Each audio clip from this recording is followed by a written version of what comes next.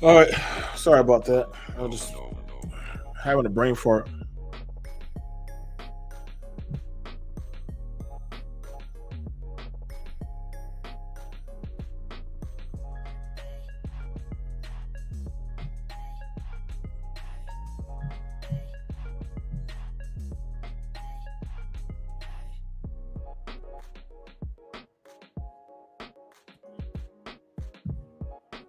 So, what's up, everyone? So it's me, your guy BMT. Hang on, let me turn that off. So I'm very perplexed by the turn of events that is going on in our brave society of the world though. And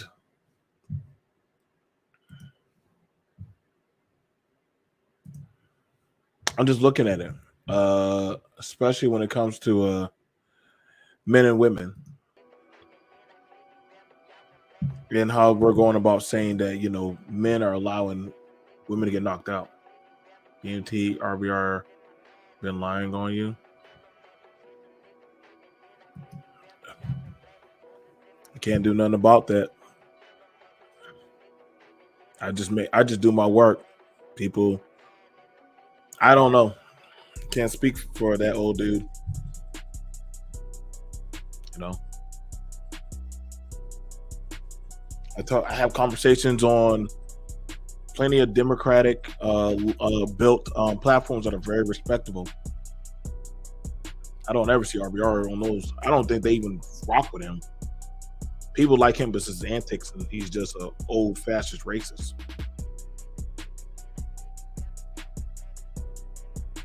Like I said, you know what I'm saying? I don't know what platform he's allowed on. So. But back to my talking point.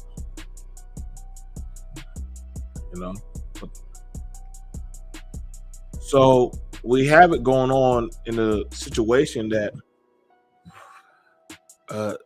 we're hearing that women, or as they call it now, Bricksgate, where women are catching blows. And I'm gonna tell you right now, and the sad truth, I used to argue with my homie Faith about this, that people don't take it serious until it's another group or a white woman or something like that. And I wanted to play this because they have the story about the woman getting knocked out, right? She didn't get knocked out. She got hit by a brick, allegedly. So allegedly, she got hit by a brick, which we've already surmised that it can be true or not true. Now there were club security out there. They didn't see that. Nobody saw that, but she said she got hit by a brick. So we're running with that narrative that she got hit by a brick. Now, this is very interesting. Another story had popped up and come about, right?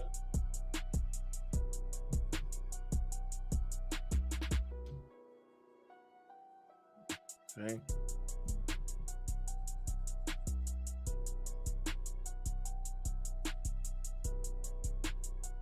Let me make sure I pull it up for y'all.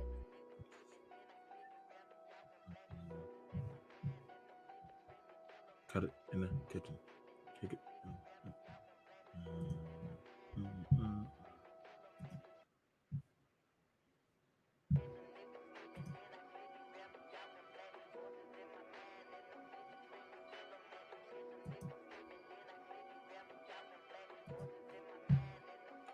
Now, I want to go over this story that's going to be played. This is wild. This is crazy. And I'm going to play the women who got hit by the alleged brick. Let's go ahead. Let's go get at it. Now, let me turn off the music.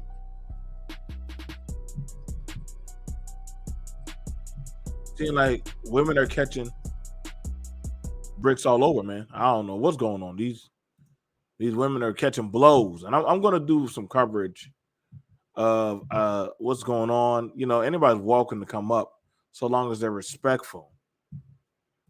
But definitely, this is going to be an interesting one. All right, so we have it. These ladies are going to cover. Look, they have these ladies are going to cover coming up here. Now, this is the panel for them to talk about the woman. I want to show y'all this. Now, the imagery says it all. Now, this is the panel for them to showcase the woman, the politician who got smacked with a brick. Okay, that's that panel. Okay, that's that panel.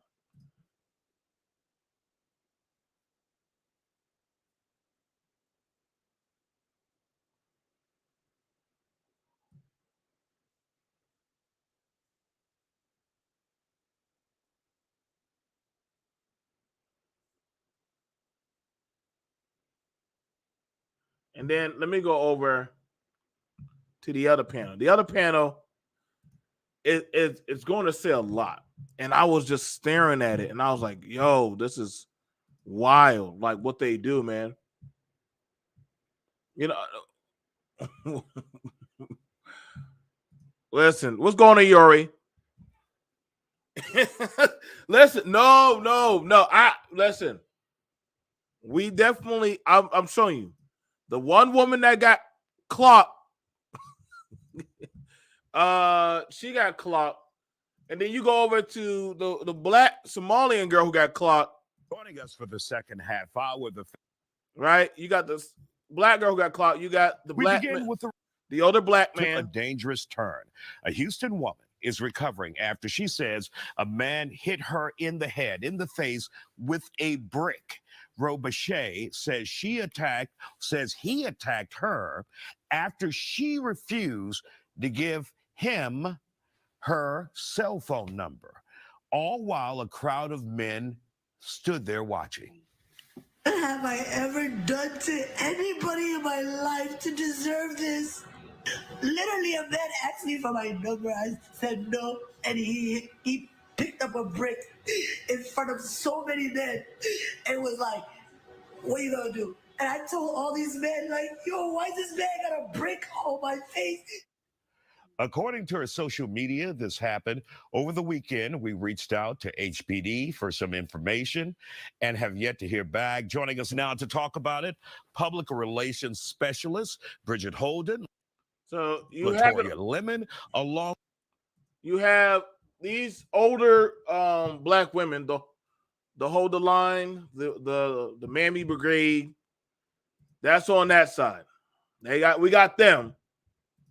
And then on the other side, that's who you got, the Swing Low, Sweet Chariots. They're going to talk about Rohoya Bushai, whatever that girl name is. I can't pronounce any of these goddamn women. Then on the other side. Hello, everyone. This is Outnumbered. Why is there a big difference? Why is there a big difference in the women that they... I'm pissed off. Why is there a big difference? There's no way. All these women are sitting up straight, legs crossed, wearing goddamn high heels and shit. The man, goddamn. Why?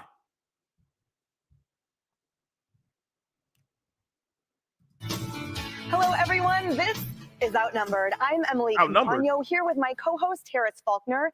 And also joining us today, Fox Business anchor and host of American Dream Home on Fox Business, Cheryl Casoni. Host of the Kennedy Saves the World podcast, Birthday Girl Kennedy. And Fox News contributor and former White House press secretary, Ari Fleischer.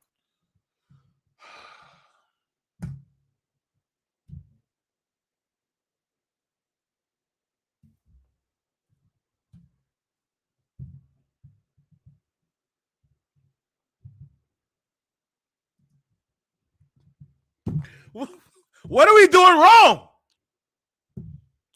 What's going on with Bricksgate? What's going on with Bricksgate?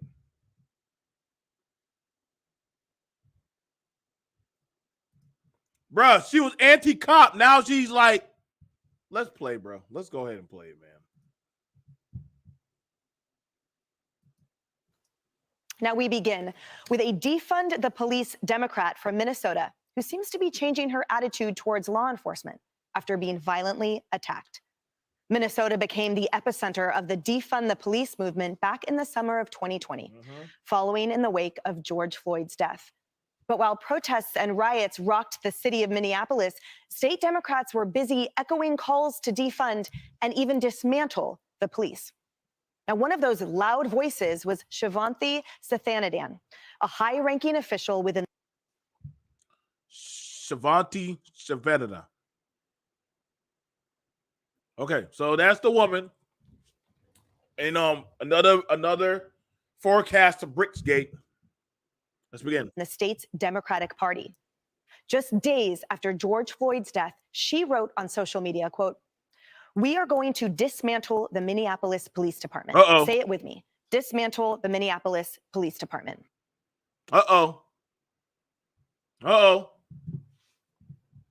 She ain't say, she said get rid of them. Dismantle. Okay. All right, baby. Sadly, this week, Sathanandan was violently carjacked by a group of 4 men. What? The attack left her with a broken leg, deep wounds, and bloodied. Now, somehow, goddamn, the fact that she still took a picture, that's crazy. Now, somehow, this woman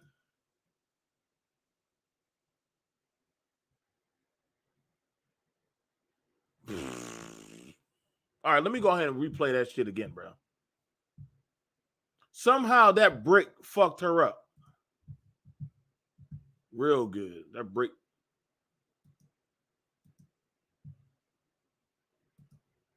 Peace movement back in the summer of 2020, following in the wake of George Floyd's death. But while protests and riots rocked the city of Minneapolis, state Democrats were busy echoing calls to defund and even dismantle the police. Now, one of those loud voices was Shivanthi Sathanandan, a high-ranking official within the state's Democratic Party. She has some really nice teeth. As a man of teeth, I really can appreciate her teeth.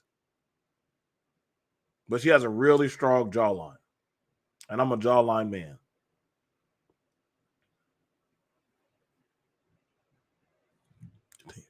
Party. Just days after George Floyd's death, she wrote on social media, quote, "We are going to dismantle the Minneapolis Police Department." Say it with me. Dismantle the Minneapolis Police Department.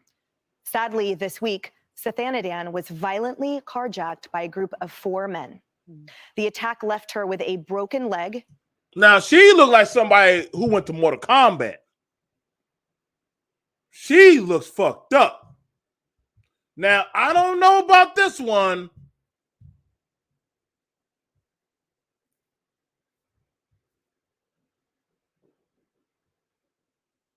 The blood does look fake as shit, though. I don't know. Maybe I watch too many horror movies. So, huh? You want it? Just hold on to it. So, that blood does look fake as shit, though. I am not going to lie. That blood does look fake as shit. It does look fake. All right, so she's now going through Bricksgate. We don't know if it's real or not. We got to see.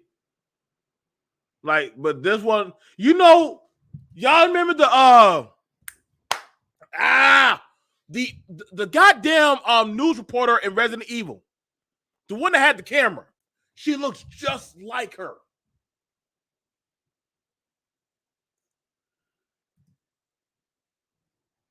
That don't look like no. Nobody. All these Bricksgate incident. Nobody ever finds these men. I'm not sure if we training the hidden brick village, but these niggas are good. All these niggas with bricks are riding around and shit and catching them. Deep wounds and bloodied face. And it all happened in her own driveway and in front of her 2 small children. She posted this bloody selfie on social media, adding, quote, "Catch these young people who are running wild, creating chaos across our city. Hold them in custody and prosecute them, period. Look at my face. Remember me when you are thinking about supporting letting juveniles and young people out of custody to roam our streets instead of holding them accountable for their actions. Thank you to the incredible Minneapolis 4th Precinct officers." Ari, such a change of heart, and understandably, but it's a little too late for so many people that already gave their lives and already suffered violent attacks. Call them in now. Well, first, my heart goes out to Shavandri. I mean, you look at the picture, you look at what she went through, what her children are going to go through. All you can do is feel tremendous sympathy. But honestly, why does it have to be about you before you can go out and protect others? Uh-oh. Did it have? Uh-oh. Uh-oh. Uh-oh. So, hey, why? Now you want to call on the men when they caught you lacking with the bricks. We ain't talking about the all-white bricks. Just brown bricks. Get hit by brick. Get another lick. Have to be about you being a victim of crime to realize that this happens throughout society all the time and that you can't dismantle the police. It's those calls to dismantle the police that have led police to resign in droves, which is the core of the problem. We don't have enough police because nobody wants to be a cop anymore.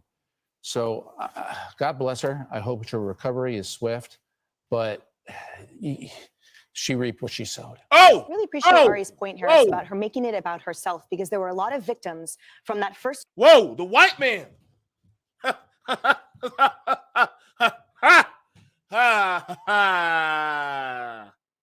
Y'all thought the white man was going to be empathetic for this woman, huh? No, no, no. Well, you know what? We feel safer when the white man steps up. Oh, joke's on you. But he's like, nah, B. Should not wait till you got caught lacking with them bricks. Now we in brick season, ladies. We in brick season. Winter, the bricks have come. We now are walking down the yellow brick road. We're walking down the yellow brick road. I'm not sure who's going to make it. You heard what that man said. Hey, you asked for this. Y'all asking about chivalry? Y'all calling for Jesus? Call for that man. That man might not come now. Shit, too late now, baby. Moment of her calling for dismantling the police and defunding, like Oscar Lee Stewart Jr., who is also a father of children who died in a terrible arson fire. We're still waiting for charges to be filed. Where were her calls to think of his face? So when she says, remember my face, I'm sorry, but there's a whole lot of other faces that I think of when I think of the catastrophe that she helped create in her city. Damn. Yeah, part of what we're seeing is just the shock of what she is, and it takes a lot for somebody to break the bone in your leg. I mean, that's one of the biggest in your body. That bitch is savage. He's like, part of what we're seeing is a shock. Who is this Storm? She coming in all golly white, talking shit. Like, takes a lot of force to break a bone. Damn, who the fuck are you? This woman, I mean, damn. She coming on here, takes a lot of force to break a bone. I would know. Go ahead, boy. I mean, listen, if you dealing with Storm up there, boy, listen. You're going to have to do a lot. Yeah, you know, part of what we're seeing is just the shock of what she is, and it takes a lot for somebody to break the bone in your leg. I mean, that's one of the biggest in your body. So I understand that she's having a shock reaction. What I think is really lost on a wider public, though, is that enough to move anything? Because she may reflexively go right back to where she was. Those were long-held, you know, political views that she had. And this obviously is traumatic, what's happened to her. And like Ari said, we're very sorry about this, just as a public. I can't tell if they're sorry or they're roasting her. I can't tell. Like, listen, man, I don't know, man. Like, this is how you know some of these women are now built different, bro. I don't know. The women are built different up on that panel, but they're like, you know what, bitch? Y'all said get rid of the men, get rid of the police, but you know it takes a lot to break a bone. And you know what? You made the bed that you got to lie in. You made the bed. Now I'm like I said. Shout out to the Sith Lord in the chat. You said goodbye. I'm going to show y'all both panels, right? The both panels. We have two panels of women talking. Okay? We have the Fox News panel. And we have down the street, down the lane, the church Mammy Brigade, the Sisters Hold the Line, Sisterhood, Tyler Perry's cast. We have the Sisterhood right here. That will probably be swaying the vote whether we get enough Biden or not. They're going to be speaking also, along with Deacon Elder Isaiah, Popeye's Chicken. So we're going to see the woman who got hit by the brick, but who got carjacked by 4 niggas. Them women are going in on her like, hey, you made the bed. You should have. They ain't saying no shit like where are the men at? Why ain't nobody stepping up? I'm like, well, damn, there ain't nobody saying none of that said shit. They're like, hey, you should have watched what you put out there on social media. Now you got to live by. I'm like, damn. Maybe some of us are just built different, bro. When you start seeing women having babies and naming the boys Krishan Jr., we have a problem. Hey, that ain't my field of fighting right now. I got one battlefield at a time, but women are naming their children Junior. Now, let's finish up this one. All right. The women, they're having this conversation. Hearts go out. At the same time, because two things can be true, it's going to take more than a change of heart for this one person to change the system that's been put in place by guys like George Soros, pouring money into changing our society, such as the victims become basically the bad guys in the scenario and the criminals get all the breaks. Yeah. It's going to take more than that. So I don't even really want to put too much more on her shoulders. She's got a lot of healing to do. Her kids do too. Trauma is going to be spread in that family because they were witnesses. But what about all those people that came before and after her toxic words about people who protect and serve? Kennedy, that's why I can't stomach what she's saying now, because the reality behind her. Hold up. Women are like, I can't stomach a woman catching blows by bricks. Yo, bro, where are these women at, bro? Who are these women, bro? Y'all should have known when these women got on there and they were like, all cross-legged like The Craft or some witchcraft, like saying, I mean, they all look good. They all look real good. Her message is that her life matters more, that her wounds mattered more than the long line of victims and deaths before her. Because all of a sudden, when it's her, then she changes her mind. And we're not talking about something nuanced or complicated. It's actually been quite simple the whole time. People need protection, especially those in vulnerable neighborhoods. And yet that fell on deaf Black community ears to this ideologue for far too long. Yeah, and it's interesting because she sounds like a very conservative Republican in her latest post. And I'm with Ari. Like, I don't want to see anyone harmed, especially a mom in front of her kids. I can't imagine a more vulnerable position. But to her past self, I want to say, like, you were warned about this. Like, there was a way of having criminal justice reform, getting rid of bad cops, and supporting the good ones who want to keep communities safe. But those good cops have been kneecapped by those awful DAs that you are talking about, and their campaigns have been funded by various Soros organizations.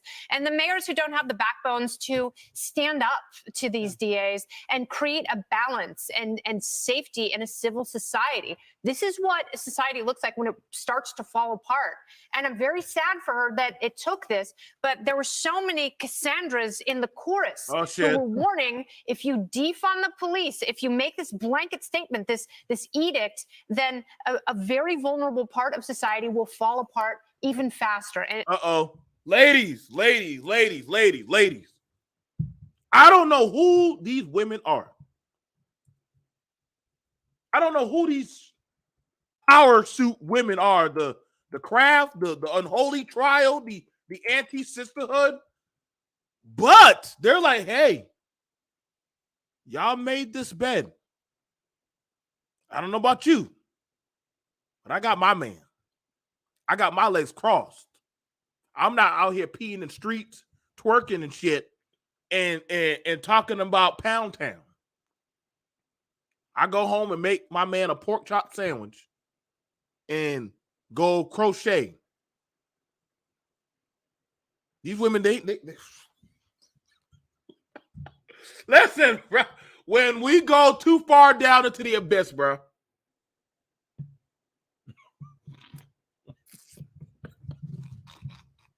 Get out of there.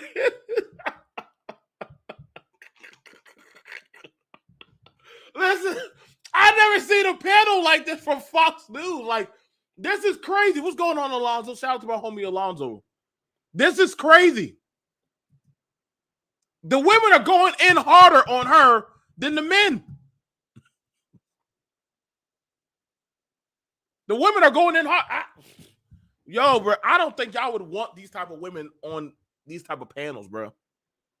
These women are just too damn like, hey, bro, you put it out there on social media, and so we got to talk about it. We got to talk about it. Now, let's go. Let's head down the street, cross over the railroad tracks. You know, we got to go find out. You know, I got my kufi on. You know what I'm saying? I got to, you know, drive Grandpa Coldbreaker down the street to the Amy Pisca church. And we got to hear what the black folks got to say. What the black folks got to say about that that. So now we have the sisterhood Amy syndicate.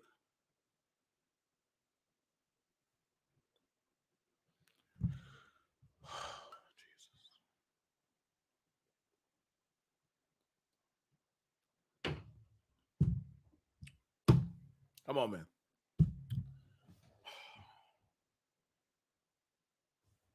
It's like we never get a fair shot. Now we never get anything nice.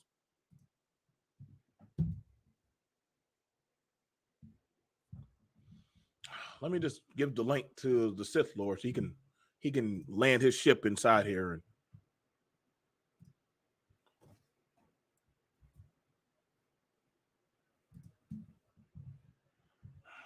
let's go on down here and hear what the women have to say about this one.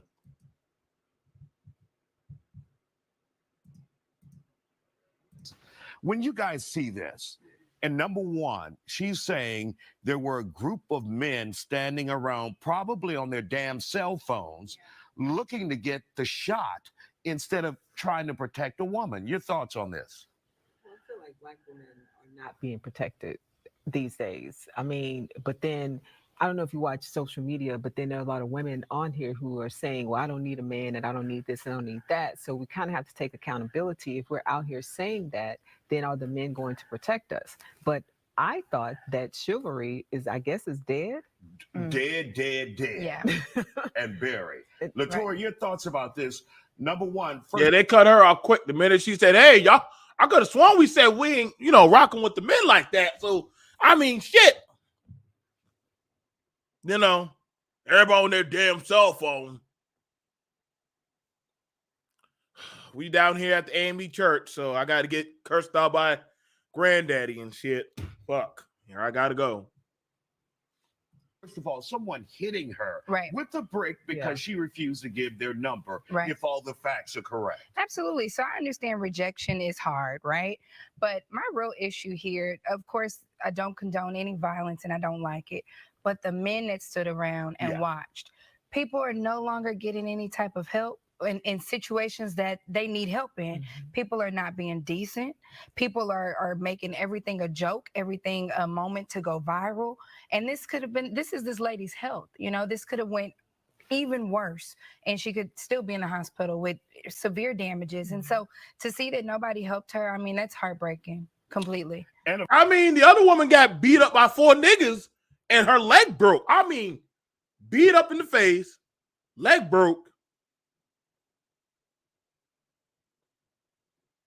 I mean, damn, boy. Shit. Well, we're joined here by Kenneth. Before we go on further down the road, Kenneth, welcome. We're here at Bricksgate, where we're analyzing the stories of things that are happening. You have it on one side, the women, right? We're saying, hey, why are we surprised? I'm not sure. Did you see the women talking about the politicians? They were like, why are y'all surprised? We just I missed that. Oh yeah, I've been kind of in and out. Well, see, the women already said on one panel, why are you surprised? We said defund the police. We talked about different assortments of how we didn't want certain enforcement and blockades up. So now these things are happening to the women. The women were also holding the woman accountable for what you put out there on social media. You said you wanted to dismantle the police. You said that Gina wasn't nothing to do with them.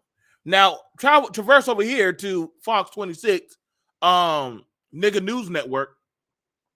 You got the 3 women on here talking about, hey, that here we have it, whereas to 1, all the men were on the phone. They should have been off the phone helping this woman. Number 2, we're hearing that, hey, chivalry's dead. And number 3, we're hearing about, hey, nobody cares about what happens to women getting beat up in the street. So we definitely could tell the template on in the black space, chivalry, why ain't anybody helping a black woman, and you black men, y'all need to go out there and start saving black women. Over there on the Fox News side, they're like, nah, nigga, y'all made these beds, y'all women, y'all said no police, defund them. You put that out there on social media. Accountability comes at a cost. So, 2 different drastic talking points, and here we go. So what's up, Kenneth? What's up, man? Yeah, this situation, I guess, with me being a black man, has been near and dear to my heart. And I was listening to your show a little earlier, and I agree with you wholeheartely on this situation. And I've been going back and forth with a bunch of people, because I just disagree with this logic that men, because I think we all mutually agree that what happened to that woman was wrong. Okay, no matter what she did, as long as she's not physically assaulting, and I'm even the type of person that, to a certain extent, I mean, I just never felt like it's necessary for. I don't know if you remember. Let me give you an example of what I'm trying to convey here. You remember that Joe Mixon situation? He's the running back for the Cincinnati Bengals, but he was in college at the time, and I think he was in some bar, and he punched the lights out of this white woman in a bar. Do you remember that? Yeah, go ahead. And that wasn't necessary, even though she pushed him or kind of got in his face. The way I can see, he pushed her back or even pushed her on the ground, but that wasn't necessary. So there's levels to it. But I think what a lot of people are trying to say, and it seems like this is getting lost in translation, is you got to be careful about your surroundings and what you're doing, and try not to put yourself in these compromising situations. But then not only that, if you do, you cannot expect people to be willing to lose their life over you, total strangers, no less. I mean, it's crazy to me that we are so cavalier. And honestly, I'm hearing, oh, well, this don't happen in other races. I mean, it's not even like a situation where black men haven't lost their life to defend, a black woman, like what you were talking about earlier. And I sent you the what you call it from that Theory Bastion guy. You cut me off whenever I'm talking too long, but and I'm telling everybody I'm arguing with about this situation, please show me how much money you donated to his GoFundMe. I mean, none of these people that's talking about how black men should be willing to lose their lives for total strangers doing, like what I've been trying to tell them. Why do you feel like I, as a black man or any man, should be willing to lose their life, doing something honorable, right? That's an honorable act, me losing my life for someone that's not doing something honorable.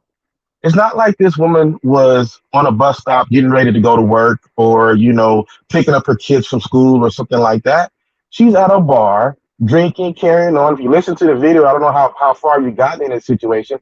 If you listen to the video of the two dudes that were there that night, they're in the background. They said she was arguing about to fight another girl.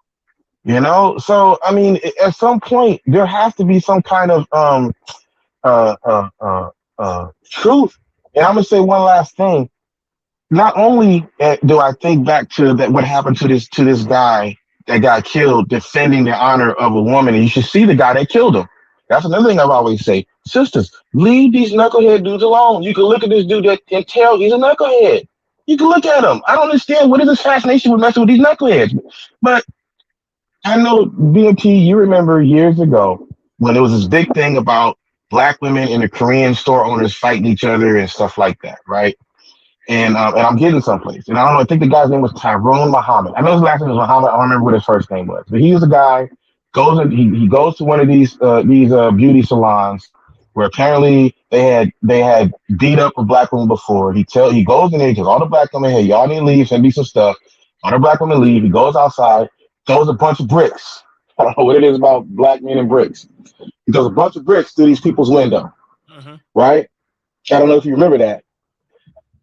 He goes to jail, obviously, so he lost his freedom, even though he was bailed out, but he goes to jail, and a few days later, another guy has a video, goes into the same establishment, and it's chock full of black women. The same establishment. Okay, I'll give you another example. That situation where, and unfortunately, I think that woman died, but where I guess she had a son, she had paid for her stuff, she's walking out. The little boy, I guess, picked up a toy and was walking out with it. And the guy, accused the little boy of stealing, and there was a big altercation. And the dude, the Korean store owner, punched the black woman in the face as hard as he possibly could, and messed up her whole face and everything like that, right? And then the next day, there were guys out there, I guess he closed down. You can see this video. There's guys out there waiting for this guy to come back, black guys, waiting for him to show up so they can beat this dude up, right? Maybe a few weeks later or something like that, he opens the store back up. In order to get business, he puts a 50% off sale, right? And not only did he do that, but what he did, I guess he didn't trust the black women to go in there and actually, buy the stuff. He was only letting the women go in one or two at a time, so he can keep track of them, I guess. On the side, you see the black man picketing and telling the black women, "Hey, y'all, don't don't go in there, don't do this, don't do that." Remember what he did? He did this. Are those women his man? Are those women his man? No, these were black men. Just you even had one. Why are they doing that? Why are they doing that? This is the point. This is the point I'm trying to make. You cannot continuously put yourself in these compromising situations and then look down on black men and be like, "Well, you ain't protecting us. You ain't protecting us." That's just not how protection works. I don't understand how we're missing this. We can go through time and instance where these things, the grave. Okay.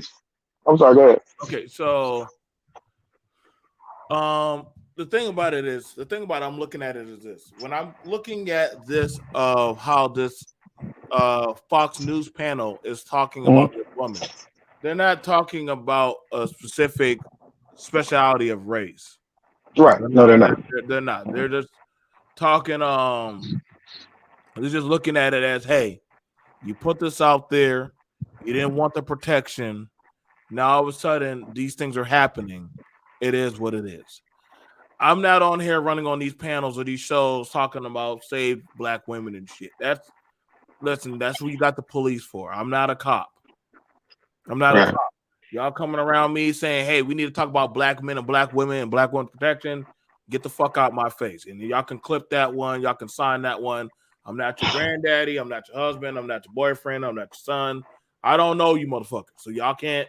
I'm so tired of the pandering police. Like, no. Go get a fucking gun.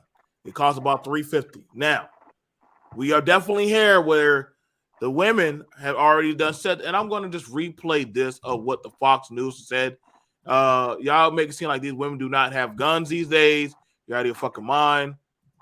That's why the lens, again, you have it where already this woman, she's a whole politician. Nobody, I'm going to be honest, nobody's going to flip the fuck out. I know y'all going to say, look at it. It's a black man talking about how, listen, they're not my woman. If you literally would have talked to women that have a man, they will not put their man in jeopardy of protecting another woman. They're going to tell their man or their son or whoever, that's not your fucking problem. This is your group. She's outside the group. Y'all don't like that. Y'all don't like that narrative, but women will tell other women that. They will tell them straight up like, hey, let me go ahead and play that again. Let's go play That's what my wife told me.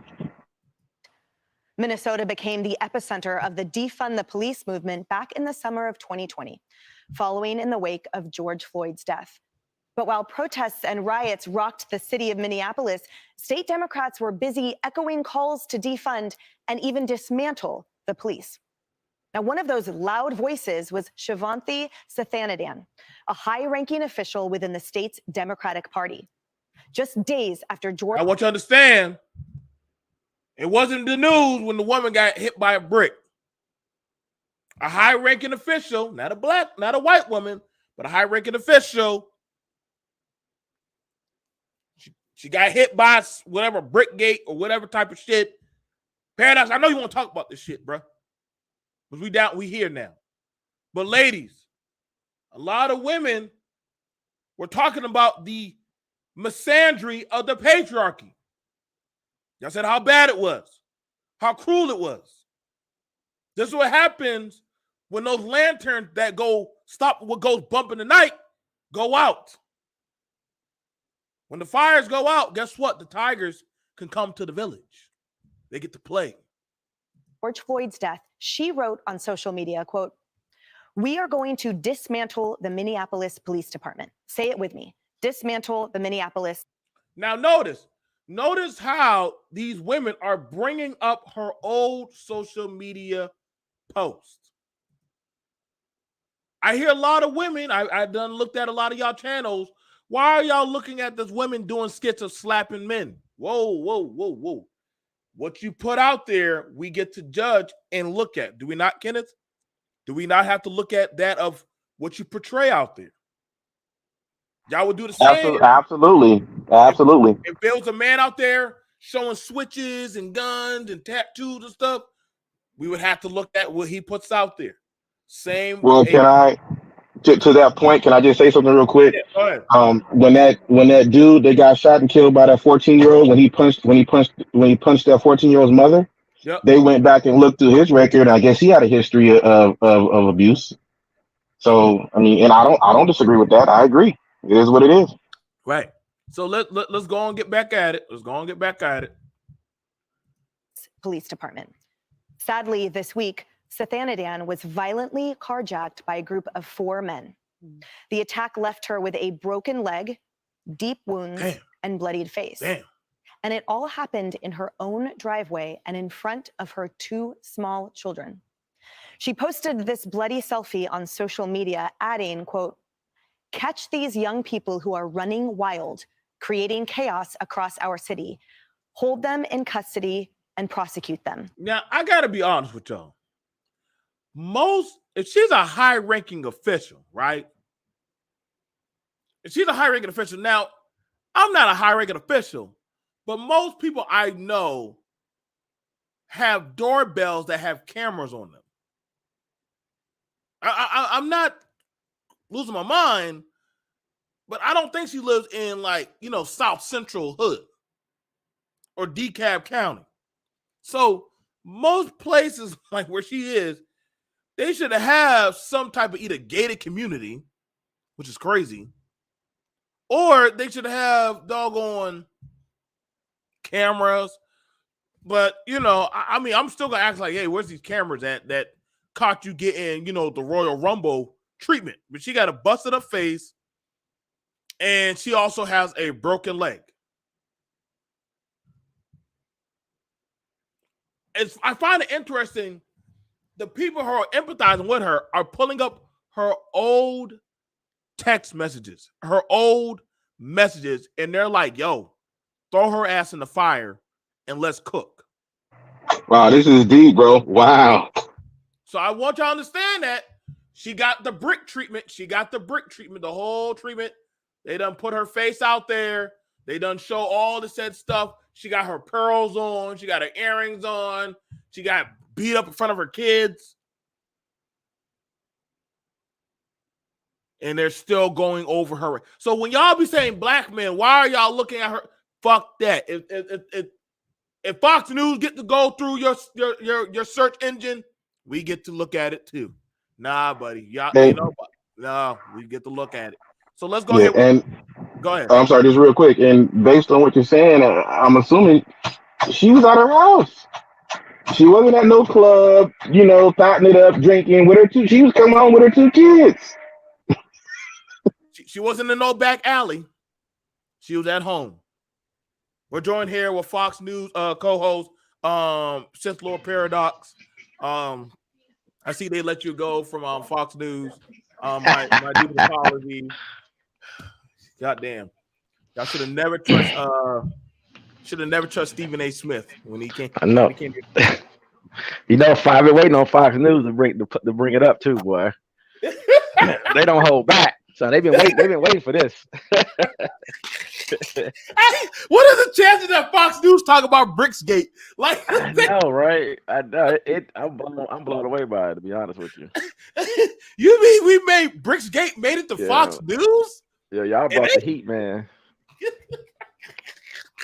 I'm like, wait a second. And and what's so bad about it?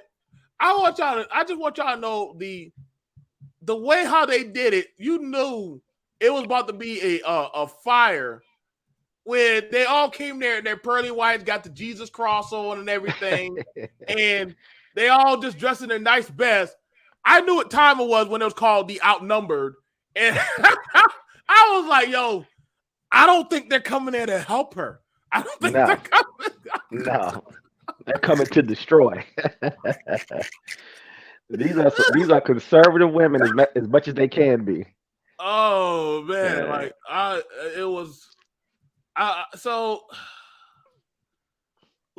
they put up her face, they went over her injuries,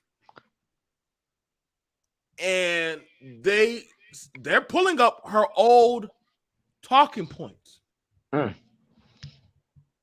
They're pulling up old talking points. Receipts. They bringing the receipts.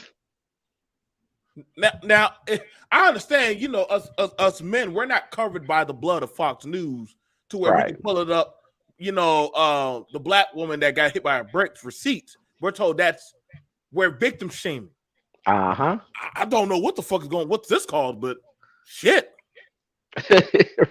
Well, they even say that other races don't do that. Other races wouldn't dare do that. Well, here you go.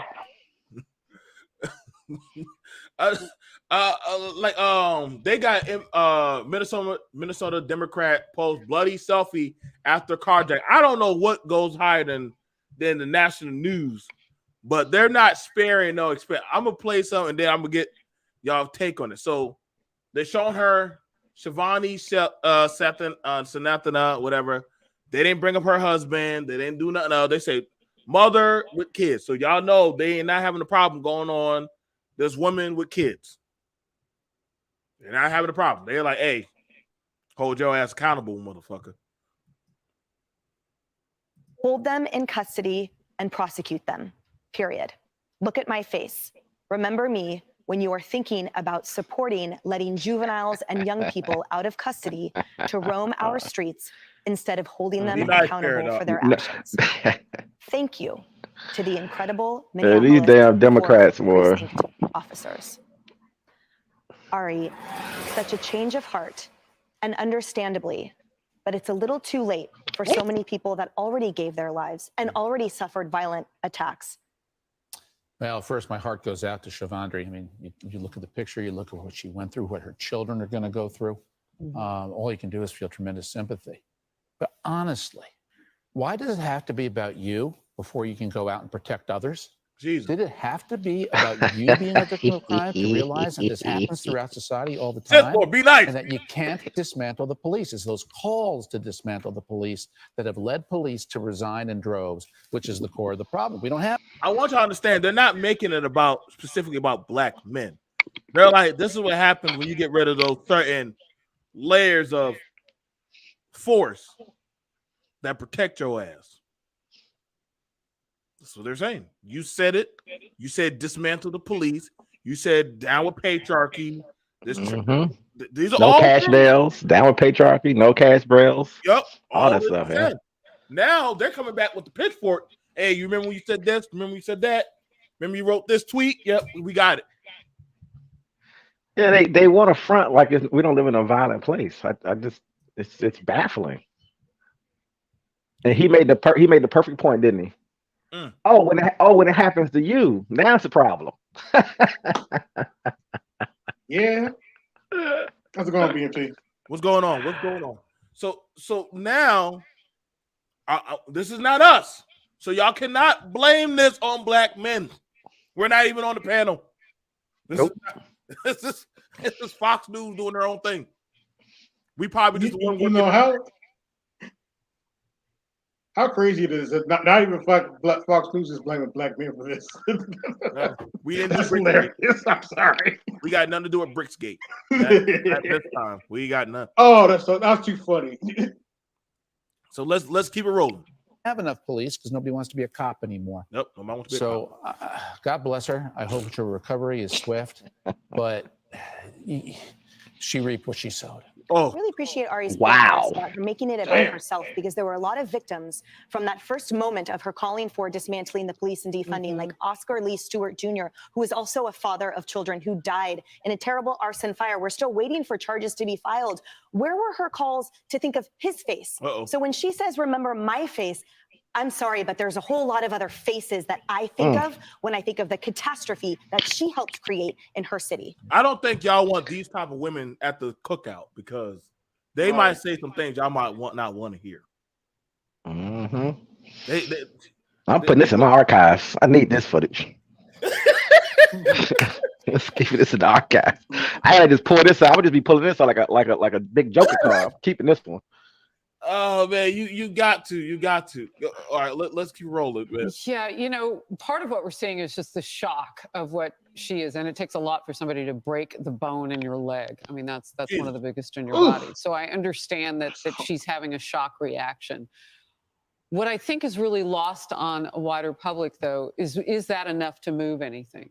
Because she may reflexively go right back to where she was. Those were long-held, political views that she had. And this obviously is traumatic, what's happened to her. And like Ari said, we're very sorry about this, just as a public. Our hearts go out. At the same time, because two things can be true, it's going to take more than a change of heart for this one person to change the system that's been put in place by guys like George Soros. Now, I want y'all to understand that these are women. Yep. That these are women. The only ones that can slay this type of ideology are women. These are not the men. We got nothing to do with this shit. We are nothing but bystanders. Our voice is not ringing on those halls. These women are surgically saying, "Hey, you said to get rid of these layers of protection. You said get rid of these types of people." Yep. Okay. I want you to understand that is not a black woman who just got the Mortal Kombat beatdown. No, she ain't black. That's for damn sure. That definitely not that. So okay. That's Vic's probably cousin or some shit. And so they're going in. They're saying you put this on social media. You said you didn't want the protection. You said that, hey, dismantle the police. Now the goddamn they said that. I didn't say that shit. Go ahead. Now you got to ask the question. So what happens now that your shield of protection is gone? Can't say, well, other races don't do it because you got. I mean, they're a lot worse. I mean, you ain't gonna see the shade room talk like this. You don't see the man up there saying, "Hey, mind you, that's a white man." He said, "Hey, you reap what you sow." I said, "Damn." They ain't talking about no GoFundMe. They ain't talking about like we need to go help her. What about her baby or any of that said shit? They're like, nah. Yeah, white dude. Part of the problem is this kind of actually crap we deal with has started to seep over to the white sector, and the white dudes are not having it. They're reorganizing their entire group because of it. Yeah, they're not having. That's why Richard Reeves wrote a book. I gotta go back through that book, but yeah. So we're definitely having it where they're analytically breaking down. Then they say, well, God bless. They always make sure they say God bless before they go in. But then they always say, well, did you not say this is what you wanted? I hate to say it, but the dude got a point though. They said this is what you wanted. And this is where society is. Like, and again, like Paradox said, we like to pretend America's not violent. We love violence. We're founded on violence. This country was founded on violence. What do you mean? Okay, let me shut up. No. That's the thing about it. We're founded on violence. So when y'all play that, let's be equal to man. Well, welcome to the jungle, baby. Get you an axe, get you a sword. Consequences. And so my tires broke. My tires flat, and how's that my problem? So here we go. And I'm gonna take us to the opposite world soon enough. But I'm gonna play this out. Pouring money into changing our society, such as the victims become basically the bad guys in the scenario and the criminals get all the breaks. Yeah. It's going to take more than that. So I don't even really want to put too much more on her shoulder. She's got a lot of healing to do. Her kids do too. Trauma is going to be spread in that family because they were witnesses. But what about all those people that came before and after her toxic words about people who protect and serve? Kennedy, that's why I can't stomach what she's saying now, because the reality behind her message is that her life matters more, that her wounds mattered more than the long line of victims and deaths before her. Because all of a sudden, when it's her, then she changes her mind. And we're not talking about something nuanced or complicated. It's actually been quite simple the whole time. People need protection, especially those in vulnerable neighborhoods. And yet that fell on deaf ears. I feel like she's talking about the black community. I just don't want to say sure it. Is. She is. Yo, I think they mastered the art of subtle jabs that are like, like this is oh man. The conservatives have been saying this from day one. But to be perfectly honest with you, BMT, I'm used to Fox News doing this. If they feel, sisters feel bad about it, well, that ain't my problem. They wanted to be equal, right? This is what being equal feels like. Get over it. But see, I'm looking at. They said about I want to feel bad, but I don't. Right. I just don't. I don't. What is they really can't feel bad. They can't feel bad. So where are we? So where are we at now with this? And this, I mean, the election's coming up. Right. The election. The election is coming up, and I mean, these women are catching these blows now. They out there fighting with the dinosaurs now. Yep. The men are being told, hey, put your hand, sit on your hands. Sit on your hands. This is a paradox. AB, this is the. I don't want you around. But now when it's time for you on the ground, let's play. Years to this ideologue for far too long. Yeah, and it's interesting because she sounds like a very conservative Republican in her latest post. And I'm with Ari. Like, I don't want to see anyone harmed, especially there we go. a mom in front of her kids. I can't imagine a more vulnerable position. But to her past self, I want to say, like, you were warned about this. Like, there was a way of having criminal justice reform, getting rid of bad cops, and supporting the good ones who want to keep communities safe. But those good cops have been kneecapped by those awful DAs that you are talking about, and their campaigns have been funded by various Soros organizations. And the mayors who don't have the backbones to stand up to these DAs and create a balance and safety in a civil society. This is what society looks like when it starts to fall apart. And I'm very sad for her that it took this, but there were so many Cassandras in the chorus who were warning, if you defund the police, if you make this blanket statement, this edict, then a very vulnerable part of society will fall apart even faster. And shame on you for not having the rational capacity to have the foresight when you were saying those words in 2020. Yeah. Ooh. Damn. I keep trying to figure out why the liberals and Democrats and progressives want violence in black spaces. Why do they want black men to kill each other? Like, what is the obsession with that? And you have conservative. You hear what she said, right? Conservative. She says she sounds like a what? A conservative Republican. But the moment anybody black wants to say conservative Republican, everybody on the left, including black men, which is so weird to me, just can't. What's the? Am I missing something? What's the disconnect, bro? That's gonna be a 4 hour. That's a 4 hour right there. Like, this is literally the perfect example of what it means to be. Because this is what it looks like in politics. Right. This is what it translates to. I think. I mean, I could be wrong. But... I mean, because here's the thing about it. They're looking at her resume of what she put out there. Mm-hmm. They're looking at it. They're objectively looking at what she put out there, not based on her race, not based on that. Oh, these are your policies that you put out there that you should have known there were vulnerable communities that were going to be afflicted. That's not what we are saying. That's what these caliber of panelists that are analysts. That's their job. They are to analyze that of society and the environment. And they did that. And they're like, well, shit. Well, look at it. Doesn't bother you when it's not you. But now, all of a sudden, these communities, these societies are now being railroaded. They're now being stomped in. These women are being busted down. And that's crazy that it's coming out of the mouth of conservative women that are saying, hey, too late now. They unleashed. Mm-hmm. So I don't want y'all to say it's the men. But my thing is that what's wrong with law? Why have we been conditioned, people on the left, not me, people on the left, to not believe in law and order? Or when you say law and order or protect the borders, what system are they trying to implement here that causes pure chaos? And if we're saying we want law and order, you're going to consider us I don't know, white nationalists or something, because we want order and law in this country. Because it's been surmised that functionality is a surmise to that of whiteness. Yeah.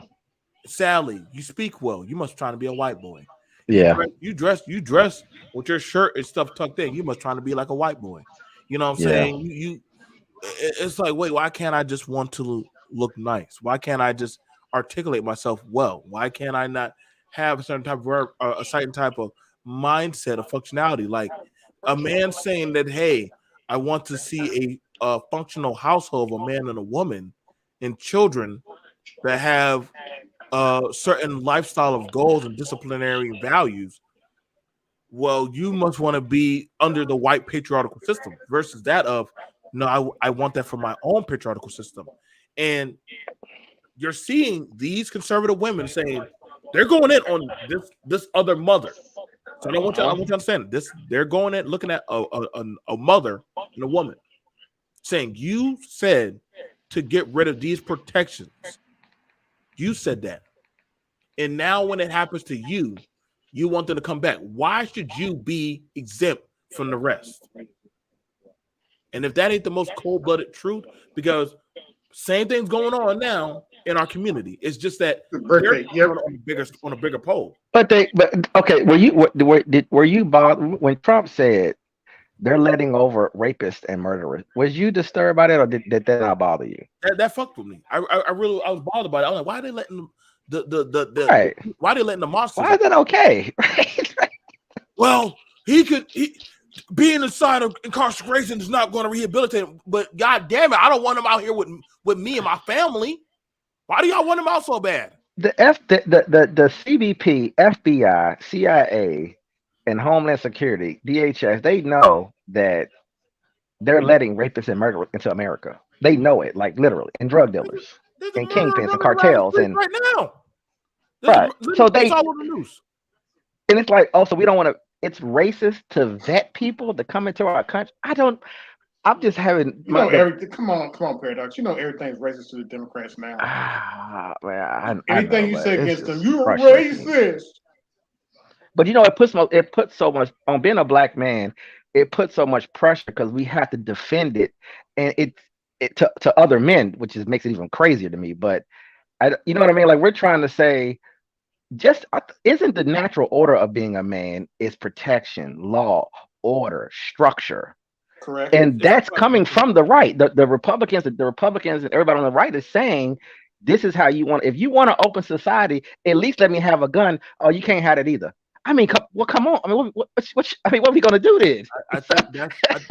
I think that's why the balance of this country is so far off, because it's like you're taking that of the natural order of what men were in their physiological mind doing. Like, don't for hundreds of thousands of years do that. Whoa. You're a part of that evil machine of America. And I'm like, well, damn, how the hell do you think we got to the top? We weren't nice. We weren't no pushovers. If you fuck with us, we push back. We speak softly and swing with a big stick. So I embody that. Like, and the thing about it is, you're never going to see. I never understood the mentality, fortitude to go out and free my nigga. Like, what is he in jail for? Well, yeah, he did some time, but we hoping he could back home. Say, like, he's not a war hero.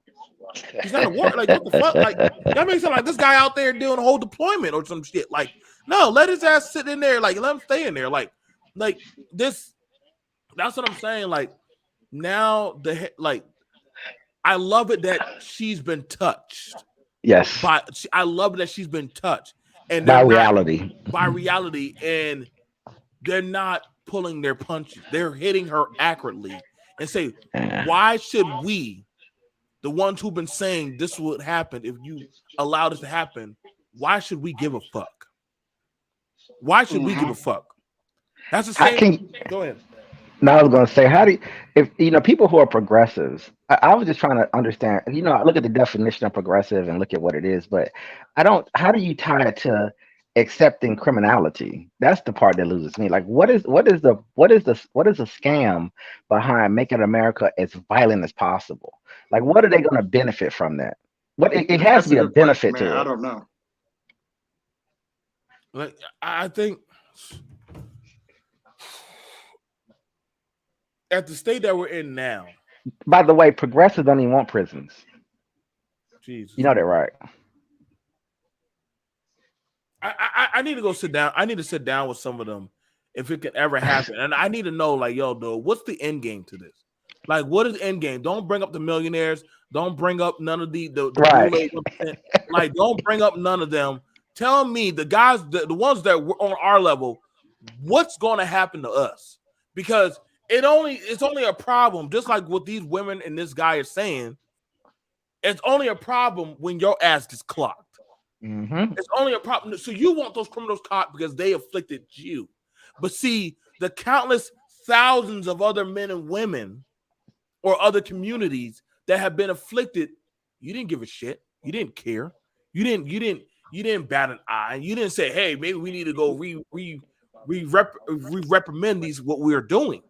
No. So now it's a problem when your son and daughter watch you get the Mortal Kombat beat down with the bricks. No, fuck that. Enjoy your cake. And not to sound like a white nationalist, right? But I want to say there were 47 murders, 47 shootings in Chicago last week, or 2 weeks ago, I think, over the weekend, right? Mm-hmm. If that's not a state of emergency, if that's not national, which I've been saying this for 30 years now, but there's no National Guard on the corners. There should be tanks. There should be things. It should be locked down and shakedowns. Trump tried, but the moment they tried it up in New Jersey, I think in Newark, and people in those communities, I think they had made them leave, or would start begging them to make them leave, even though they was cleaning it up.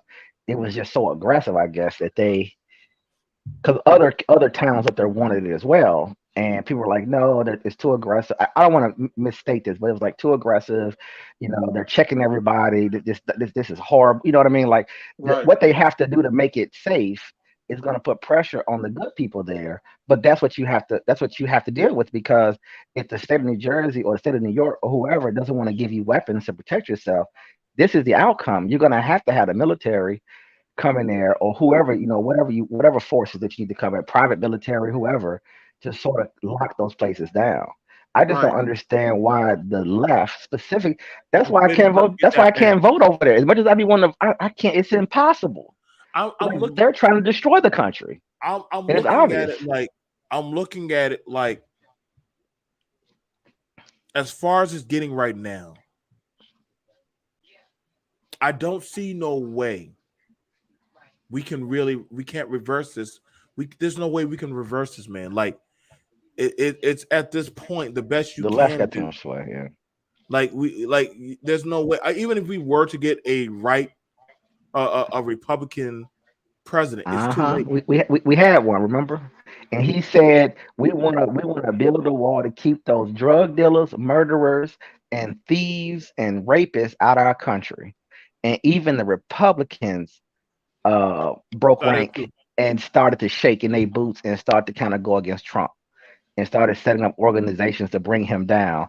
And that even boggled my mind, by the way. That even made me rethink the Republican Party. And it's like, clearly, are you guys working with the left? Like, what's going on here? Because even though he's saying it in a way, go ahead. I'm sorry. Two sides of the same racist bird. Well, same coin.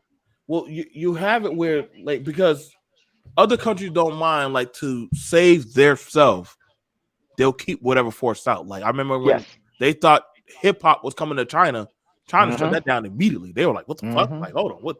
Like, if y'all don't think other countries don't shut down their borders immediately to save whatever self protection they got to, I don't see a problem. Because it's a mind virus. They know they have to cut it off.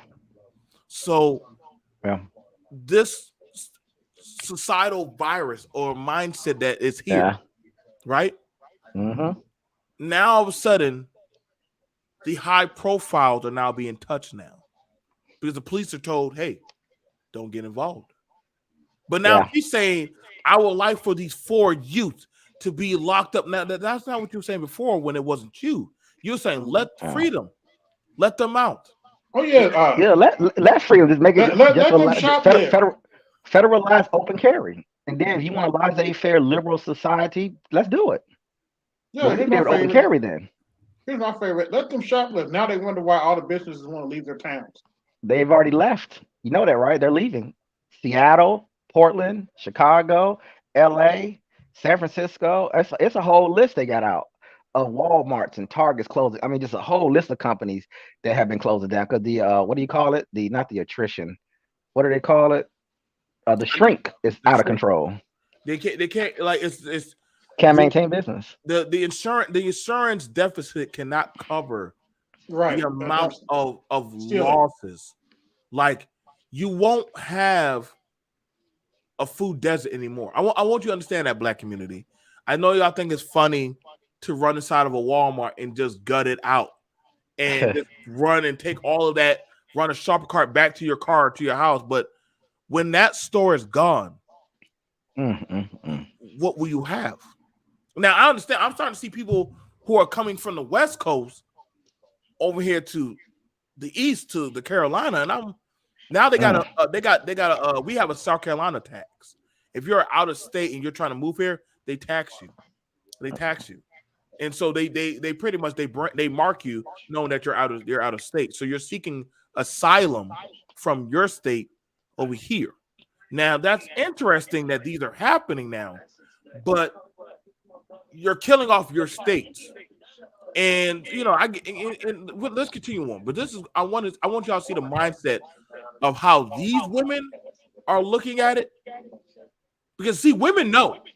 Women know. If y'all think, oh no, women understand that. They knew that. Damn, the fuck y'all are doing. What's our protection? So let's get back there to it. And she went on to say, Cheryl, these men knew what they were doing. I have no doubt they have done this before, yet they are still on our streets, killing mothers, giving babies psychological trauma that a lifetime of therapy cannot erase, with no hesitation and no remorse. That's crazy. I got to replay that. Notice how she's telling these men know what they're doing to mothers.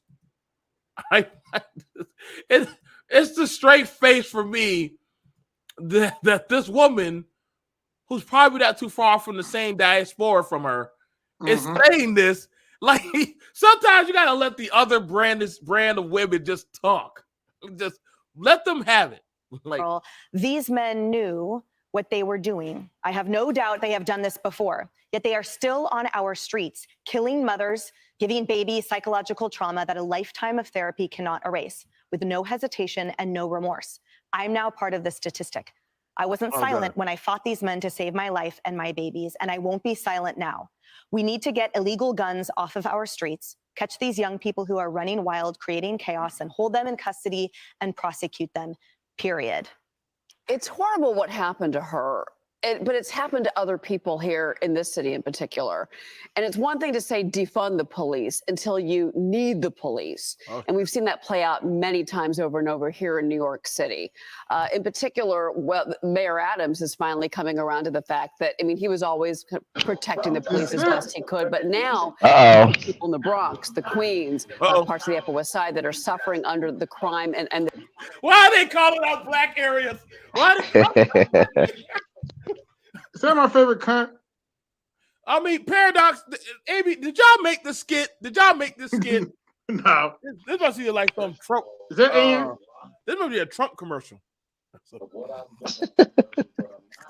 Is that Ann? Rotating door of criminals in and out, which is what she's talking about now. She's saying we need to get these people need to be arrested and put in jail, not arrested and let out of jail in 20 minutes. So progressive policies sound good on a sign. They look good maybe on a website. But when reality sets in, as we have seen in the streets of New York, and remember George Floyd, those protests, that was 2020. This is 2023, and a lot has changed. She sounds so much in that last quote like the old Joe Biden when he talked about super predators. And remember, you're not allowed to talk about that anymore. Unless you're a victim of a crime, and then you know it's the fact. There's too many shots being fired on. Yeah, they bring it. I gotta keep. This is great. I got to keep this, man. I got to keep this. They unleashing. I'm starting. They making me emotional now. I'm starting. Like, man, you hit the shot being fired on this panel, man. He hit the George Floyd, super predators, Joe Biden. I'm like, boy. God damn, like, were they saving this? Like, what? Yeah, they've been waiting, bro. They've been waiting. Goddamn Bricksgate.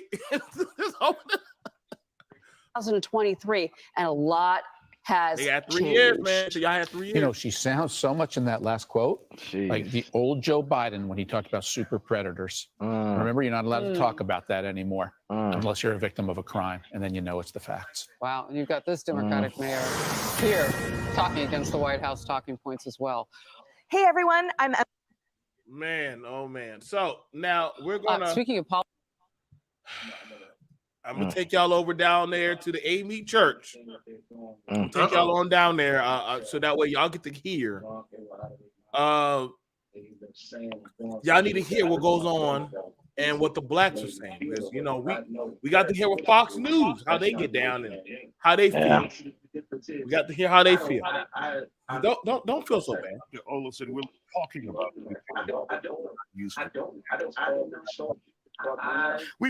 is recovering after she says a man hit her in the head, in the face with a brick. Welcome and thank you for joining us for the second half hour of The Factor Uncensored. A lot of hot topics to get to tonight. We begin with a rejection that took a dangerous turn. A Houston woman is recovering after she says a man hit her in the head, in the face with a brick. Robichaud says he attacked her after she refused to give him her cell phone number, all while a crowd of men stood there watching. What have I ever done to anybody in my life to deserve this? Literally, a man asked me for my number. I said no, and he picked up a brick in front of so many men and was like, what are you gonna do? And I told all these men, like, yo, why this man got a brick on my face? According to her social media, this happened over the weekend. We reached out to HPD for some information and have yet to hear back. Joining us now to talk about it, public relations specialist Bridget Holden, Latoya. Now I want you to understand they got their panel of women. This is their panel. You got their man. You got their 3 women. You mean their punching bag? Oh, I'm just kidding. And so this is the black version of Outnumbered. This is the black version. This is probably where the manosphere or whatever spaces. This is where they will go. So let's continue on. Maria Lemon, along with pastor and journalist Dr. Ruth Olson. Glad they all have you here on the fact. Journalist Dr. Ruth Olson. Glad they all have you here on the Factor. When you guys see this, and number one, she's saying there were a group of men standing around, probably on their damn cell phones, looking to get the shot instead of trying to protect a woman. Your thoughts on this? Now, I'm very perplexed by that, because he went straight after just going after the men. Right. Before the ladies even open their mouths. Gynocracy for you. Now, they're playing her social media in the background, but they're throwing it at the men. Oh, they're not playing the videos they need to be playing, but let's continue. See, that's the thing about it. There's a difference of strategy, because one group, the other group, had no problem picking apart her social media. This group right here is saying, why were y'all on social media? Why were y'all recording your cell phones? Let's continue on. I feel like black women are not being protected these days. I mean, but then I don't know if you watch social media, but then there are a lot of women on here who are saying, well, I don't need a man and I don't need this and I don't need that. So we kind of have to take accountability. If we're out here saying that, then are the men going to protect us? But that chivalry is, I guess, is dead. Dead. Yeah. And buried. Latoya, your thoughts about this? Hold up. We did. Yeah, but he's, isn't that weird? They're saying it like they didn't kill it. Listen, they're saying it like they didn't set up the system that they want, that they did it. I wanted you to catch that, because I'm looking at it. I'm looking at it from Jesus. I mean, Fox News brought up, hey, y'all did say dismantle, and you also said this, but I like you said, the black The man. hubris, bro, is off Yeah, the Richter scale. yeah. I'm just saying, there's a difference. There's a Let the That's difference. church hubris, say bro. amen. Let the church say amen. Look, I know I'm just playing, but still. let's just go ahead. Let's keep it rolling. Hitting her Right. with a brick because she refused to give their number Right. if all the facts are correct. Absolutely. So I understand Bullshit. rejection is hard, right? But my real issue here, of course, I don't condone any violence and I don't like it. But the men that stood around and watched, people are no longer getting any type of help in situations that they need help in. People are not being decent. People are making everything a joke, everything a moment to go viral.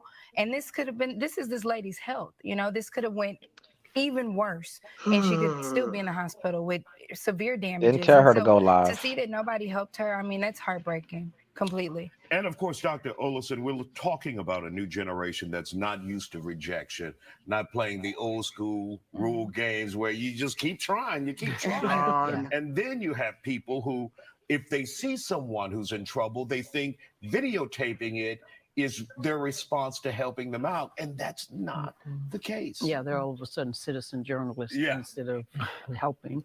I want to just express so much compassion for this young lady. And I also want to express a lot of concern for where we are. If people can stand around and watch that, we do have to get involved. She asked a question in that. She said, what did I ever do to deserve this? Nothing. You didn't do anything to deserve that. So we want to put that out there. And also, let's make an appeal that let's help people. Right. We've got to get back involved. That's who we are. A lot of the social media has separated us, and a lot of us think, well, it's just me. It's all about me. It's you going viral. It's not about other people, and we need relationships. We need relationships. One thing for sure, she made the right decision in not giving him her phone number. Absolutely. Yeah. And still here on The Factor, another viral video moment to talk about several employees at a jewelry store in California could be seen on video. So, Bullshit. Bullshit. You see your take of how they spoke on, the men could have done better. Y'all could have done better. Y'all need to know when to protect a woman at all costs. Yeah. I don't know. I really feel like it's night or day when that Fox News panel. I mean, man, mind you, that woman got busted upside her head too, and she got a broken leg, and she got beat in front of her kids. They didn't hold back on her. They were like, "Hey, you did kind of warrant, that ass whooping. That shit was gonna come." This one, we don't even know if it's real. I didn't hear any of them say GoFundMe. I didn't hear none of them say, "Hey, let's," they only said, "Well, we'll just let her heal." She has like, BMT is actually even deeper than that. Not only is she on camera dogging black men, she's on camera saying black women got everything they know from trans women. Excuse me, transformers. Listen, man. I'm trying to tell y'all that women honestly I think women are afraid to speak on this because they sense that there's some bullshit involved in this. Well, don't black women in general say that they're not protected anyway? Yes. Isn't that the rhetoric that's been out there for however long? Yes. 30 years, however long it's been. Okay. And they're protected. Okay. And they're protected. But they don't want the protection, but right. Yeah, make it make sense. They're not protected. Now, now it's interesting because in looking at this, that you're having it whereas to the men that man is going in on the men saying they with their damn cell phones and that chivalry is dead. Yeah. But y'all killed it.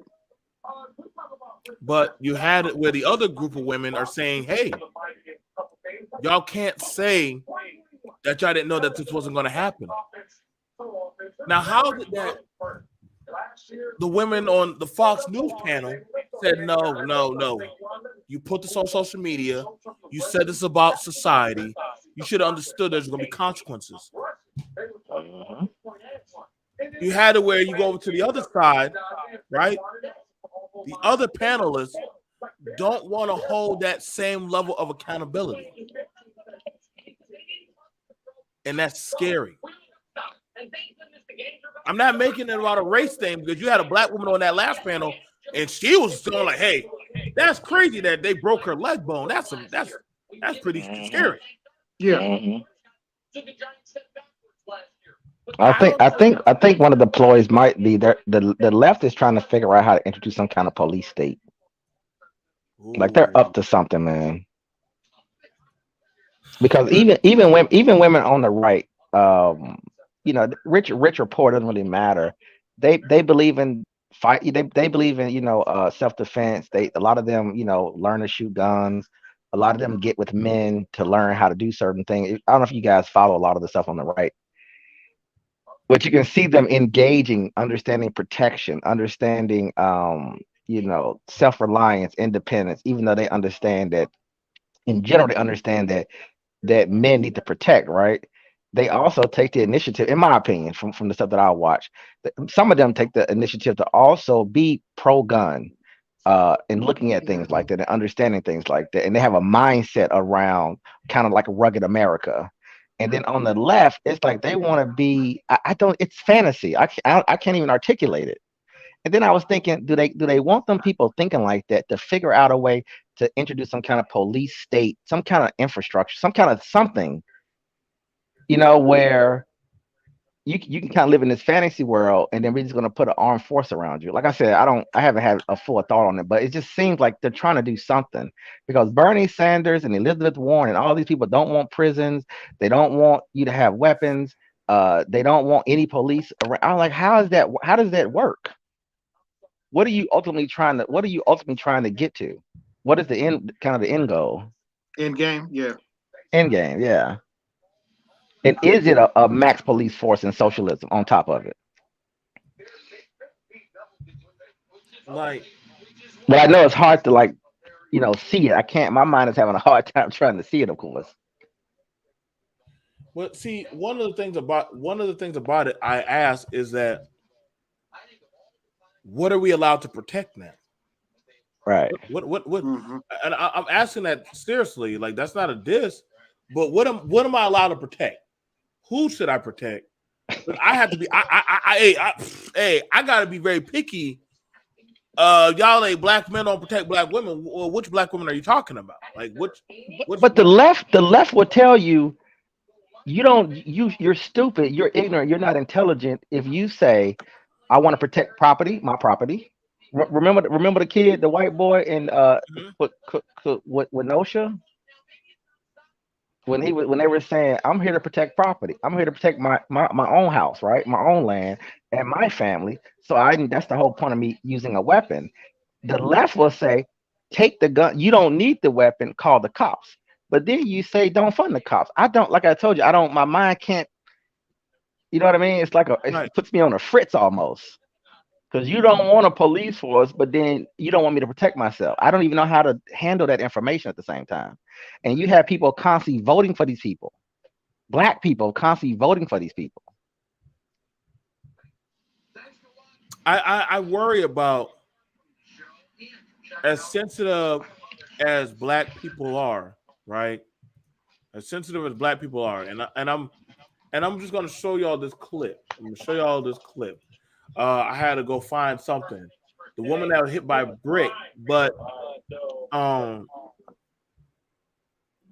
honestly don't know how to protect these people or certain people. Like, when you're going, if you would have touched her, she would have said you raped her, bro. You see what I'm saying? Like, if you tried to help her, don't touch me. Well, sweetheart, I'm trying. You see what? It's tricky, man. When I'll give you a better example.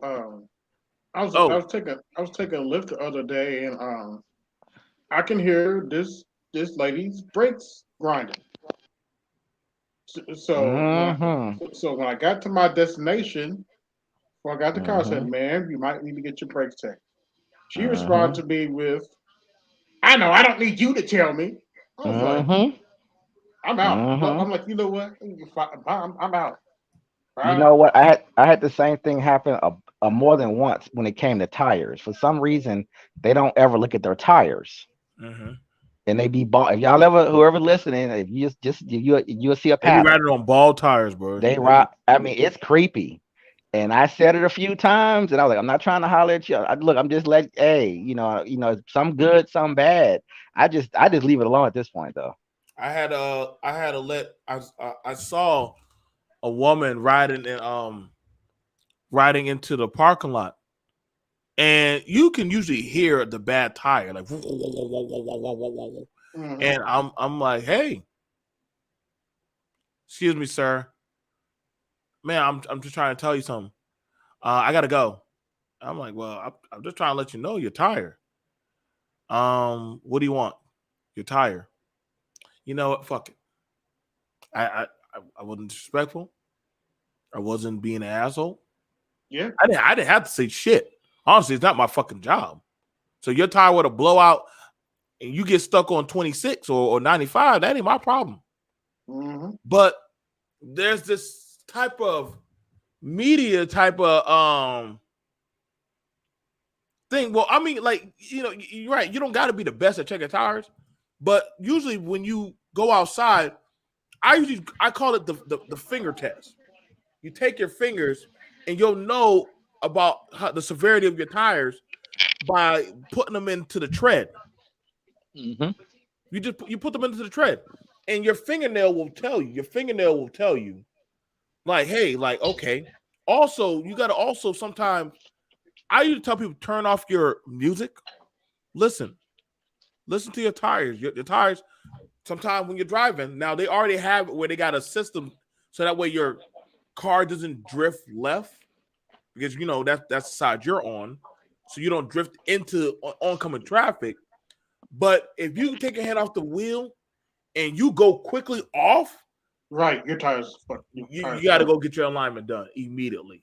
Like there's a lot of stuff, the squealing, all the stuff. Now, but see, these are things that are not that when you start trying to talk to people, say, "Yo, I don't know how to protect you from your own self," and trying to shame men to say y'all need to go back. Well, you done shamed them out of being for protecting you at all.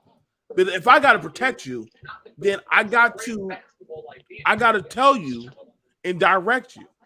And that's a problem that so many people, like, again, that's what those women on that panel said. Listen, did y'all not know that this was not going to happen to certain societies in New York, Queens, and goddamn Long Island? Like, they were calling out, those are Pacific minority-based spaces.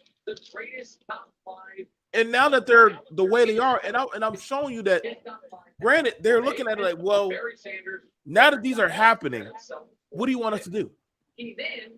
How can now that women are being busted upside the head, now that the criminals know that they're going to get away or get out with no kind of penance of having to atone, it's scary. You shoot the bad guy, you go to jail. So, I mean, honestly, at this point, if y'all ever seen the movie Judge Dredd or any of them movies with them super cops, at this point, I'm telling y'all, man, because I've done security. Police don't even like to come to calls anymore. That's something paradox. We gotta hit on sometime this weekend. We gotta hit on that, bro.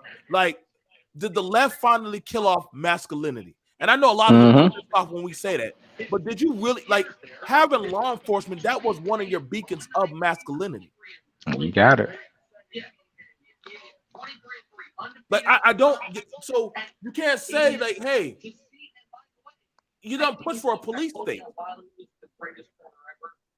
And what we mean by police state, I'm talking about the Judge Dredd, the I Am the Law. If you want a utopian society, which is what Democrats and leftists and progressives want, what they do is what you just said. They will create a bubble system and put a certain class of humans within that world, and everything else is what it is, right? The Badlands. So they will have their so-called Elysium, their perfect world, and everybody else, not white, everybody else will be fending for themselves. And then we're playing right into that to get them to where they're trying to get to. The people who support the left, when I say that. That's my theory on that. Well, I'm looking. That's what I'm saying, man. Like, because I'm gonna tell you, having a free society, and I know the race part is critical, but having outside of the race part, having a free society, a society where you can be you, right? You can have your own freedoms, your own liberties, etc. It comes with a cost when you do that. And they're trying to manipulate something to where they want us to depend on the system, obviously for control. And other countries have a lot of that, right? And there's a benefit to certain groups of people when you have that. The point of our country, I thought, was to be the opposite of that. That's why it's weird to me that even our Democrat Republican politics is even structured the way it is, where we're constantly being pulled into this European type system. And it seemed like a lot of Black people, male and female, they seem to want it that way. It's mind-boggling, bro. I get what you're saying, Shannon. That's what they want. They want you to admit men are violent. You're falling for everybody's violent. Well, see, humans are violent. Well, the thing about it is, I'm not going to deny that of nature. Right. I'm not going to deny that of nature. And the proponent is this. Y'all make it seem like, listen, man, we didn't walk in and say, hey, can we have America? Can we build nice things? We're not. I'm not. I like to try to tell people, man. Like, I'm not a good guy. I'm just that guy for the job. Like, you fuck with me the wrong way, you're gonna find out. Like, you gotta understand this. We pride ourselves. We still got Guantanamo Bay, don't we? When were we gonna ever get rid of that? We still got black sites, right? I mean, what are we talking about here? Like, right. This is what we do. Listen, like, where you think you at? You can't stay at the top of the food chain as the apex predator if you're not willing to kill for it. That's a great concept. America is an apex predator. That's a great way to position it. Bro, that's why I mean you rock so like you can't stay at the top of the food chain if you're not willing to kill. I'm sorry. And if y'all don't think we're not ready to shed blood, all this peace and harmony and kumbaya shit, I'm gonna tell you right now, you don't get to the top by being a punk. You gotta fight and beat and stomp and put the fear of goddamn the blue-eyed Aryan white Jesus in them and say, hey, listen, I will nuke the fuck out of you if you cross me. All right, America, calm down. All right, just let y'all know.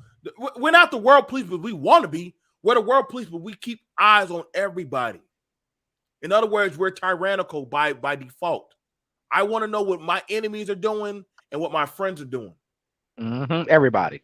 You saw those WikiLeaks. We spied on everybody. you saw Julian. we're not friends with people because we want to be friends with them. We're friends with them because I want to know what the fuck they're doing. I want to know what hey, why can't trust them. Why are you building that flying car? Hey, where did you get that new fabric? Can we get it? Like, y'all listen. So when I hear the left say, hey, we need to get rid of, listen, the only reason why America has never really been invaded is because of our ideology. They know that the ideology, they think that almost every American has a gun under their pillow. Yep. They think that, I kid you, go talk to him. They think America, why do you think, and this is a scary thing, a lot of immigrants like to participate in our American democracy of how we think. Mm-hmm. The money, the gun, the capitalism, the consumer base. Mm-hmm. Y'all listen, they left me trying to say that they're anti. No, then they go harder to try to. No, hell no. Listen, I like it in America. Yippee-ki-yay. You see Vivek Ramaswamy. Shit. He want to go back to 1776. I mean, he'll be in chains, of course, but still, he still want to go back there. That motherfucker want to ride on horses and goddamn. I wanted to see a parody of like the founding fathers coming, because he was like, well, if the founding fathers was here today, they would be so upset. I said, yeah, because why are these niggas out here not in chains? You know, it's just a joke, but I would love to see like a parody. You're right, a parody Kurt. movie. They would literally be asking, why isn't Vivic on that damn field picking cotton? See now, and I get what you're saying, Shannon. That's why I'm glad you're here. For every country, like, you gotta have some type of domestication of your people. Yeah. And I know y'all don't like hearing that, but you have to, or they'll get out of line. Things will get out of line. Like when shit, like, understand. I don't want to be Asian, bro. I don't want. Have you ever seen an Asian man? Pick a country. It doesn't matter. People do not understand that that's what they want us to be. If you just go and study Asian culture and look at the Asians that come here and look at Asians, look at how just the regular man, look at how meek they are. Who wants to? That's why when they come here, they turn up. They're slowly integrating and like, oh my God, I can just say what I want. I can just do what I want. Be what I want. I can just I can express the testosterone. Yeah. Like, why are they trying to destroy that? I don't understand. I think the thing about it is, like, listen, man, you're looking at these places that they took off all the safety levy valves. Like, y'all heard what the women said. Listen, you can't be surprised that these things are happening the way they're happening. Y'all asked for this. Y'all said dismantle the police. Y'all said we don't want men to be doing it. Y'all said that the patriarchy of this toxic 17, we need to get rid of all of that stuff. We don't need men in the home. That was said on national political levels.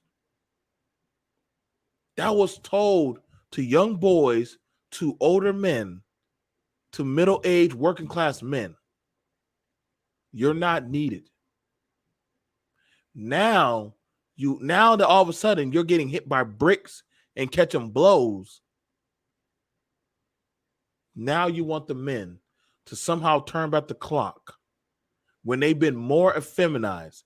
Literally, the military rate, I think they already put it out there. 77% of the youth are not fit to join the military anymore because of their health. I heard the general say it. Yeah, I heard one of the generals talk about this. 77. Bro, please, if I got to go bring some of the paperwork, 77% of the youth is not fit mentally, physically, and psychologically to even join the service. Motherfucker, if we don't got a military, we're fucked. It's it. It's over. Yep, it's over. The party's over. You don't even got to be the greatest military to beat us now. And I'm gonna tell you something. It's a good idea to take sports out of schools, right? Yep. No competition. You took out the one driven purpose that built their foundation of men. To understand there's always going to be a hierarchy. There's always going to be a hierarchy. The fact that you get rid of that's crazy. You know what's deeper than that? Go ahead. The blood has already been shed, brother. You can't come back. See, what these idiots on the left don't understand is the blood. You military, y'all. This is what y'all do. The blood has been shed. It's all about get back. You cannot put the genie back in the bottle. We've been spilling blood on these lands for 600 years in the Americas, right? Roughly.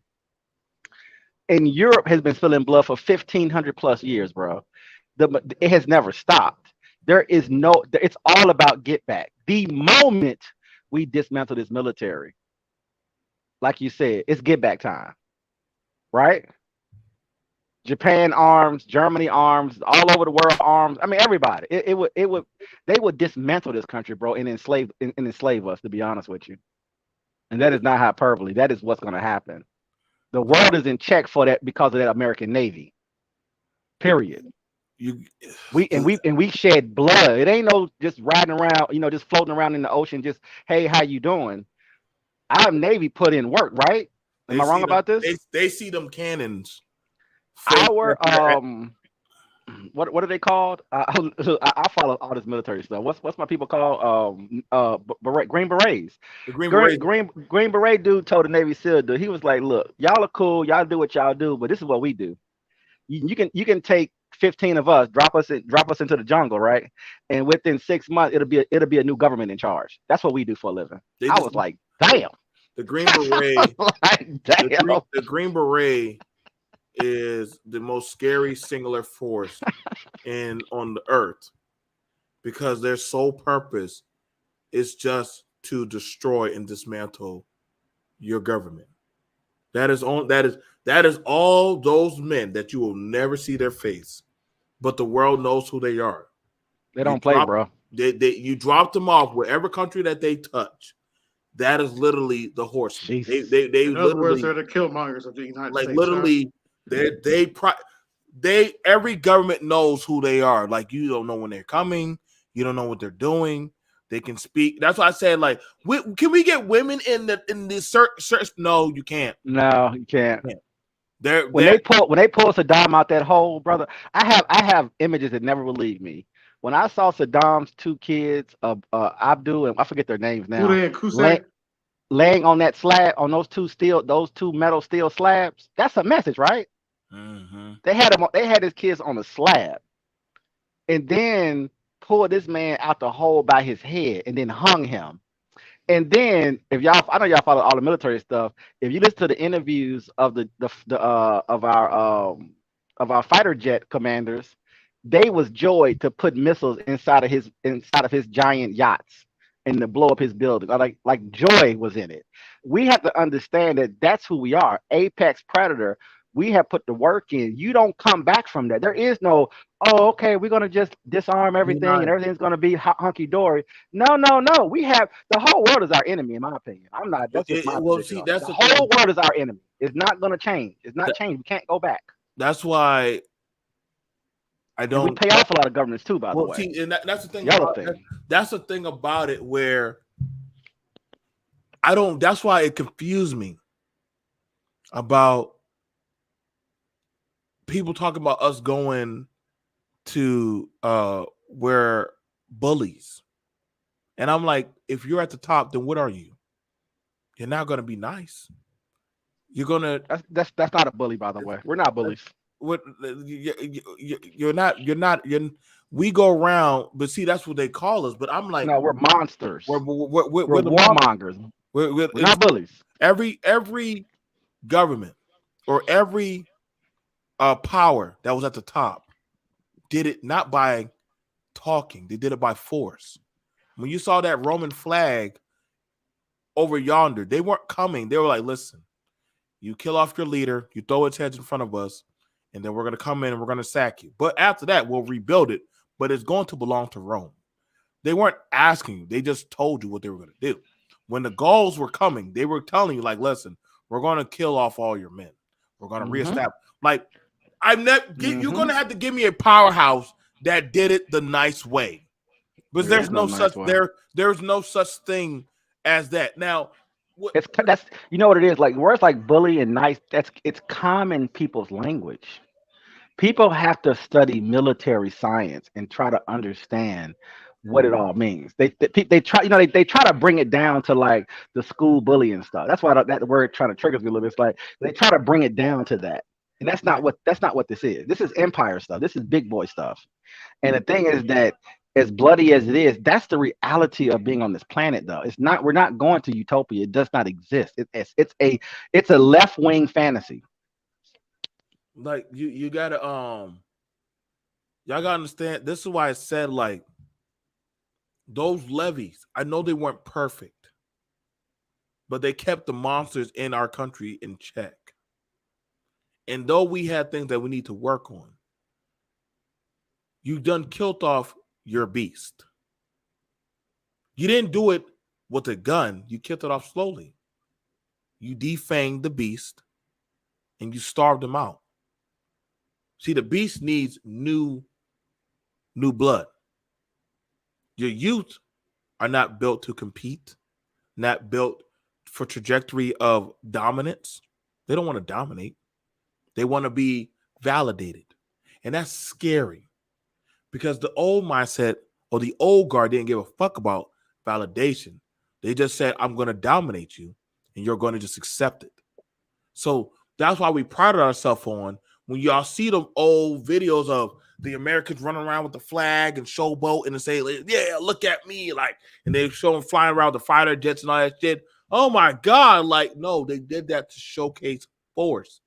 It was a showcase of force. Now you have it where, hey, all those bad guns out there, we got to get rid of them.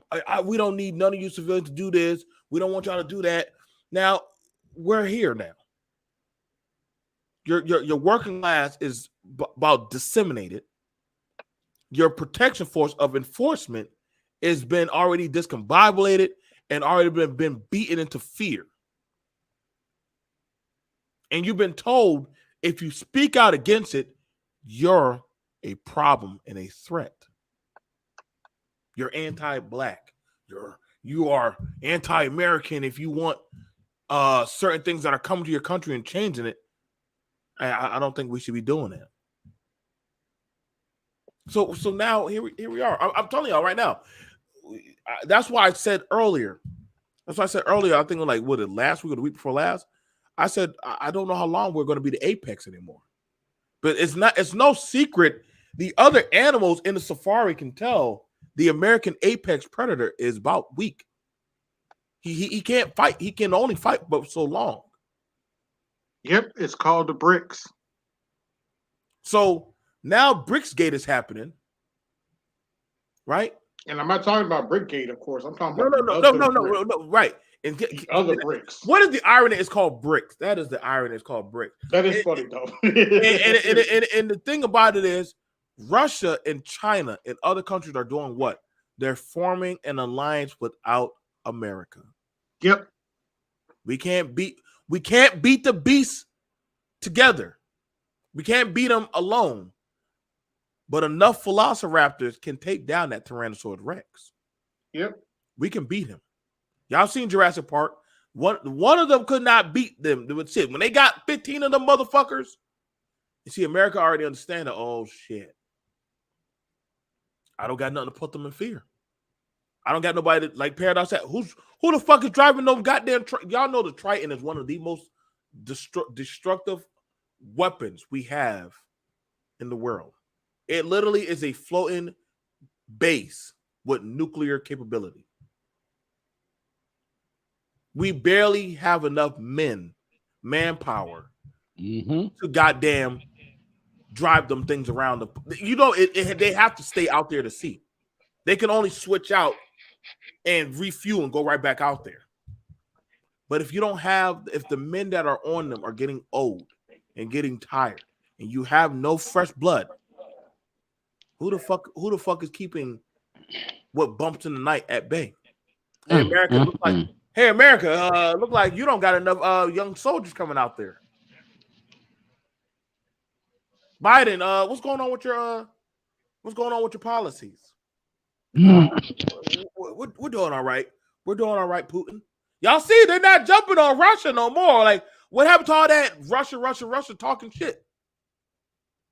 Putin already understood. Yeah, I have noticed that they're really starting to tamp down the Ukraine. Y'all noticed that? Where's all them people jumping on Putin now?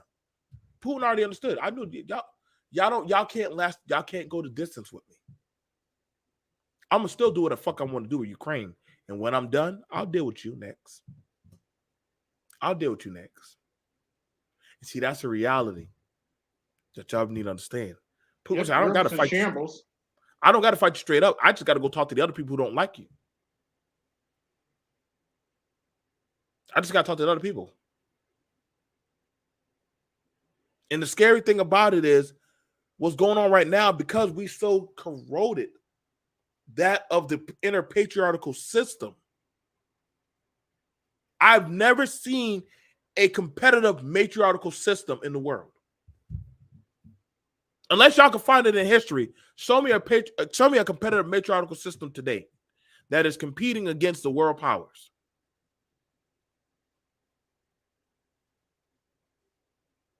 I'll wait. And I can tell you right now, feminism ain't in those goddamn areas. It's not in those areas. Like I said, y'all could say, oh, BMT, Paradox, AB, y'all are just thrashing on a woman. But see, those women on that Fox News panel, they looked at the reality of where we are right now, and they said, "Why should we do it?" I gotta make sure we're gonna lose everything if we don't. We're gonna lose everything. Let me make sure people don't understand. It's a very fine line. What you're talking about, it's a very fine line. Yes, sir. I'm about to jump off BMT. I'll catch you later. All right, yeah, I'm putting that in the back chat. Paradox. I know you enjoyed that video. Yes, you can look on Fox News channel. I found it. Yeah. Literally, like I said, y'all go ahead and man, I want to DC saw that goddamn type of the way they were just talking. But I know you listen. There was just so much in that one video. There was just so much in there. It's the first strike, really. The big one too. It's not going to matter. It's at this point we're going to have to just weather through that storm. And I know y'all don't like to hear that, but we are going to have to weather through that storm. You're not going to truly appreciate something until you're beat into submission. And then you'll actually see we have to start creating stronger men and women. And we cannot let the left use us, bro. That's the most disturbing part of it. I told them I don't mind having a conversation, but I gotta. But they're using race and they're using us and they're using our history against us to keep us suppressed in a way to where they can sort of run their game that they're running. And I hate it because it makes it hard to talk to other people about it. It does. But look how that woman said, y'all had 3 years since George Floyd. She said that number specifically. Since 2020, y'all have had 3 years. Where are we now? That's all you gotta say. All you gotta say is y'all have 3 years. Where are we now? If y'all can't, we have 3 years. Has the trajectory of our state of affairs gotten any better? More crime than ever. 3 years. I mean, honestly, you could say, well, Biden did what he said to do. Well, shit, what was his agenda? Your infrastructure for men, for men or functionality of the system is about dead. And y'all can say, well, Trump. Nah, buddy. Trump ain't got shit to do with this one. But that's the sacrifice. But that like I was telling them on other streams is that's the sacrifice that I'm taking. I will take whatever sacrifice we need to take to save this country. I don't care how messed up it is and how you want to look at it and what the history is. Because if you go to another country, in my opinion, if you go to some of these other countries, you don't want that either, though. I'd rather sit here and fight, and I'd rather sit in this country and fight against white people and fight all of the racist stuff and go back and forth and call them out and talk about our history and try to make things better for us. But I want it within the frame of what it is now, right? Well, not even this stuff, but historically, right? Maybe some years back before it's gotten this far out of control. But you know what I'm saying? Like, I want to fight in this system, though.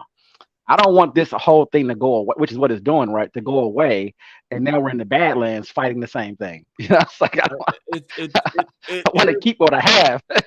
It is definitely something that, like, literally, and this is something that, and I'm probably going to have to talk about this later, man. Like, I don't know what's going to happen, and part of me, and I said this to, I say, right now, it sucks I have a family. because I don't have no way to protect them from what's going to happen. And honestly, like, y'all, no one can foresee what's going to happen. Y'all could keep on trying to pander and say, well, it's not as bad as you think it is. It's way worse. But it's honestly, serious, bro. I mean, shit. If you study geopolitics, people need to really get into military science and geopolitics and get away from domestic American conversations and trying to force us into these different low-level categories of, you know what I'm saying, of left and right, just kind of the general stuff. It's some big things that are going on that's kind of above this stuff. Like because me and you say something, it's like, oh, you support Trump now? Okay, so what? I mean, what's the point? Like, at the end of the day, I'm trying to save the country. Listen, bro. I'm trying to listen, bro. At this point right now, man, like, there's a thing. And my brother used to ride on the sub. He was a sonar tech, and he said to say the sub, even if there are certain men on that side of the compartment, you would seal it off. Yes, those men will die. Yes, you will lose your friends or your comrades. But guess what? We can still save the sub. We can still make it back to the surface. But if we're at the rate that we're going right now, the sub is sinking. And we got to understand, we're going to have to start shutting off certain compartments. And we're going to have to start suffocating and letting some people go. Now, some people don't like hearing that. But then when you start asking about, hey, like, what do we have that we're trying to save? What is it that? Well, we're fighting white supremacy. Well, shit. Well, not anymore. You got everything else here now. Shit. Back then it was a lot easier. At least I knew. Now you speaking Russian. Shit, I don't even know who I'm fighting now. Like, fuck. now you in a Russian. You in a new Russian. What do they call those schools they got in China for the Uyghurs? A rehabilitate, whatever they call it. They rehabilitate your mind and shit. Yeah, they reprogram you, whatever they call it. We'll be doing that under a different flag. And you know what? I'm gonna tell you something. A part of me, we go so hard against white people in the history and how we're treated. We're going so hard against it. We're gonna lose the bigger picture in that, because and I'm gonna say, some of us, I think, want to be conquered by other nations. See, that's the other thing you have to ask. A lot of people aren't pro-America. A lot of black people aren't pro-America on these streams.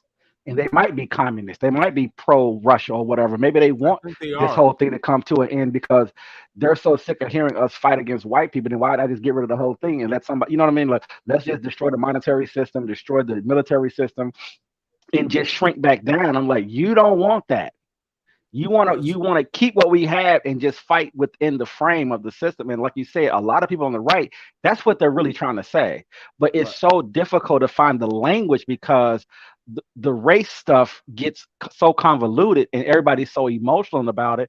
It runs people to the left and say, yeah, take care of me, daddy, protect me, mommy, give us everything that we need. And we don't need to fight. We don't need to have competition. All the kids in school can be first place, and we can you can just go through the whole process of how they're, like you were saying, they're slowly removing the masculinity. Well, they've been doing it forever, of course, but you know what I mean, just draining it out.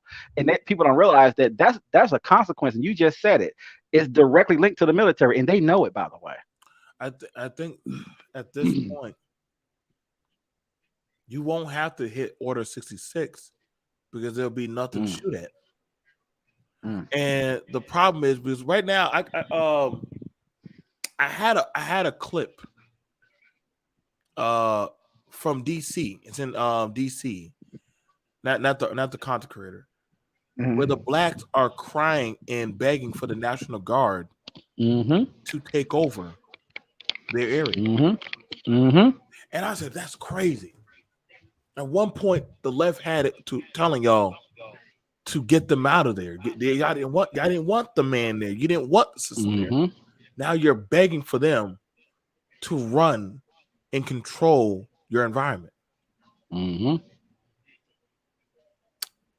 That is a scary feeling. I want you to understand, because being somebody, I worked in the National Guard. When you do know, when we take over, we don't listen to civilians. Y'all do know we don't.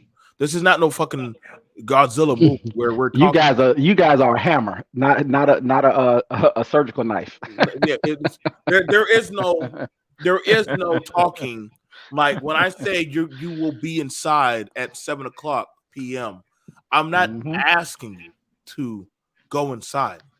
If I catch you outside, I'm locking you up. That is when you're in a deep state. When I say curfew is curfew. When I say do you have a pass to go past this control point, and you don't got it, I lock you up.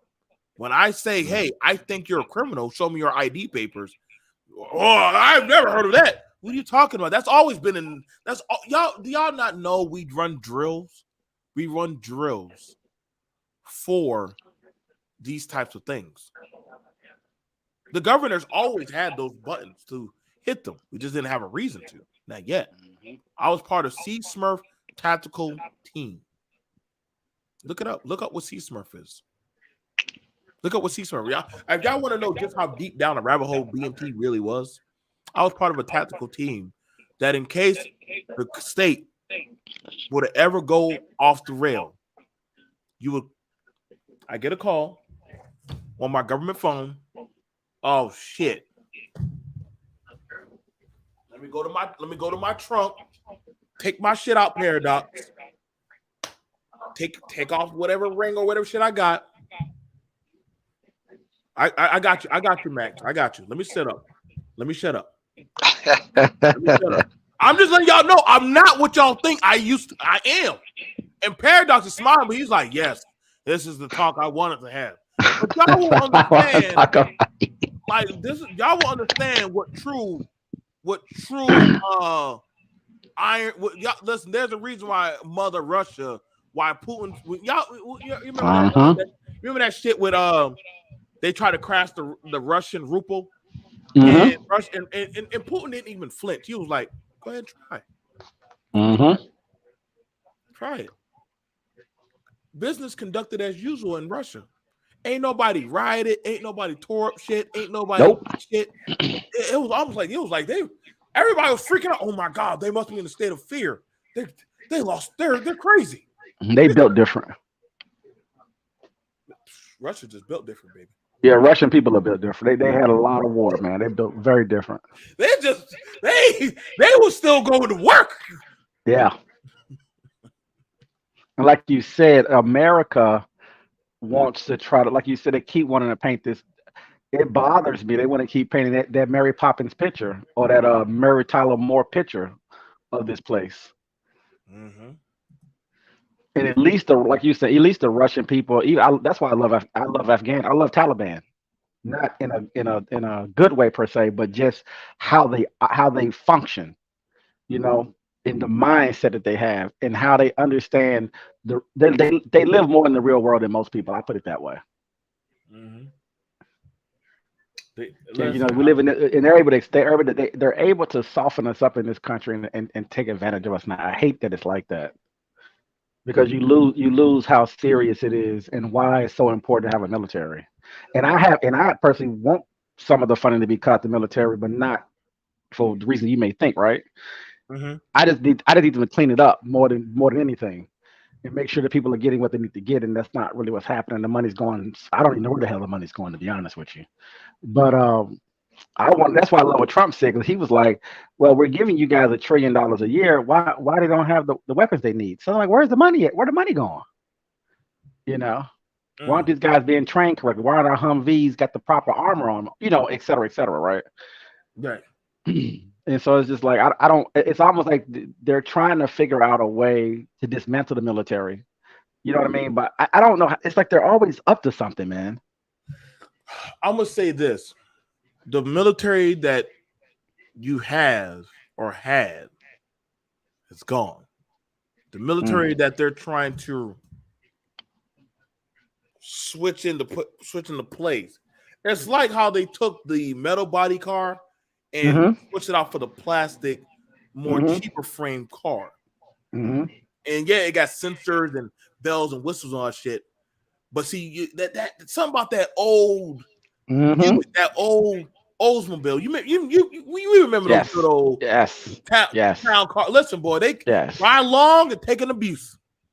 Take abuse, last forever, easily fixed.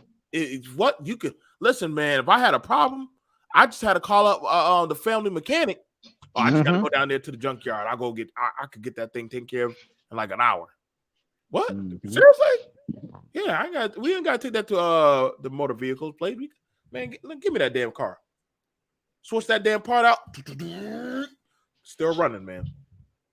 But see, that was a problem. That car was built to stand. And it could ride. It was built to ride. So that you had no control over those type of vehicles because you had own age. There's a reason why. Listen, y'all got them old cars. You might want to hold on to them.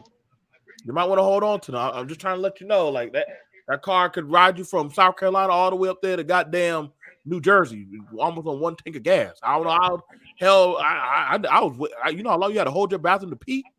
Shit, that car never stopped. But now you look at it when it's coming to the era of our government. That's why when we ask the question, well, you're changing out the economy, you're trying to change out the service system. You're telling most agencies don't get involved when they hear a violence or an emergency. Sorry, we can't get involved. We have to go by the new system. That's what you'll get a call. How severe is the system? Well, wait. What do you mean how severe is the system? I just got attacked. Ma'am, sir, call us when it's a life or death situation. Shit. When you get that phone call and that damn motherfucker hangs up on you, you know it's just you and God at that point. It's just you and God. And guess what? That's the reality. A lot of people are getting those phone calls now. Yeah. But who is above them paradox that is telling them to do that? But that's not a local decision. That's a higher up decision. Somebody's telling them, hey, no. Hey, that illegal immigrant just hit that person, drunk drive. Oh, well, lock him up, put him in a holding cell, set him free on Monday.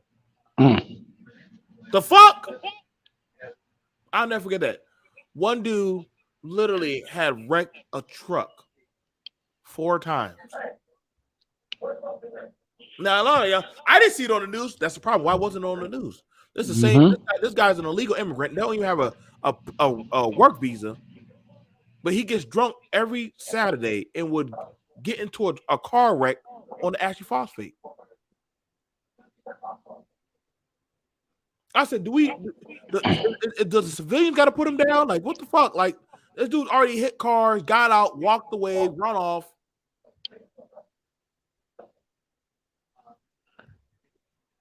Yeah, the immigrant. I mean, like you said, you don't even see them run much on the news at all about immigration. You can't. That's when you wake up every morning, you should see all of the crimes that are being committed. And they are not going to show. They'll show us though. But that's anti-American. Yeah. You as a black man, you are not in an authoritative position to speak against that of immigration policy. No, you're not allowed to. You're not allowed to. It does affect you. No, they're going to tell you that you're a victim because you're black, so you don't need to. You need to keep your mouth shut. That's the left, though. Why? Hell, I love that when an immigrant tells me, "Why are you complaining? Why are you complaining? Go back to your country, motherfucker. I am in my country. What the fuck you mean? It's crazy. Why are you complaining? You know what I'm saying? The white man, he's against both me and you. I had a dude tell me, I had a dude barely speak a lick of English tell me that. Me and you are both fighting the white man. I said, what? Yeah, I can't. I don't even understand that. I can't. My mind can't process that. Where did you learn that? Wait. Where did you learn that? Where did you learn that from? Wait a second. How are me and you in the same boat? Do you ever notice that Mm. they the left puts us in the same conversation that the blacks and the immigrants are in the Yes. same? Yes. How are we? Y'all wait till the next election. Wait till the next election. Somehow we're gonna get melded with the immigration conversation. Mm-hmm. Yeah, because because I am surprised that a lot of the white people on the left isn't really attacking the blacks in Chicago and New York, talking about immigration. They're sort of unless I'm missing something, they're sort of keeping their mouth shut right now. I'm just waiting for my work visa. I'm just waiting to get my work visa so that way I can be told what am I qualified for. I'm trying to hopefully get some kind of promotions. Because clearly it's easier to fire, and this is the thing that's very scary. It's easier to fire a black man before you fire an immigrant. Mm-hmm.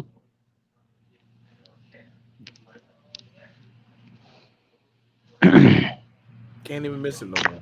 And like you said, and I think you would probably get, I guess, what you call pro-black people trying to merge those two things together in your mind too, and say, well, you both work for the white man, and the white man is the one that fired you.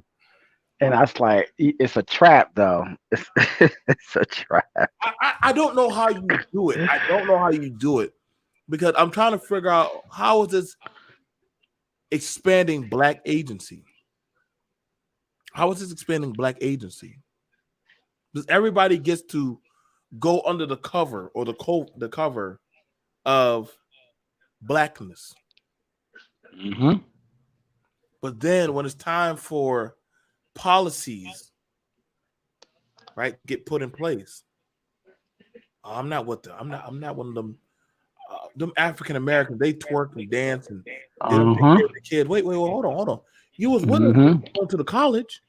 You was with us. You needed the civil right. You know, you just giving the Martin Luther King speech. What you giving I have a dream. Y'all like King. So what changed? You know, you got the Somalian woman talking about because of African Americans twerking. That's why she got hit. Yeah, I heard her talking about niggas and these black people won't help me. I'm like, ain't no Africans out there when I was looking at the video. So but okay. It's cool being a nigga at the convenience. But it's not cool when you're being treated like a nigga.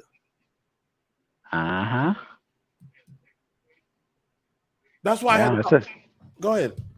I would say that's a dichotomy, man. It's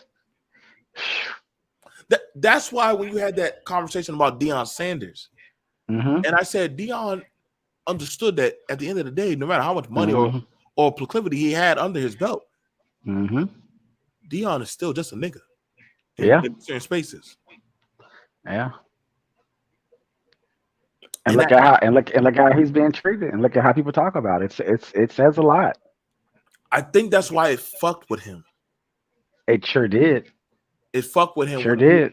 When he went to SWAC and the way they treated him. And that's why I brought up the conversation. That's why I said to y'all, where he said, how do you want me as a black man to protect you, help you? I don't, and see that, I think that mentally broke him.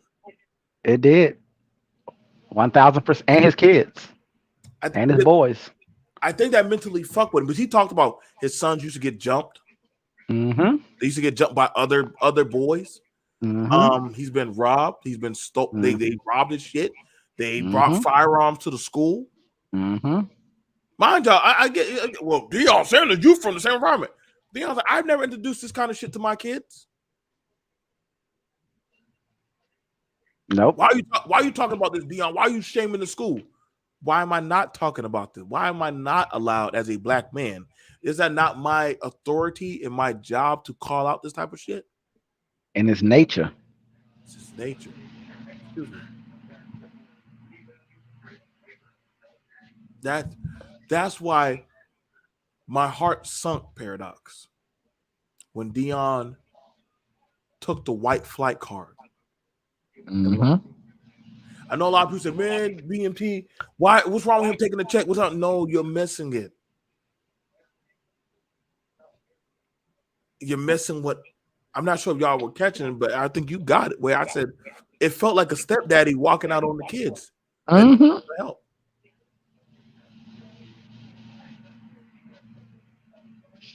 I gotta be for real. This is me opening my heart, right? I don't know how to save you, black woman. I wouldn't even know what to do for y'all, motherfuckers.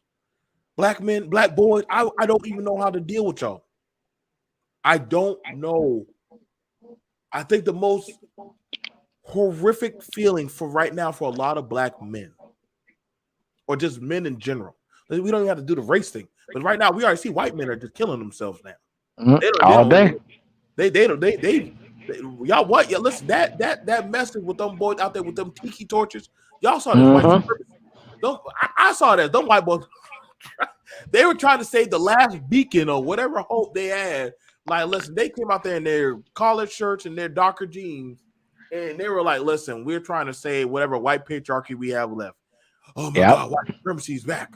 Nah, bro, they were trying to say it was the context was bad. But you're hitting on it though. You're hitting on it. It's levels to it. Yes. And when you get to that real conversation about the military and even about arming your citizens, you're talking about protecting our nation. Yes. And they're figuring out ways to manipulate that position and tying in a lot of the history and a lot of the imagery and it is what it is. But we have to make sure we're looking at it at a much higher. We can't get bogged down in a lot of the historical stuff and what you're seeing and what you're being told you're seeing, and not really listening. Even if they want the country to be white, okay, fine. But guess what? It's been that way since we've been here. So if some other folks want to deal with that, go ahead. We know how we've been dealing with it. We know how to deal with it. But it should not. It cannot. And you tell me we could be wrong. You know, maybe some other black folks and pro-blacks and anti-American people can give us a different position on it, but we don't want to give this up. But see, I don't know if that's true or not, just so you understand where I'm coming from, right? I don't know if that's true. But see, Paradox, you know this monster. You studied this monster. You grew up around this monster. Yes. For 500 years. Yes. Clearly now. Why are you why would you go into the unknown? Like, you know, it's especially we've made, I mean, like, I hate to say it like this. I know I'm recorded. We've made progress. But see, I just don't know how you can say it without people getting angry from that statement. Because you've taken away the emotion and just looked at the evidence. Yeah. That the terraforming of this country, your father, my father, other men before us understood. The only way that they respect you is if you take your life in your own hands. I was looking at the and by the way, I'll let you finish. They didn't leave, by the way, but go ahead. I'm sorry. They could have left. I was looking at a story of a black man that was interested in golf, but he was not allowed on the white golf course. And he built his own golf course from scratch, his own money. He studied how it worked. He mapped it out. He did all the said stuff and built his own golf course. This was a black man by himself. He built his own golf course. And literally, it is one of the most played golf courses that not just black people go to. He even teaches golf for free. He teaches it.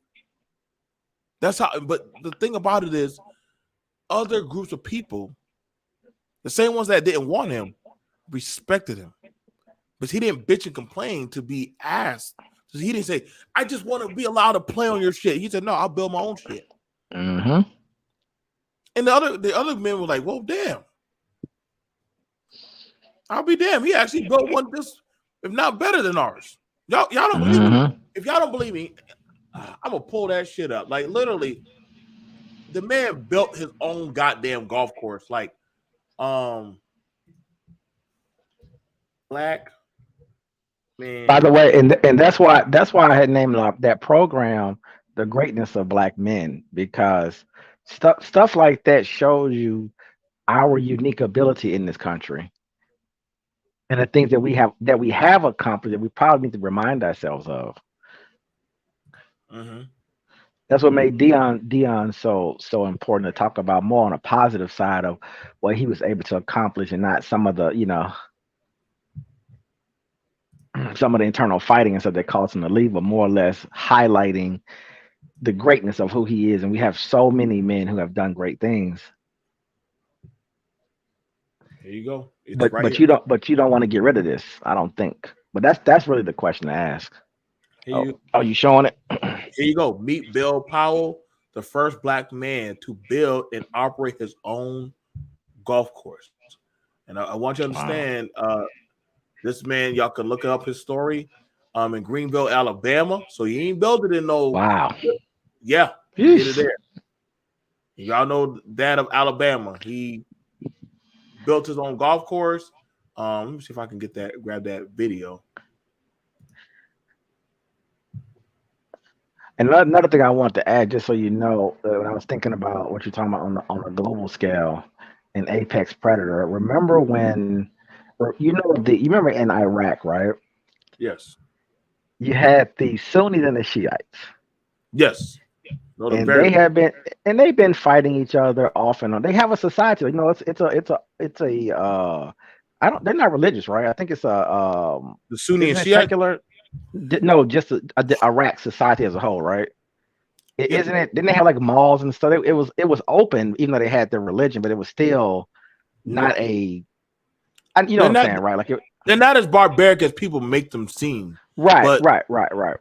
But you had the Shiites and the Sunnis. I know you had some Christians there and some other people too, on a smaller scale. Some other groups, obviously, that are there, smaller groups. But anyway, now think about you living in Iraq for however long they've been there, forever, right? And you're fighting. I don't like you. You don't like me. You can't marry my daughter. I'm a Shiite. We do it this way. You do it that way. We might be mad at Saddam for doing some things, but it's within the framework and the context of the country of Iraq, right? Yes. They set the country up. They built it up. It's somewhat of a modern society. They're living their lives, but they have their issues. And one group is bigger than the other group. I think the smaller group had power, if I'm not mistaken, before we bombed them. And maybe they didn't like they was a minority, right? Maybe they didn't like that, but it was still within the context of their country, right? And then, yes, right, but and it could be bad. It may not have been the greatest thing, and maybe some of them hated it for generations, right? But again, I'm gonna say it right. It was within the framework in the context of Iraq and their ancient history and everything else that comes with that. And then you wake up one day and then there's shock and awe. Bombs bursting in the air. And I'm like, that's what you don't want. So even if I got to deal with racist white people in America, so be it. This is our society, and we unfortunately or fortunately was born in a position of where we are, right? It's right. Where we are. It is, but it's still within the context of our history, all the things that we went through. It's like, as bad as all that is, there is another level to this. Iraq experienced that level, by the way, right? There is a list of countries that experienced it. A lot of countries were invaded, and of course they had internal fighting, but now they're a whole nother place. I think that's the thing about it, where I can appreciate the internal conflicts. Yeah. And when I was in those countries, yeah, they never allowed me, the American, to have a say in their internal fights. Right. Like, they never allowed us to dictate what to do with their enemies. That was only reserved for them. Yeah. And I was like, hold up, bro. Like, my squad, we caught these motherfuckers. Like, what are you talking about? Like, no, we're gonna. No, you will not. Who are you drawing your guns at? I thought we're your allies. We will not take them. We will take them. We will take them. We will hold our court, and we will deal with them. But at the end of the day, those were still their citizens. Right. Those are still their people. They may not like them, But they are, I'll be damned if you, an American, are going to think you're going to pass judgment on our people. And my colonel said, I have to respect that. I said, Colonel, they try to punk us. He said, no, they stood their ground. He said, I guess he foretold me, but I just had my first son. He said, imagine you have two sons. Would you allow your neighbor to come over while your two sons are fighting and dictate their punishment, or you, the father? That was an in-house situation. And I said, I can understand that, but I mean, yeah, I ain't gonna let no other man. He said, and that's the thing. That's their situation. We're just watching and observing no matter what, how we feel about it. But see, the problem that we have going on in the U.S. is that, yes, the Iraqi Sunni, Shiite, and the Kurd. That in the north. That fight will go on until for another 1,000 years. For another 1,000 years. There's nothing we can say or do to stop them from fighting. I'm gonna tell you right now. Actually, by thinking we try to put whatever type of emphasis of policies in their shit, they just kick us right on out. They'll just kick it right on out. And they're not. And that's the same thing Paradox is talking about. Like, they don't want. Yeah, y'all can give us some water. Y'all can give us some materials, but other than that, get the fuck out. Yeah. Get the fuck out. Like, at the end of the day, I get it. Yes, I'm dealing with this evil white man devil, but guess what? I know this devil. I know I know how he thinks very well. So long, guess what? Like, listen, at the end of the day, he's like, hey, you deal with your women and your children, shit. So, trying to bring down the temperature, because a lot of these academics in these universities, man, they get out here and they just be gaslighting everything and making it seem like things are so horrible, and it kind of makes you lose yourself. But domestic policies and domestic conflict has to stay within there. You don't want to lose that by outside force taking you over. And many, like you said, and many countries have felt that. You know, and we've applied that to many countries, right? We don't want that boomerang coming back over this way. If we need to have a civil war within our country, so be it. But let that stay within our country, though. I think, and we'll sort it out the way it'll go the way it needs to go. Like, y'all gotta understand, man. Like, I don't think y'all want that smoke with other policies of other countries on you. Yeah. You know, I always tell that to a lot of women. You know, well, I feel safer. I was in Africa. Okay. Go ahead. Good luck with that. Go ahead. Show some goddamn skin. See if they don't take a stick and start caning your ass right there on the spot. Right on the spot. There's no court systems, no cops coming or anything. They gonna do the trial right there on the spot. For a lot of men, that adultery, that's a heavy fine. That's the only good thing about deglobalization, is to get America out of people's business and let them do what they're going to do anyway. Because I think our mindset, because we mess around with so many countries, that mindset has filtered all the way down to regular people. And it's like, oh my God, I can't believe they're doing that over there. It's not your business. That's why I don't. When I look at how, when we said we're going to go over there to their culture, Jesus, bro, I'm like, what? You don't understand. That's a mindset. I understood very well when a 14-year-old boy, when I had him and his friends lined up on that wall, and one of their leaders said, no matter how many of us you kill, American, we'll keep coming.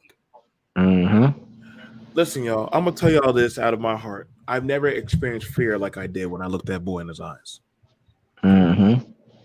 Because he did not say, like, as if he was not afraid of death.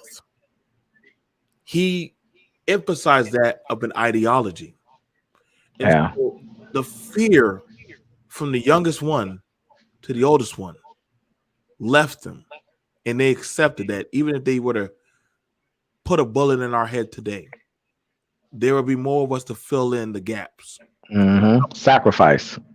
And There is nothing more scarier than an ideology like that. That is why we never conquer. That's why we could never conquer Afghanistan. Absolutely. That is why the Taliban built different. Boy, hey, we can keep on bombing them. Them motherfuckers know how to replicate, and they can keep on coming.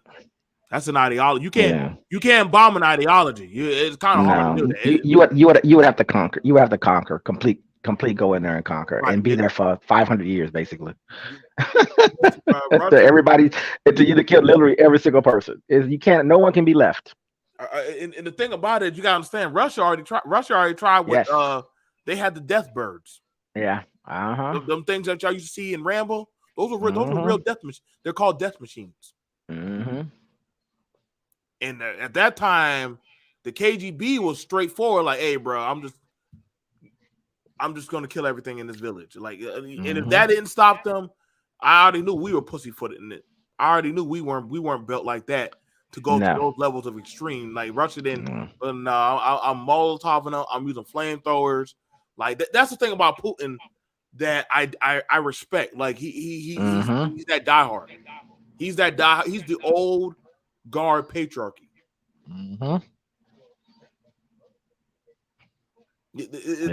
It's a difference of how he looks at the world, and it scares the new ideology of America.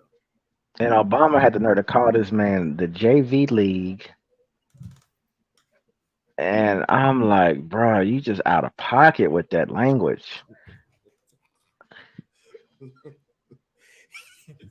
That's why I just looked at that picture when Putin was like, just come over here and say that to me. Right. It's like, because I and I know economics is important, and I know that you can bankrupt countries and do different things with monetary policies. The IMF can do different things, and pressure and tariff, and they can destroy countries that way, right? But Russia's like, look, man, yeah, we ain't got your money no more. You're right.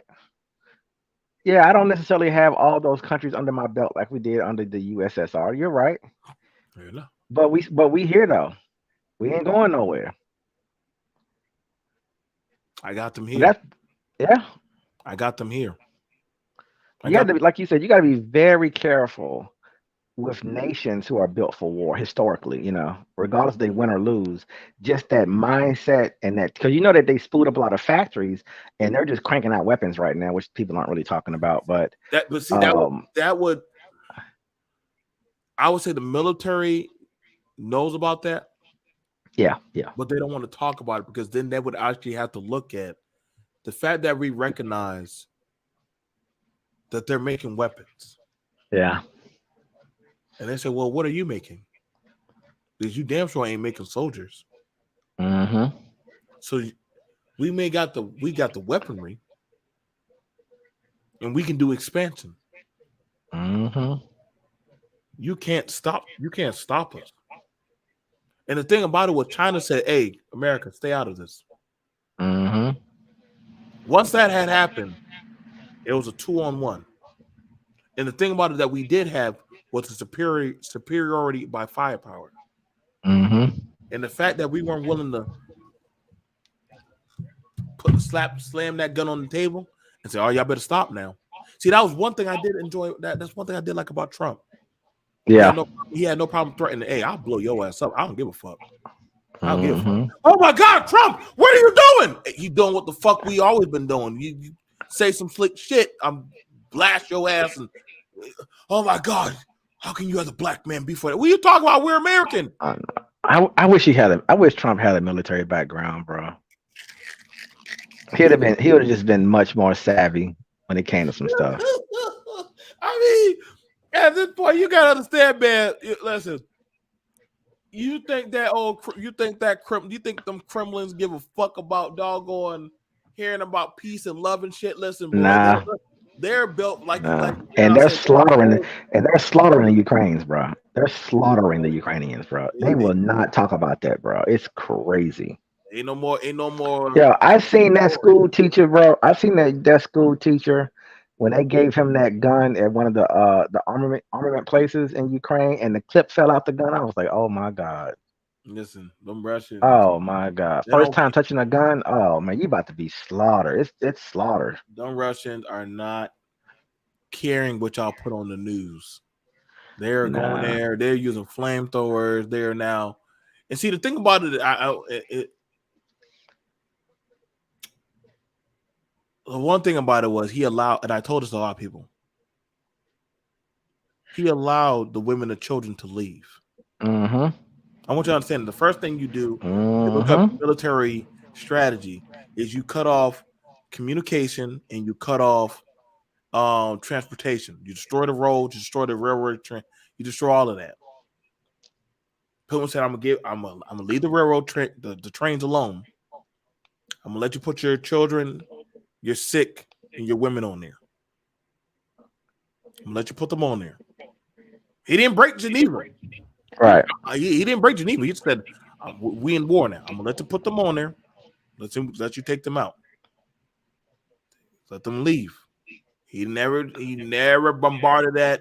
Those are easy targets. I mean, shit. You don't gotta be a goddamn good shot. You could have got the damn privates to goddamn take those shots. They're like, no. Now everybody that stay behind, which the femininity and feminism left that shit. They ain't I don't see no feminists trying to jump on the battlefield and fight the. Bro, I know people. There's men here. I don't know. People who signed up and went to go fight and help out Ukraine, right? And like you just said, that's the one thing we did. I was waiting to hear it. Hear those women say, crickets. Nah, that shit. I'm trying to tell you right now that. And on the right, I wish people on the right, like Fox News and Newsmax and other channels, I wish they really would have ran propaganda on women and children leaving and understanding that no matter how you want to manipulate this world, AI and robots and living inside of video games and Twitch and all this other nonsense that we're doing here, that we're having fun in this country, trying to make us pretend we're going to be in some fantasy world that's never coming. It does not exist. And get to reality. And like you said, women and children, Geneva Convention, military structure, rules, the process, how things really work in the real world, and how the world is shaped, and why you're able to sit around and fantasize on Twitch and play games with sexuality and all this other nonsense. You know what I mean? And I don't know why the people on the right aren't. This is a phenomenal time to make people understand, but they want to play that whole support thing and the united front thing within the country. But this is I feel like you can still be united and can still sort of show what it means to be a man, and that understanding when you have an empire, that like you were saying, you got to get the women out of there. You got to get the children out of there. They keep producing us because we need human beings, obviously, for our nation, for the future. But we got to get them up out of there, put them in, wherever, Like you got. And you had some coward men, by the way, try to get on some of them. They sure enough did. Turn your ass around and get in that goddamn line. Like they literally, you had men try to stow away. So funny. Man. I got it. I'm gonna have to take the shot. Y'all forgive me. I'll take BMT will take this. You had a lot of African or immigrants, men. They try to get on the train. And I found it very interesting. The Ukrainians like, where y'all going?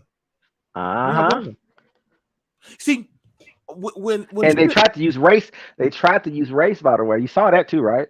They're taking us black people. They're putting us on the front line. We talking about that white Aryan boy. He on the front line too. He don't want to be there. See, that's why I said paradox. We have to. And it's going to take something like that. Yeah, I know. I don't even want to say it. I know. Neither one. I don't even want to say it. We don't want it. I know you don't want. I know you don't want it. You're serving our country. You know how many black men died in the Vietnam War, bro? Being on the front line. What we've done to maintain this country, for us to just kind of shit on that, it's disturbing to me. I don't care how racist this country is. It disturbs me, bro. That kind of bloodshed in the Vietnam War that we had to deal with. That's why when somebody asked me, BMT, would you leave America and go to another country? I said, no. This is my home. I listen. This is my home. I done put in so much VA time. I done lost so much goddamn shit. Like I want you to understand. It's like, listen, I probably. By the way, they think it's safe over there. That's why I think it's funny. I want you to understand. I want you to understand. There's no parachute in those places. There's no. Good luck. There's no check to back. That civil rights shit Good don't luck. exist. Go to Haiti. Civil rights. They can't even protect their borders. Shit, forget civil rights. Where's my protection at? I would drop y'all off at Haiti, and I would say good luck. I would drop you off in any black diaspora country. Go to South America. Go to any one of those kingdoms, and then me and Paradox will Skype you in 6 months. And we will want a full-on report. And see, that's the thing about it. I'm not moving nowhere first of all, I'm not moving nowhere where they don't have a military. So most countries are off the list for me anyway, by the way. Every country don't got a military. Every country don't have a military. That is a scary fact. Y'all need to understand. Do y'all know how often that phone rings for a U.S. military mic? Do y'all know how often that literally they keep throwing that paper at us? Don't forget, you said you're going to help defend us. Or a fun fact check. When Trump said, "I'm not going to fund y'all no more," do you know how much money we would get or have? Let's just say we went 4 years without funding other countries, and we just worry about ourselves. Do you know how much shit we would actually get done? And we just went 4 years, and we said, "Hey, listen, the phone is going to be cut off. Good luck. Best of luck to you. The border will be closed.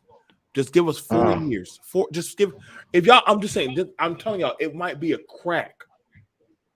It might be a crack that y'all might get too high on. But if we went 4 years where we closed the borders and did not subsidize any country, do y'all know how much shit y'all probably never want to go fuck with anybody else. You don't gotta believe me. Paradox can run you the numbers. Do y'all know how much we kick out to other countries? Oh man, it's crazy. It's like 200 of them too that we're paying for. That's why I said we daddy. Oh yeah, for sure. For sure. For such an evil goddamn apex predator, listen, man. They suckle off our milk every other day and day. The reason why millions of Americans become so-called expats or want to go live it's literally because of our military. It's literally because we're paying off these governments. Once we remove what you just said, once that happens, I guarantee everybody coming home too. By the way, fun fact: when the American military left Afghanistan, and it was over that of the flight of the night, and I talked to a few people.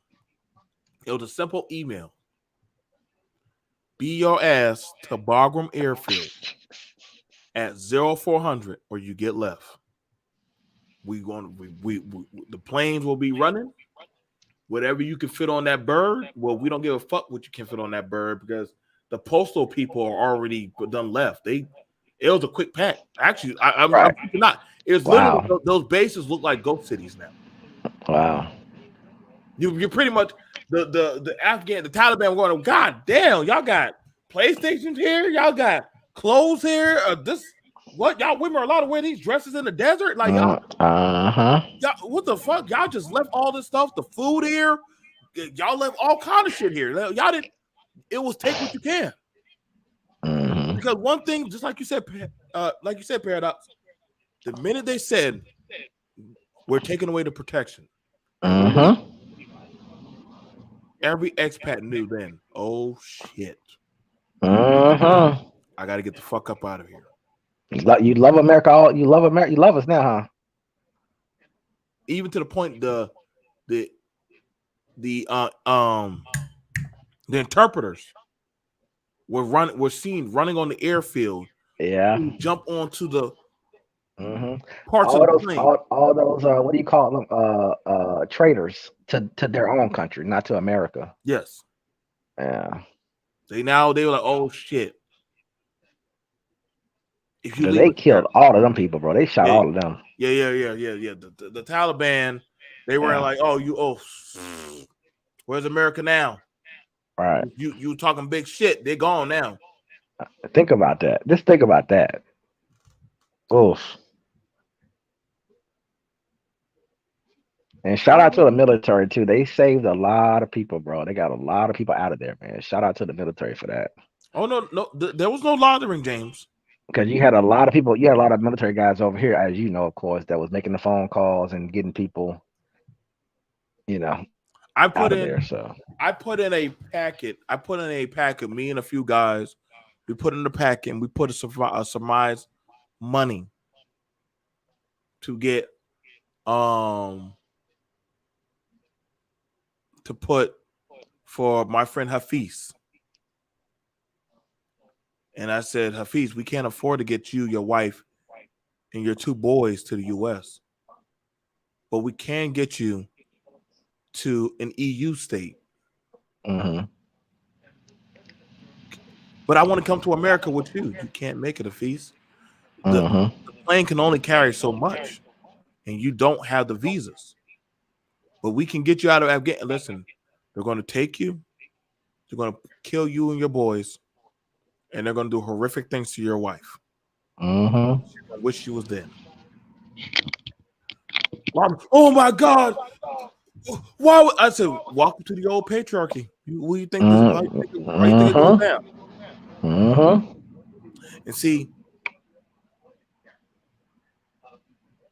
American nature is going back to the old ways. When there's nothing to protect you, man reverts back to being a beast. Yeah. We can surmise that with the hurricane Katrina. Yeah. When the laws were gone, when there was nothing of any kind of protection, you saw the real world. Ladies and gentlemen. It's like in the Matrix. This is the real. This is the real. This is the real. I'll never forget that when that the power had went down in Florida. And I was like, okay, I got to go get some food.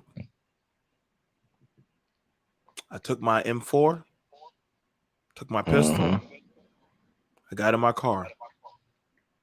Who ran out there was my next door neighbor. This woman came out there, y'all, with a motherfucking goddamn box cutter. And she said, could you please, Mr. Johnson, I got to get something for me, my mom, and my kids. What you got? I don't care. You can have whatever you want. You know what I'm saying? I don't give a fuck. Listen, I'm up to y'all the real. And she had I know, my mind is perverted. I went somewhere else, but go ahead. But but you're not. It's not that you're perverted, but see the thing about it, that's the reality of the world. Yes, for sure. That is the reality of the world, and that's the reality for a female. Right, and she's that's the real world. That's the like, true world. It wasn't like she was a bad looking Dominican, but she ran in front of my truck and said, all she had was her box cutter. Yeah, we heard about there was looting. Yeah, we heard about people were breaking in. Why my damn M4 in my damn truck and my damn sidearm? And I said, all right, cool. I said, tell you what, you can come with me. We're gonna load up my vehicle. You know what I'm saying? Tell your ain't shit for nothing goddamn friend. Somebody got to watch the goddamn vehicle. I gave her a pistol. I said, you're going to sit in my truck and watch it. Make sure nobody don't steal it. And we're going to go in there. We're going to go get the shit we need out of the store. And that's what we did. I drove up. I said, write down what you need. She wrote down all her stuff. I said, I don't need no bullshit. I just need the stuff you need. Right. I need the stuff you need. I got to feed I got a household of 6. You got a household of 4. Right? He said, well, I just need some stuff too. Yep. Listen. Have your guns and your round. Listen. I told her that. I said, here you go. And if a man or a woman or whoever come up on this goddamn car, you send their ass straight to glory. Put them down. Hold it down. We loaded up that damn truck. We loaded up that goddamn truck, and we took back the cans, the saltine crackers, some jugs of water, whatever stuff we needed, candles. But they told us, the governor said the police aren't coming. Police aren't coming, bro. Oh my God. Listen, y'all, and I know you done heard that plenty of times in your time. For sure. Once the governor says the police, the medical aid, this is a state of emergency, nobody's coming. I'm sorry, y'all. You are now walking back to the Stone Age patriarchy. This is not no Xena warrior princess. This is not no goddamn. You're not going to see that liberal shit working out anymore. It was what it was. Everybody who was in CBS either had a gun. It was we pretty much were in the modern Wild Wild West. Even the person at the shop was like, "Hey, he had his that damn 22 right there waiting." He said, "Hey, Paulie, it's me, Joe. Calm down. Listen, man. Here you go. Here's $50. I'm not going to rob you. And I get that you're losing your stuff, but you can write it off on your insurance. I just need this shit. I need some stuff. My old lady got some goddamn, female hygiene shit. I got to feed my children. All right, go ahead. Go on.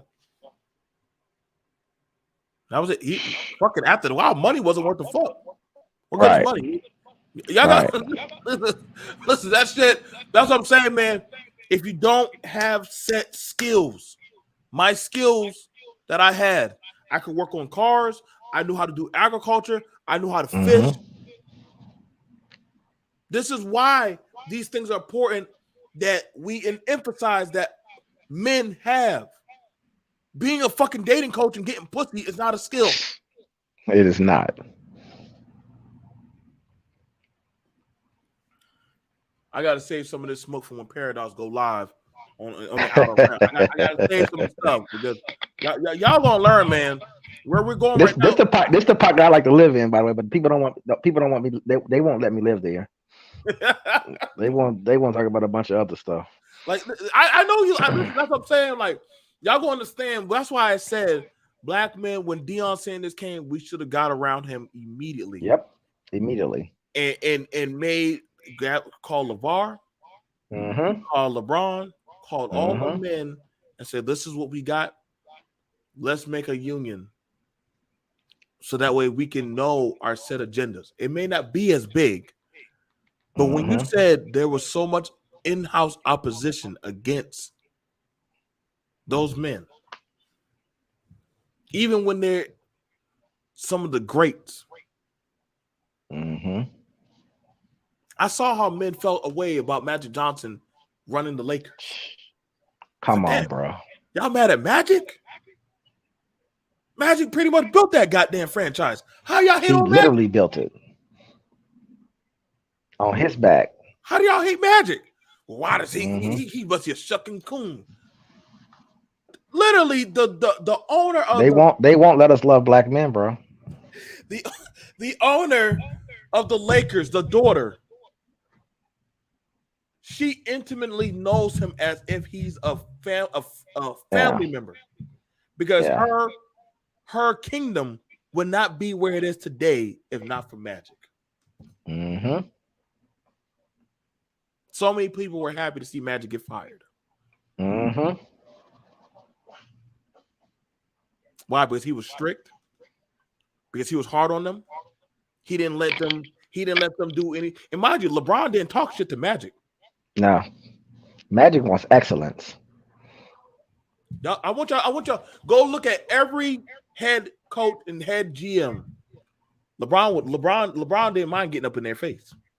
Mm-hmm. He didn't do that shit with Magic. He said, I'll be damned. I'm older than you. I've been doing this shit longer than you. I actually dealt with motherfuckers who would punch you on the court. Mm-hmm. You understand? Around that time, go watch the old basketball clip, man. Them boys were getting beat up with them. That was actually warfare on that damn court. That was bully ball, no finesse. You could not be no bitch and come on that court. No. I watched Larry Bird get jumped.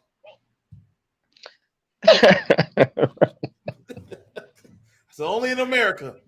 That's a tough white boy, but yeah. That was a tough white boy. He took his licks.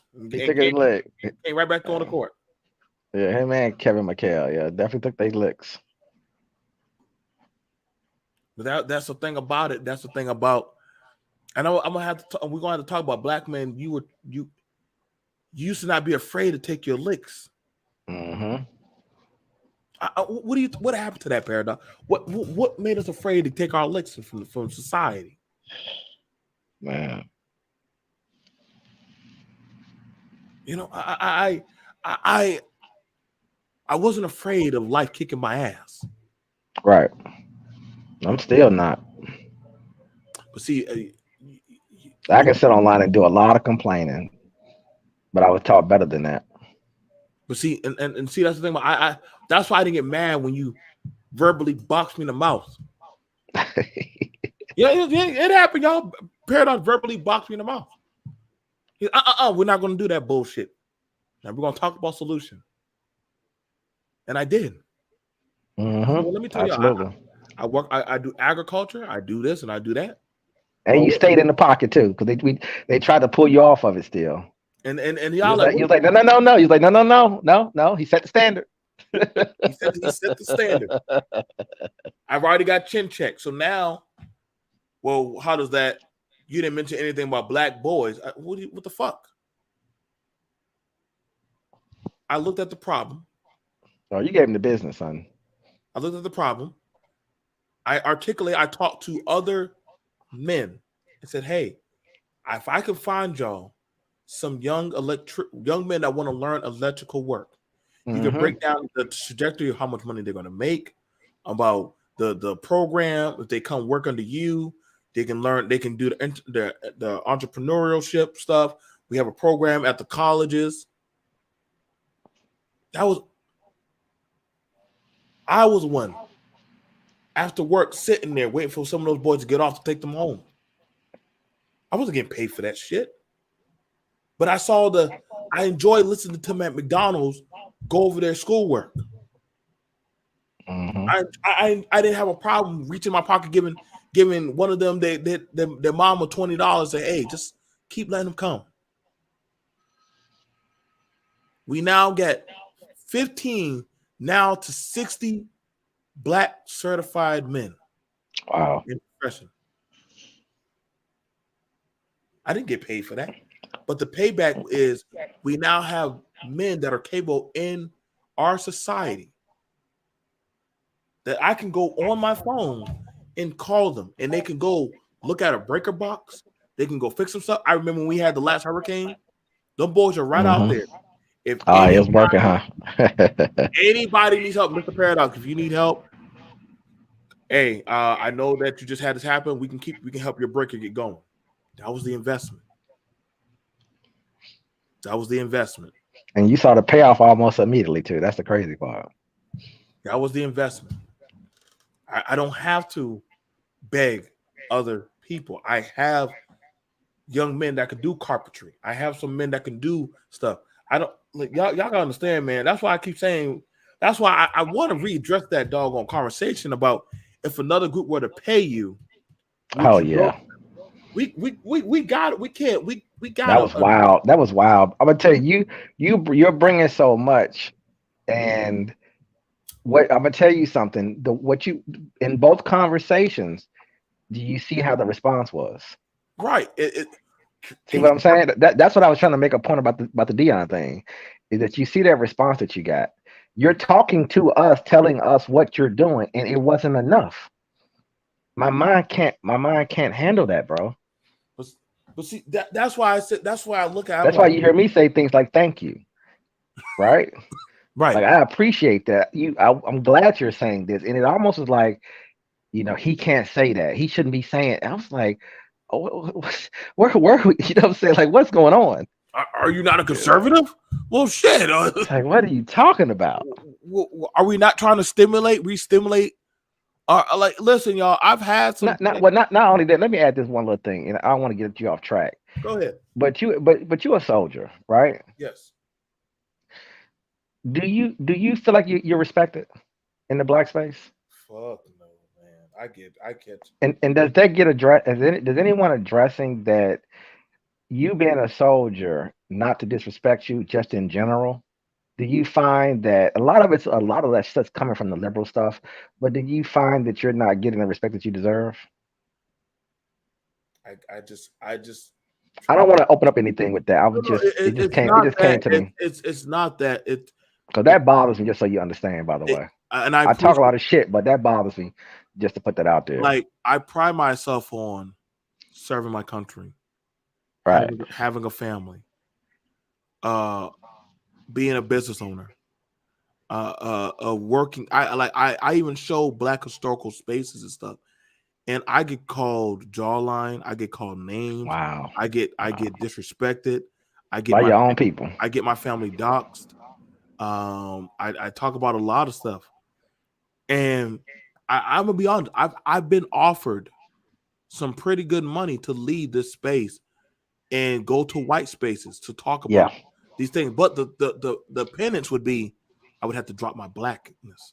Yeah. If I leave this, I would have to drop my blackness. Stop talking about. Yeah, I've been there too, by the way. I'm there with you, by the way. And so I respect it. I like. Let me tell you one thing while you saying that. Go ahead. I remember I had a corporate job, right? And I have been a conservative pretty much my whole life, right? Mm-hmm. And so people know it, because we talk. I talk crazy all the time in different spaces, right? And you know how proud I was when this gay white man was like, "Oh, you're a Republican, huh?" But the disdain on his face was the most joy. I still think about that now, and it brings me joy. It was years ago, right? Because he know what that means, right? Ain't about race, ain't about this, ain't about that. Because you understand what it is, and his disdain, and he never not being that way with me, by the way. And I said, I know you got these folks up in here played out, and you out here running around, flaunting around, and we are allowing it. And a lot of us are Christians within that space, right? A lot of us have morals and stuff, and we've allowed politics and all these other feminist systems and all this other stuff to sort of put us in a very precarious position, and it makes us scared. And a lot of times we end up going to the left because of a lot of that fear. But I always stand on that, because when people find that out about me, it puts them in a position, and they don't have to like it, right? But but they know what it means, and it's not about white nationalists. It's not about former presidents who happen to be racist and was it ain't about none of that stuff. At the end of the day, a lot of it comes down to understanding what it means to be under that title, and they know what that means, by the way, and they know what they can and can't do when I'm around. I see, like, you're one of the very few conservative men I actually thoroughly enjoy to talk to, because because when we have our conversations, you can tell a lot of men and women don't know how to react, how we respond to our environment. Yeah. Like, wait, y'all would turn away a check to work amongst black people? Why is that not? Are y'all sure y'all are conservative? Wait, it was wild, bro. I couldn't sleep from that statement, just so you know. That was tossing and turning, bro. My mind couldn't process it. So we have to sell ourselves out to make you comfortable. Come on, man. If y'all could just look. I was getting flustered but laughing. You sure was. I know. Yeah, you was like, yeah, this is crazy. Because I could see Paradox. What if it's $48? What if it's $55? Almost threw over his computer, and he's like, "This is wild." Like, wait, are we the bad guys still? Like, wait a second. Like, are we like this is crazy? Because y'all are coming around us black men to talk about black issues. But you're telling us that when times get hard, that y'all could easily be bought. When that's one of the biggest surmised issues for the black man. Mm-hmm. And here we are pretending like you gotta understand that this is one of the biggest issues why our country is in great peril. Because we've been selling out a lot of our greatness. Man, come on. And so when it's all gone, and you have nothing left of a standard to go on. See, I remember my daddy one time.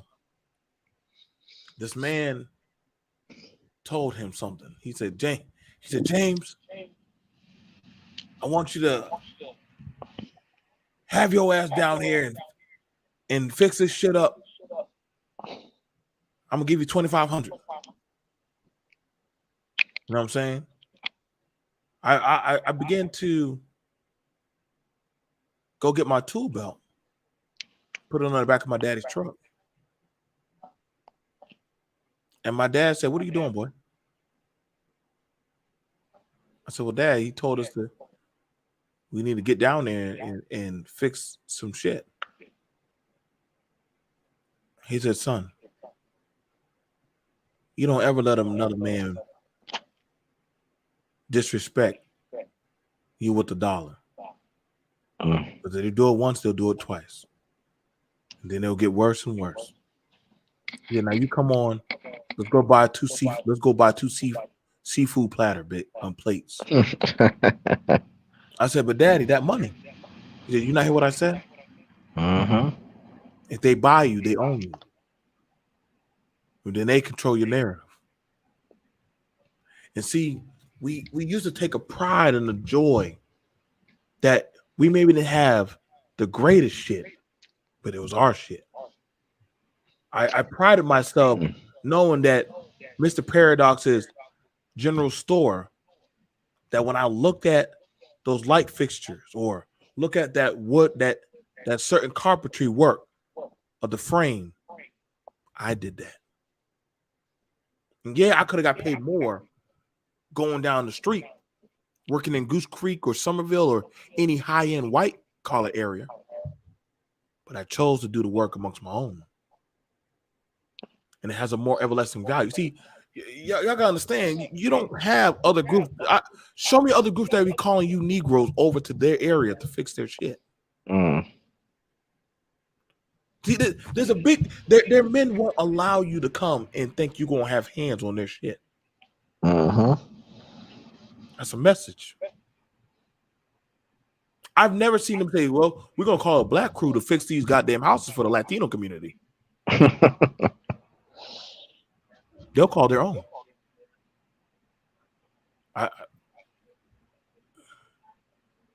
I'm trying to tell y'all, like, you got to understand the placement of the power dynamic. And this is why sometimes I even side-eye Africa. Talk all the shit, but then they be calling the EU and be calling France on a goddamn. Let me shut my ass up, bro. This is why. This is why I get in trouble. I know you hating me when I be. Yeah, they want you to be nice to Africa is a shit show, bro. I don't even want to. We can get that. We can go down that rabbit hole. That thing is rough. That's why I be There's so much contradiction in that place, man. All those countries, all of them, all 54 or 55. Like that's why I be trying to say, like, Americans come to Africa. You can be a citizen. You can do the nigga. What the fuck? I got shit here. I got to get done. What the fuck? Like, you go into that Ponzi scheme if you want. No. We got shit here. Yeah, I mean, live where go ahead and move wherever you want to move to, but don't oversell it. Akon, don't oversell it though. See, the thing that we said in the Geechee was, why didn't we go over to Liberia? You see, I know this white man, but I don't know that Negro over there. I know this white man. I know him. And he knows that if I build, hey, my work is good. My work speaks for itself. Well, it's not fantasy. It's the African stuff is fantasy talk. It's really fantasy talk at the end of the day. It's escapism. It's not. It's really, like you said, when you do geopolitics, and I'm not saying I'm an expert in that, obviously, but I'm just saying when you look at geopolitics, it's not. I put it this. I'm gonna tell you like this, bro. I look at the countries in Africa. My own personal view on it. I look at them as businesses. Each state is a corporation, right? They're not a country. I don't believe there's no countries in that place, right? I look at them as companies, as businesses, and the people who run them are all middle management. And the what do you call them? The board of directors and the executives, and the founders and stuff. They have the co-founders and stuff. They live other places. They don't live in no Africa. And they manage those are all those presidents and all those little government systems they have set up. I look at that stuff as just business operations. I don't believe that they're countries. I personally just don't believe it. It's one of those things. Africa doesn't have enough faith in itself to run Africa, to run its own countries. And seeing that, it hurts a lot of people. No, you're right about that, Max. France owned Africa. Hell, a lot of EU countries own Africa. Arabs own them. China, that's all type of companies. Listen, they don't own them. They're not countries, bro. Those are little businesses that they set up. You pretty much go into an outlet country. Like, that's what I'm saying. Like y'all. You want some gold? You want some uranium? Sure, here we go. Like I said, you need some humans. I understand this beast. I think that's what I'm saying. We need to have that conversation about the apex predator. Like we were engineered to be the apex. The fact is that we fight our own nature of our country. Is scary and bothersome. This is why you're seeing the erratic behavior of men and women, and why there's an implosion. This is why I hope you play that clip of that Fox News panel of how they disseminate. It's funny now that it's touching at your doorstep. Yeah. But you said this, and you're seeing the women there saying, it's not like we didn't know this shit was going to happen. It's just the fact that the left pretended it couldn't happen. So now I find it interesting when I hear women on the left, black women, saying we need to get rid of these systems. But y'all get kidnapped and die and kidnapped like crazy, by the way. Crazy. Yeah, kidnapped like crazy. So and like you said, and don't understand why it's happening.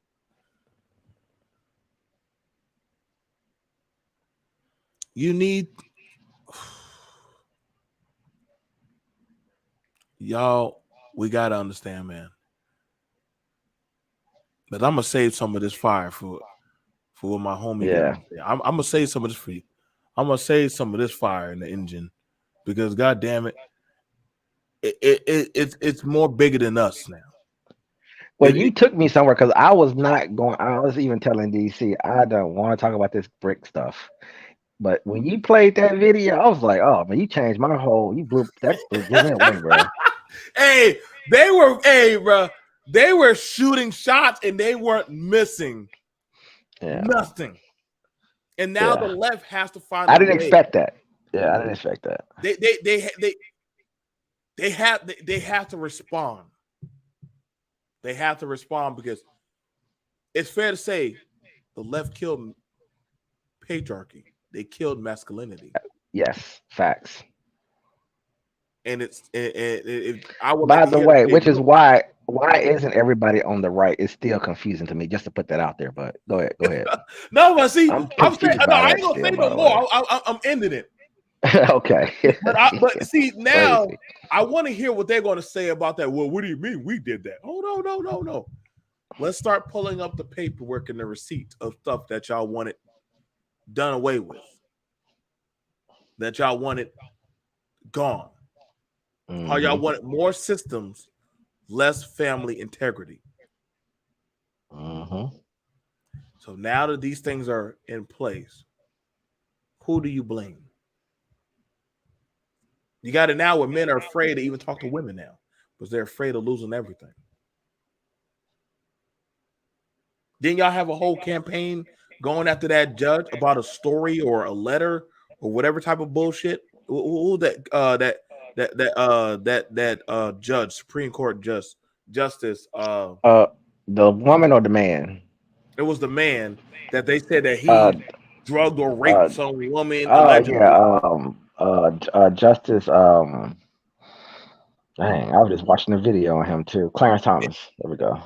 And the thing about it was they were like, God damn, this thing don't make no sense. Like, bro, let me tell you something. You just made me think about something. When Ketanji Brown, that Biden put in office, right? When this woman said she don't know what a woman was, every black person should have became a Republican at that moment. Yo, we need these clips, man. We got to get these clips and start making a scrapbook of "I told you so." Because listen, y'all women, y'all better get ready. Whatever the left is doing, y'all are definitely being replaced.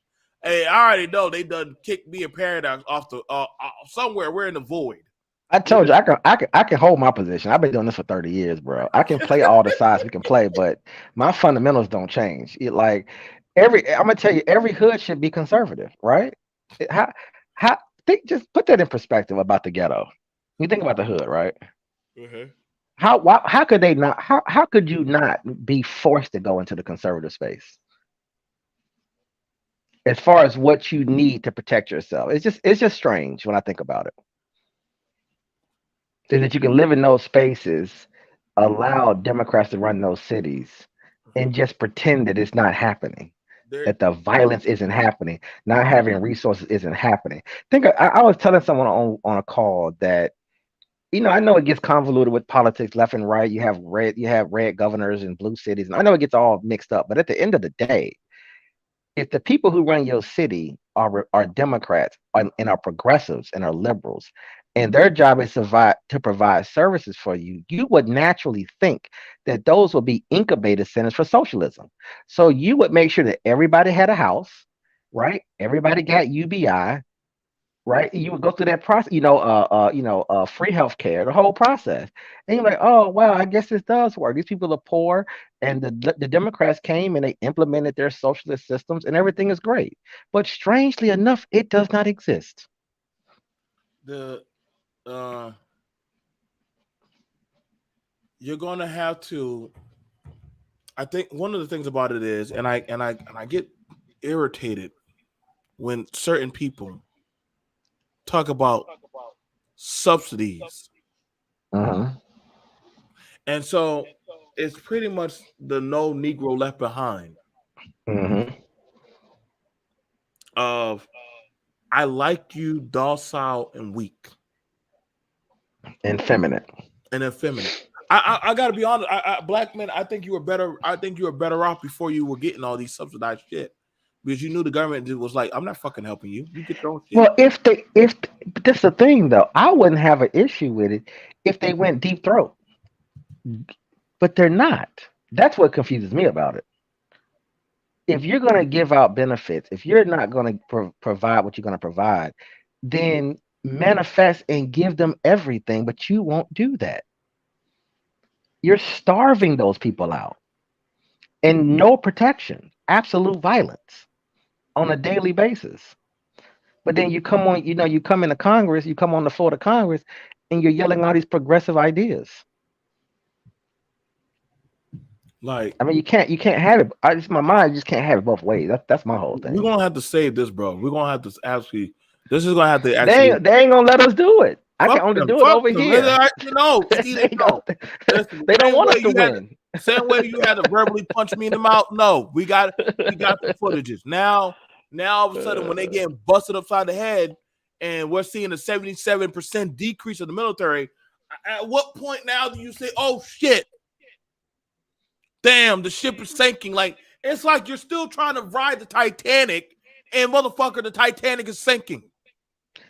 And that's why you and all the other military guys, the black guys, have to be, in my opinion, not to give you advice, but has to. I know they're trying to stop you though, but and I could be wrong, but I feel like you have to put the military conversation first to set the table.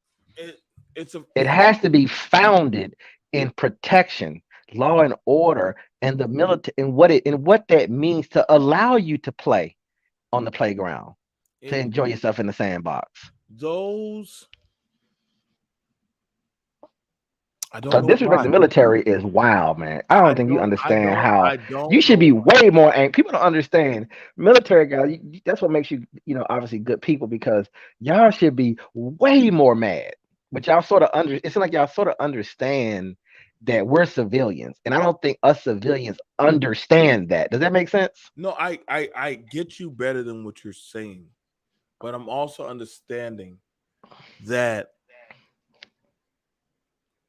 the space or the mindset. That's why when I showed the black panel and the Fox News panel, you could feel the emphasis. It's a hell of a contrast, boy. You saw it. That's why. Yeah, it's stark. You saw it. Yeah. You could not miss it as a man. You could not miss it from that old guard Negro deacon, and to how the women were like, "Well, those men," and I was like, "Well, god damn." It was like, no matter what I did, I was going to be the bad guy. Like, fuck it. Like, shit. I even started playing that goddamn movie Rosewood with Fanny going out, nigger.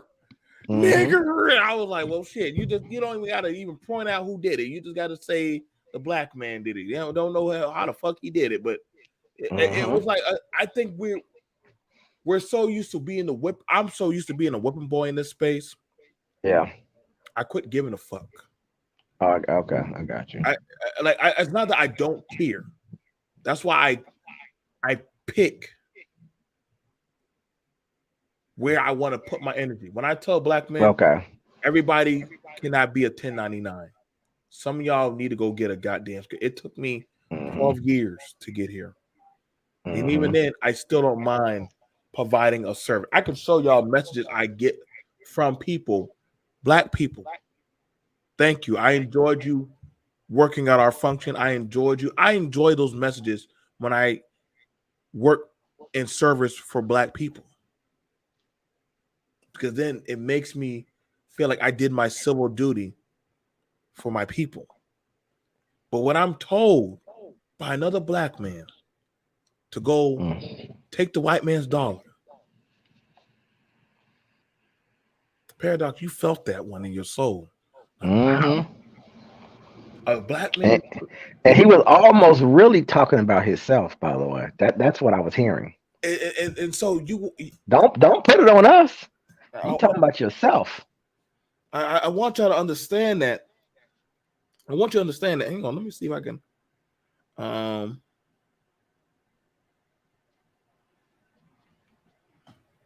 want you to understand that. I want y'all to see that. Like, make sure. Hello, Joe. This is Stephanie. for the party, literally, and she asks me, "Are you going to charge me for a fee for my anniversary?" I said, "No, I'm not going to charge you. I enjoy doing a service for your family." I could have charged her. I could have gave her the actual rate. I took an undercut fee because I enjoy doing what I do for my people. I enjoy going out there, providing a service. What? You as a conservative Republican would? I thought y'all were heavily capitalist. But damn. I'm not killing her wallet. I'm making it an affordable price. I make sure that her family and all of them have a good time. What's the problem? This is why, and we're being nice. I'm nice. I get what people are trying to be, obviously condescending with some of that, and we both probably obviously let a lot of that go because we could have turned up even when he made that statement about right. Oh, I felt that. we could have. I just let it ride because you want to play that purity test game, capitalism. We know that this stuff isn't black and white, but it's like why even? I didn't even want to feed into it though. At the end Why of the are day, you to be here? honest. Why are you here? Like, right? Let's stop playing with that. And that's the thing about it. Where understand that's why I said, did y'all think Dion had to come there? Did y'all think he had to go to that school? No. He chose that battlefield. It was just that it was bigger than what he thought it was going to be. I think he was captured by it. I think that when he didn't get that job and he ended up at Jackson State, I think that's when he felt what he felt from God almost. Right. I think that's what when he saw what it was, and then he saw the potential of it. And I'm here now. I'm going to give it my all. It's not about what I didn't do and who didn't select me. That stuff's irrelevant. But for some reason, they want to just stay in the weeds with all of it. I'm like trying to keep it at another level, but just kept going back into those weeds of the little irrelevant things. That none of that stuff is important. It's one of those things where, as black men, y'all have to. You're going there for our society to make it. And let me tell y'all why. White people look at sacrifice different than how black people do. White people look at sacrifice differently. It's almost like a Valkyrie type of shit. Yeah, I'm telling you, I've gone overseas. Sometimes I had to have a conversation with my guys in my truck. Sarge, I don't know if we're gonna make it. Like, if I got to, shut the fuck up. Shut up, Brian. Nobody's gonna die. I'm bringing you all home. I promise your girlfriend and your mom, I'm bringing you home. But yeah, if I got to, just shut up. Shut up. I'm telling you, it's scary how they look at. And mind you, the VA I go to is Ralph H. Johnson VA Center. It's named after a black private that lost his life in combat. So y'all never gonna feed me the shit that black men have not been patriotical and have not died for this country. There's a lot of highways and facilities named after black men, young black men that have died. So to a lot of y'all that say that we never did shit, fuck you. Facts. Fuck you. We done a lot, then some. Go look at how many Tuskegee Airmen died. A lot of them brothers have died.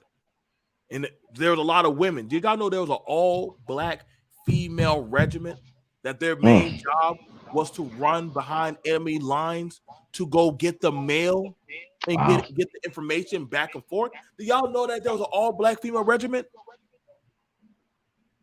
That they were even honored by that of the Eleanor Roosevelt. She said, "Wow." Hang on. Let me, y'all don't. That's what I'm saying. Like y'all, we hang on. Oh, more receipts.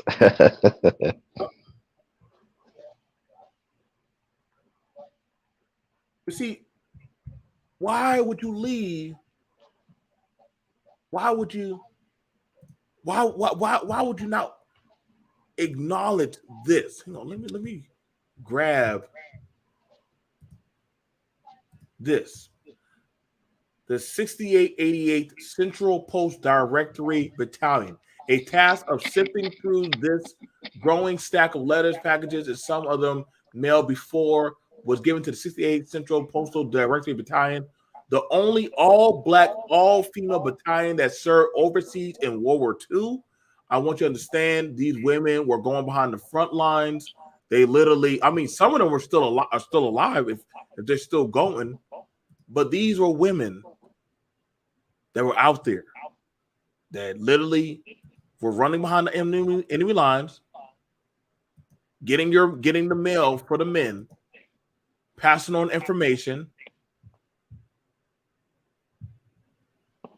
They weren't no joke. They weren't no game. You don't see them dressing like any type of fool. They took pride in what they did. See, y'all just thought it was just no. These women were out there. So I don't understand the disdainment that the narrative that listen.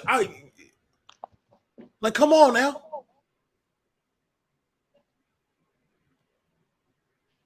We've done a lot. Listen, this is our home. Sometimes I literally drink or I cry, and y'all can say, "Well, you're sappy or you're weak," but motherfucker, you don't know how many of my brothers I done put a flag over that casket that literally died for something of a belief that literally this is our home. Y'all can keep on running to me about that dashiki bullshit, but I'm gonna tell you right now, you gotta understand, these people put it on the line. I don't disrespect those of our own. Look how old that. Look at that woman right there, a World War II veteran. Wow, that's her right there. Like I said, these ain't no joke. No, this is real. Like I said, I think this guy, I think he's trying to make the 6888. I think he's trying to make a movie. Oh wow. Yeah, they're trying to make a movie of it. See, again, understand, we've done a lot. We've done a lot. No, we've done way too much not to respect this country and respect our military, brother. That's why it's disturbing. I've worked for the military for 15 years, and I also worked with the VA at the headquarters in the city in DC. And a lot of black people I work with, obviously, right? Mm-hmm. And it's just I don't even want to talk too much about that right now, but no, it gets a little disturbing. People, the kind of work that people put in. If you ever go to the World War II Memorial, you go to Arlington Cemetery, or if you ever go, or you go to the Veterans Memorial, which I visit a lot, and it just keeps things in context. I'll put it that way. It keeps things in context. It's not like we didn't know. It's not like we didn't know about how bad this nation was, but it still was our nation. It still is our nation. I'm just showing y'all Ralph H. Johnson. This is Ralph H. Johnson. This is the Ralph H. Johnson. This is the facility, Ralph H. Johnson. It's actually even bigger now. It is named after this black man. So I want you to understand that. This Negro, this man, this young man, I happily, when I go into the VA, I go up to it. I've even taken my shirt and I've wiped the dust off of his statue. They're like, "Oh no, you don't have to do that, Mr. Johnson." This is my ancestor. Mm-hmm. This is my hero. You damn right. I'm gonna respect his statue. You damn right. This facility that services millions and millions of men and women every year is named after this young man. Oh yeah, his family. That's his sister. That's his sister right there. She's come through. It's right there in Charleston. If y'all ever want to go through, y'all can go ahead. That's why I don't understand. Do y'all even go check on y'all history of the men do y'all even go check on y'all history? Do y'all even go appreciate the stuff that your people do? Nah, we taught to hate this country. Like, I mean, goddamn. Yeah, even a lot of pro-black people tend to have a bad habit of doing that. And I think a lot of it's because of that too. I'm just saying, man, like it's crazy. Ralph A. Johnson, sister, and you got his family right there. I've seen I've seen a few of his family members. They walk on through it. They're very, very respectable people. Mm-hmm.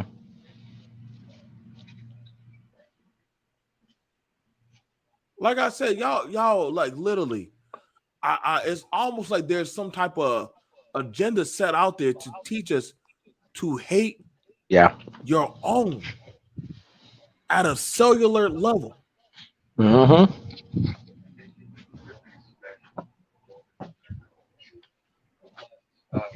I think that's I gotta send you an invite to come over and have a conversation with them, Mike.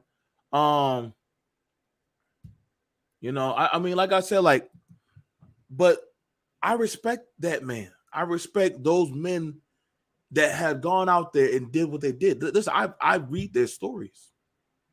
I sit down with listen, I can call my father right now. My father was in Jim Crow. My daddy was in Jim Crow. My daddy can tell you about the dog bites, about the water holes, about the beatings. My daddy was sent to Vietnam. My daddy didn't ask him. They didn't ask black men back then, would you like to go to Vietnam? It was Negro, you going. Right. That's why this narrative, black men just left the home. No, they were told, you getting on that damn boat. You're going first. You going first. You on the front line first. Go find them goddamn mines. What the fuck? Mm-hmm. Then you got to come back, and hopefully you get the proper treatment, and you set right back out there in society, not probably being treated.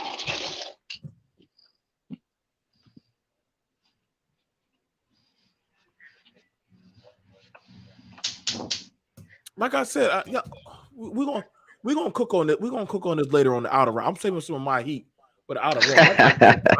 I done already gave. You done probably gave too much. You had to edit this video. I done loaded up the ship. I got my brother Paradox. He said I wasn't gonna talk about the bricks, but god damn it, shit's there is some type of. Because we was gonna actually end up doing that versus what we were talking about, and I was like, I don't know if this is a foreign person. I don't know if this is a fake setup liberal thing that they trying to like do some weird stuff with. You know what I mean? But boy, once Fox News brought that heat though, I was like, oh, I can't help it. This catnip right here. Well, I didn't know if it was staged. You know what I mean? I don't know what this weirdo is doing, and these weird liberals be doing, bro, on social media. You know what I'm saying? Mm-hmm. But they opened up a window when they did that, though. So I appreciate that, boy. Now listen, now now they're being touched. They don't because you gotta be held accountable for it. We don't live in a fantasy world. It's not real. Now they're being touched, and you have to, like you said, you even have to learn how to. We not have to learn, but you have to deal with the reality of how you can't pretend that it's not there. You can't pretend, and you can't overlook. Right, and it's complicated. It's difficult, but you got to deal with it, though. Like I said, they want to just drug you up and give you some pills to pop. I think they're understanding that it's nothing we can do with the older group. But what if I normalize it with the younger ones? Mm-hmm. That's what I try to say. Y'all, listen, man. 35 on up. Listen, we out of it. They're not worried about trying to deal with you. Fuck that. But them young motherfuckers, oh yes. Oh yes. Them younger men, they already done eunuch them into not wanting families. Yeah. The women, they've already surmised them that you're compatibly equal in all aspects to that of a man. And so now the eunuchs and that of the delusional women are now having a problem. It's like you trained a wolf to think it's a chihuahua. I don't know how they did it, but they trained the wolf. I don't know how they did it either. They trained the wolf to think it's a chihuahua, and you train a pig to think it's a German shepherd. And so, for whatever reason, now nature is trying to find a way to goddamn trying to like, God, how the fuck do I unfix this damn shit? I didn't know why I did not understand why they got rid of physical activity, but it starts to make sense over time as I got older. Now because if you start to lower the testosterone levels of boys, and it's literally in their plan, bro. That's what makes it so disgusting. Is that it's not by accident. I listen, man. We used to have it when I was in elementary school on down. When they would have PE, they would make us compete.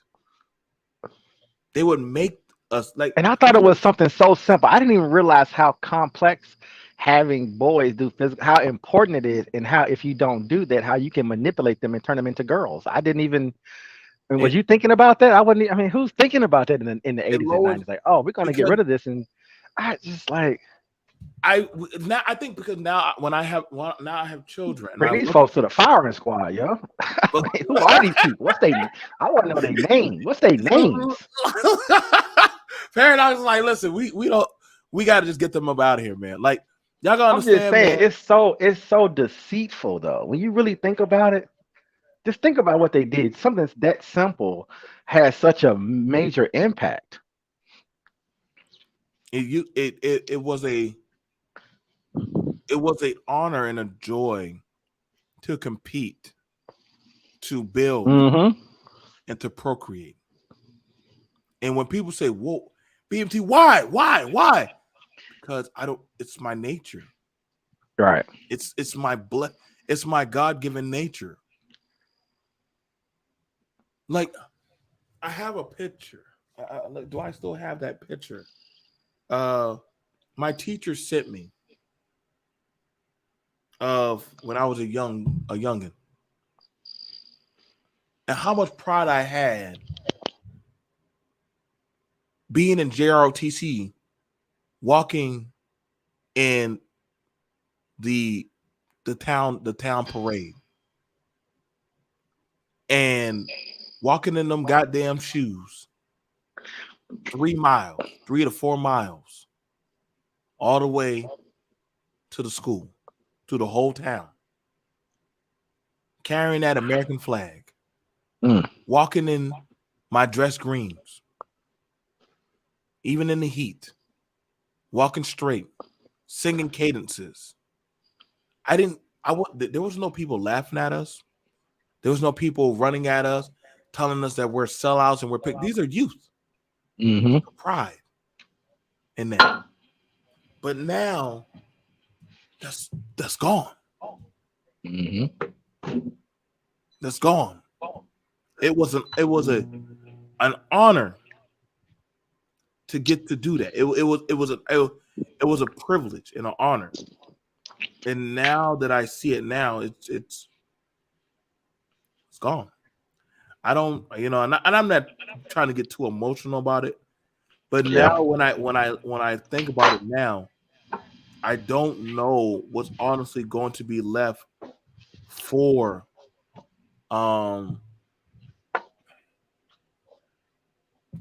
hey, is hypocrisy a part of American culture and politics? Well, it is. I mean, to what extent? It depends on a lot of people, I think the thing about it is a lot of people do not. You have those, it's the have and have nots. Mm-hmm. And we prided ourselves on the best and the brightest. Yep. I wanted a position. I wanted a position, and I fought, and I was willing to do what needed. Like I understood I had to compete for that position. Like I was a straight jarhead. Like I was a diehard soldier. Now a lot of people, like I think the thing about it was a lot of people used to say, BMT, would you die for this country? We used to do death chants. Like how much would you sacrifice for your country?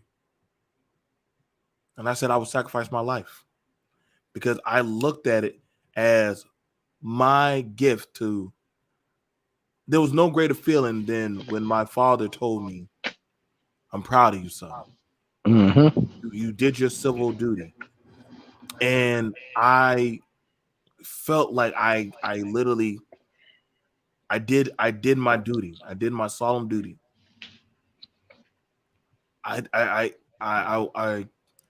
nowadays that's shame. They want you to be shamed. That's what scares me. It's Yeah. And you have people, and you know what's so crazy? The reason why I was bringing up your military service is because, and I know you let it slide, and I get it. I know you let it slide, but you have cowards online talking, bro. Yes. That's where I struggle. That's why I struggle with some conversations sometimes, because even though I understand what it is, but like people are talking who are cowards. That's one issue that I have a lot of times with presidents, regardless of their party affiliation, not having military experience. And I know it is what it is, and we're a civilian nation. I get all that stuff, but it is really it. You don't know how many cowards there are in this country, and that even plays a big role into why you have a feminist system overlaying this country over the last 50 years, however long it's been.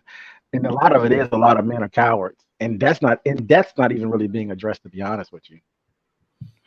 People talk a lot, man, and they'd be like, bro, you would, I mean, you know what I mean? Like, I'm surprised that you don't ever. I don't know if you've done it. I don't know if you've been online for a long time, so I don't know if you've ever done that before. But it's almost like I hear everybody talking, and that's cool. We can have fun talking, but I gotta, I hear what you're saying, but what work because I do. I know you have to have a hard time, man, because you can't hear me. We up here talking crazy online. You're like, you ain't put the work in. So I'm allowed, because and I know you see it this way. People in the military allow us to talk, and there is a disconnect from that. And I want military people to make that more clear. And I know it's a hard thing to do, obviously, but there is a disconnect. I'm able to talk crazy online and talk crazy out in these streets. It's because of people like you and the people who put the real work in to allow people to be able to talk the way they talk. It's definitely a thing, Paradox, whereas to because I get called a lot of shit in these spaces, and I get told, BMT, be patient, BMT, be patient, be patient, and I'm like, well, fuck, goddamn, like how much patient I gotta be, like holy shit, like literally, it was like you're telling me to watch out for the white man, but what do I do with my own fellow black man when I'm getting fucked up? And I mentally did everything right. I thought I did. I got a job. I did my civil duty. Made my children. I ain't out here committing crimes. I participate in the system. Why am I being punished? Why am I being shamed? And see, what that does is it discourages other men to want to follow that trajectory. Yeah. Like I somehow single-handedly in this country discourage men to want to be men. Yeah. And if the left don't want to talk about that, I don't know what the fuck it is. Like, see, that's the thing. It's a reason why they're trying to destroy Trump, and he's not necessarily, I'm going to say, the best example of masculinity, but it is there, right? And it does aggravate the left. So he is, even if it's a paper tiger that you're saying, he's still presenting though as a strong man. If you really pay attention to politics and listen to how they talk about him on the left and the right, for that matter, it does say a lot about where the country is where it wants to be and what it's willing to do to get there. And to see them destroy him, give him all these fake charges, it just says so much about where this place is trying to go. So I want to know where is it that and anybody can come up and ask us and answer to us, what is the end game y'all want black men to be at? But I already know where me and Paradox wanted. Like this is our home. This is our land. This is our battleground. We don't want to go nowhere else. No, our family shed too much blood, so I'm not playing with it. That's the real world. Like, you know what I'm saying? We put in too much work for too long, and I don't know what my ancestors would feel overall, but what they had to sacrifice for us to be here, it's a disconnect from that, I think. And they've done a good job, I think, of manipulating that situation. You know, they laid their lives down for hundreds of years for us to be here. We have to approach this thing a little bit differently, I think, and have a different mindset about it. I can't go nowhere else, bro. Like, I'm gonna say it again. People think these places are safe. They think these places are protected, and I don't think we've really explored a lot of these other places. And are you really protected? I see. That's the thing about it. You're told. It's like the big bad wolf is telling you to come out and play. And when I ask a lot of people, like, okay, so first off, with everything going on in the U.S., what's some of my skills or knowledge do you have to go flourish in another country? That's the first thing I would want to ask. I would want to ask any of the men or women, what do you have that would make you want to go to another country and that's going to help you flourish? Don't just give us no bullshit. Oh, I know tech. Don't give us no bullshit with that. Because I can promise you that no. Because you're still hoping that you can still tap into the U.S., which they're closing down those gateways. I know. They're closing down those gateways of, oh, you think you're gonna tap into this market and still go over? See, no, they're trying to say, hey, bro, if we can't control that circulation of flow of money, then you're out. And I'm fine with that because you need to live out there in the jungle. You need to actually understand what it's like. I think Paradox is on the same mindset that if that's what you're on, then that's how you need to. Yeah, you'll be fine. You'll be fine long as America is providing protection that you can't see. You don't know it's there, but it's there. And trust and believe me, China and Russia is not going to protect you. So good luck on that side. well, good luck over there. Why do you feel that they think that China or Russia would, or any country? I don't think people. I mean, I don't think it's something that people are going to look into at this point. You know, you're not really going to look at. Well, there's no evidence, number one, that they're going to protect anybody. They're going to do business, but unless, like you said, I could be off on it. The last time I checked, you know, America has a lot of infrastructure in different countries, military bases, etc. You know, they got all type of agencies in these different places, and that's what's maintaining those places and keeping them from overthrowing themselves. Either inducing civil wars or stopping civil wars, right? And allowing those countries to operate on some level. The moment they start to release that protection, what they have to figure it out at that point. And maybe they would. I don't know, but it might be a dangerous place for a while until they can sort out how they're going to organize the place, because you're not going to have that protection or that funding or those trade deals for that matter. I'm gonna tell you all this. And as a civilian, you can just go right. You know, right as an American, right? Mm-hmm. The way globalization is today, and again, correct me if I'm wrong. The reason why you're able to fly over countries is what? Airspace protection. Just basic stuff, yeah. right? Yeah. The reason why our planes can pretty much fly, I think, 300 plus countries safely, or whatever the number is, and not get shot down, is because of the military, the American military. Right. The layers and layers and layers of protection that has been put in place for over almost 100 years. And so I just feel like sometimes, just like even in America, that living like a suburb, it's so comfortable. Everything seems perfect almost. I can just hop on a plane and just fly to Nigeria or fly to Japan. No, no big deal, whatever. But now you might fly to Japan and there might be a different submarine in the ocean that might happen to shoot you down this time. See, that's the thing about it. I think it's the little things, right? Yeah, you just can't see. You just can't see the protection. You shit on America, but you can't see it. It's ridiculous, bro. Right, and so we take them for granted. Every time you get in a plane, you don't understand it could be shot down. People, you're not thinking about that, bro. It could be shot down, bro. They're not going to shoot an American plane down. Why? Why BMT? Come on, bro. Why you can run around here and fly around and become expatriates and fly and have fun in these little countries and start your little businesses and stuff?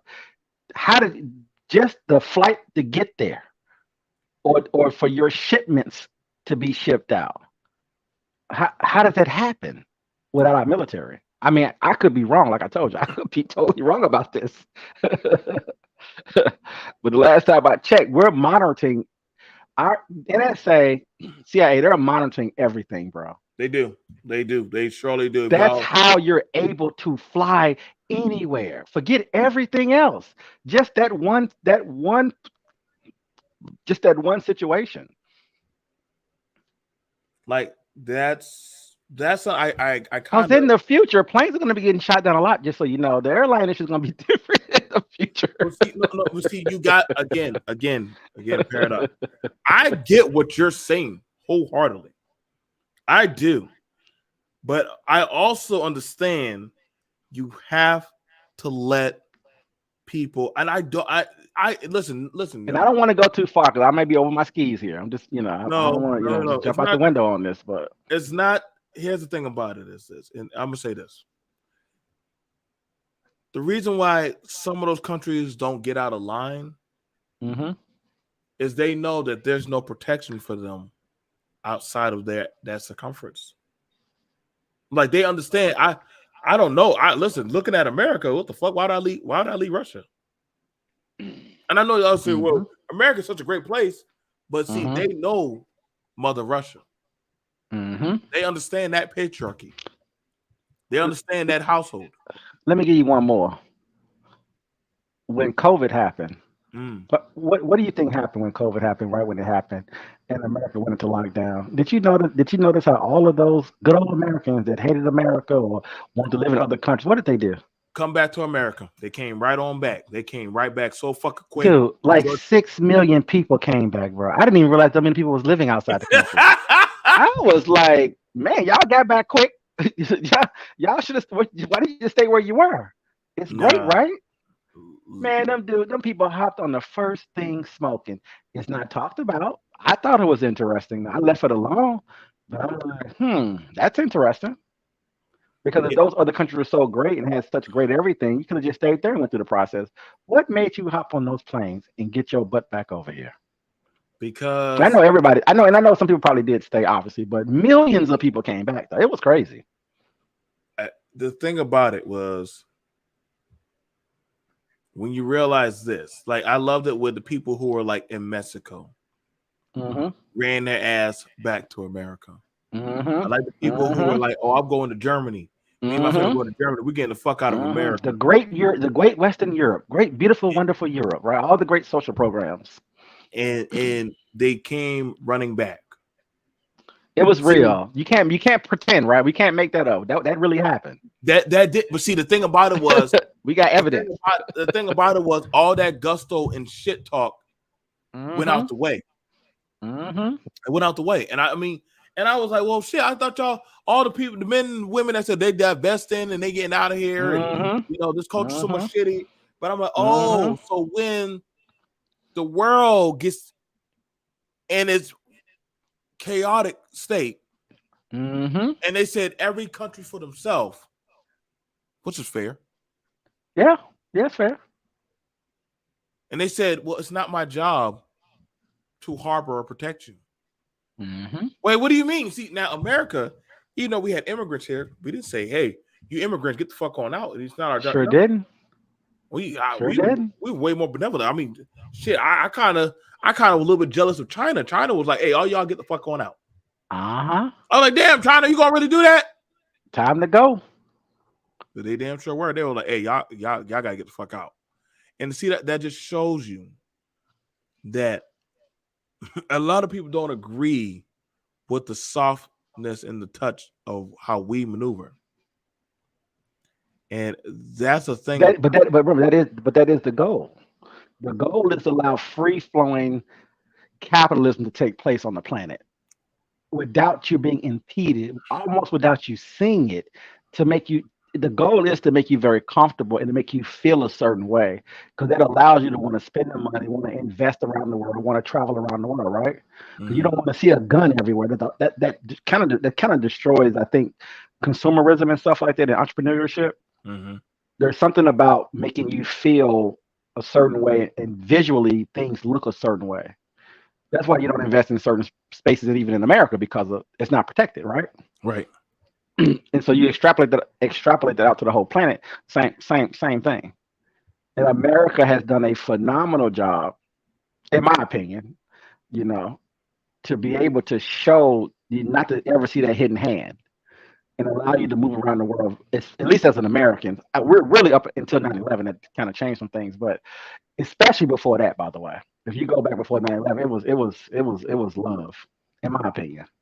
I see the thing that I put out there is this, that, and by the way, just to put the thing on that, that's because of the military. I'm gonna say that one more time. One thing we can emphasize was that, and because a lot of people got mad at about how Baby Bush handled 9/11. They got mad at him. They were like, "Oh my God, like, what the fuck are you doing?" Like, and I'm like, okay, like, do y'all want revenge, or do y'all what do y'all want? Like, what the fuck y'all want, man? Like, I mean, come on, man. Like, what kind of shit y'all want done? Like, man, I had to taste the blood. I had that taste. I'm not gonna lie and say I was like, hey man, oh my God, like Africa, like, or or Iran, Iraq. No, I was like, fuck that. Everybody can get it. Everybody can get it right now, bro. If anything, you saw a surcharge of Americans running into the military. Like, listen, bro, if you want a job, now's if you can get a job. Yep. It crazy enough, it was like calamity bred the best out of us. Yes. Yeah.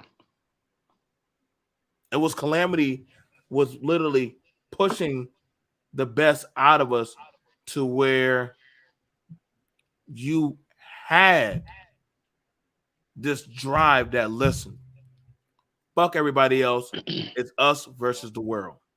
Yeah. And now you're told that's the wrong approach. I didn't have a problem when Trump was like, nah, fuck that. We got America first. Well, Trump, we need this. No, because your country's borders are shut to us. So why the fuck will we help you? As a man of your household, do you feed somebody else's household before you feed yours? I had no problem with that, because that's how you and I was raised. You even on the plane, they tell you put on your fucking gas mask. You put on your air mask first before you put on anybody else's. You can't before your kids. Even before you save your goddamn kids, you put that shit on. Well, hold on now. I gotta put it on my kid. No, you put it on yourself first. And so, I mean, nowadays we're looking at it now. Go ahead. No, I was just, and I think, and like you said, even about the conversations, is that I think what we get sort of confused. I feel like, or things get sort of conflated when you deal with some of the, we had to harden once that happened, right? Regardless of why it happened, who did it, or whatever, right? We can get into that talk, but those are separate talk, right? We had to harden the country. It was what it was, and it sucks, and it sucked. If you kind of move that outward a little bit, people it gives you a very almost a prick of what it looks like if we were invaded. And so that's the part also that sent to me the message of 9/11, understanding what it looks like to be attacked, regardless of how and who and what and when and where and why. Right? Forget all the other stuff that goes with the conspiracy stuff. Just the fact that if you get invaded or whatever happens, how quickly it changes, how you have to harden your country, start tracking and checking everything. And it's almost like because we're giving it up now, that's what it's going to look like in the future permanently, though. That's why I never understood why, hey, do what we have to do overseas to make it as comfortable as possible here and not play all these games, because you really don't want what that was in that moment to be the everyday thing across the board. I think the powers that be now, they want it to be like that. Yeah. Because honestly, at one point, listen, man, we prided ourselves on this first. Prided ourselves on patriarchy. We prided ourselves on, it has to be about the man being at the top, the epicenter, and household, family, God. I know all the other shit that y'all say, goddamn, is a diametric sin and a bane to exist at. But that shit was our protection piece. Yeah. You need some of it. And you don't want to dismantle it. That's my problem. You can have a little bit of liberal stuff, but you gotta have that other part though. Listen, I understand there has to be a balance of democracy. It never was my talking point to get rid of. I've never said Democrats need to die or they need to be gone. Like, I don't believe that either me or Paradox are that radical. But no, that's ridiculous. Yes, that is ridiculous. But we are understanding that where we are right now, with that of the state of the country, it is almost goddamn, it's a no man's land hose bar right now.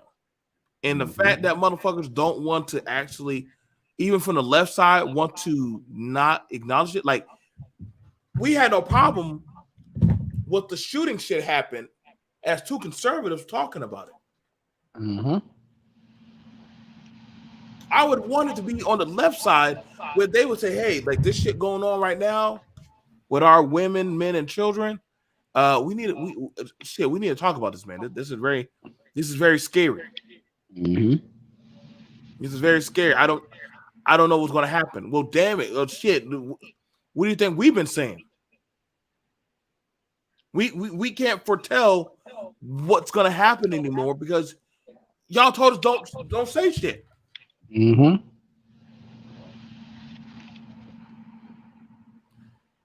I gotta say go ahead. No. I'm not gonna say no more shit.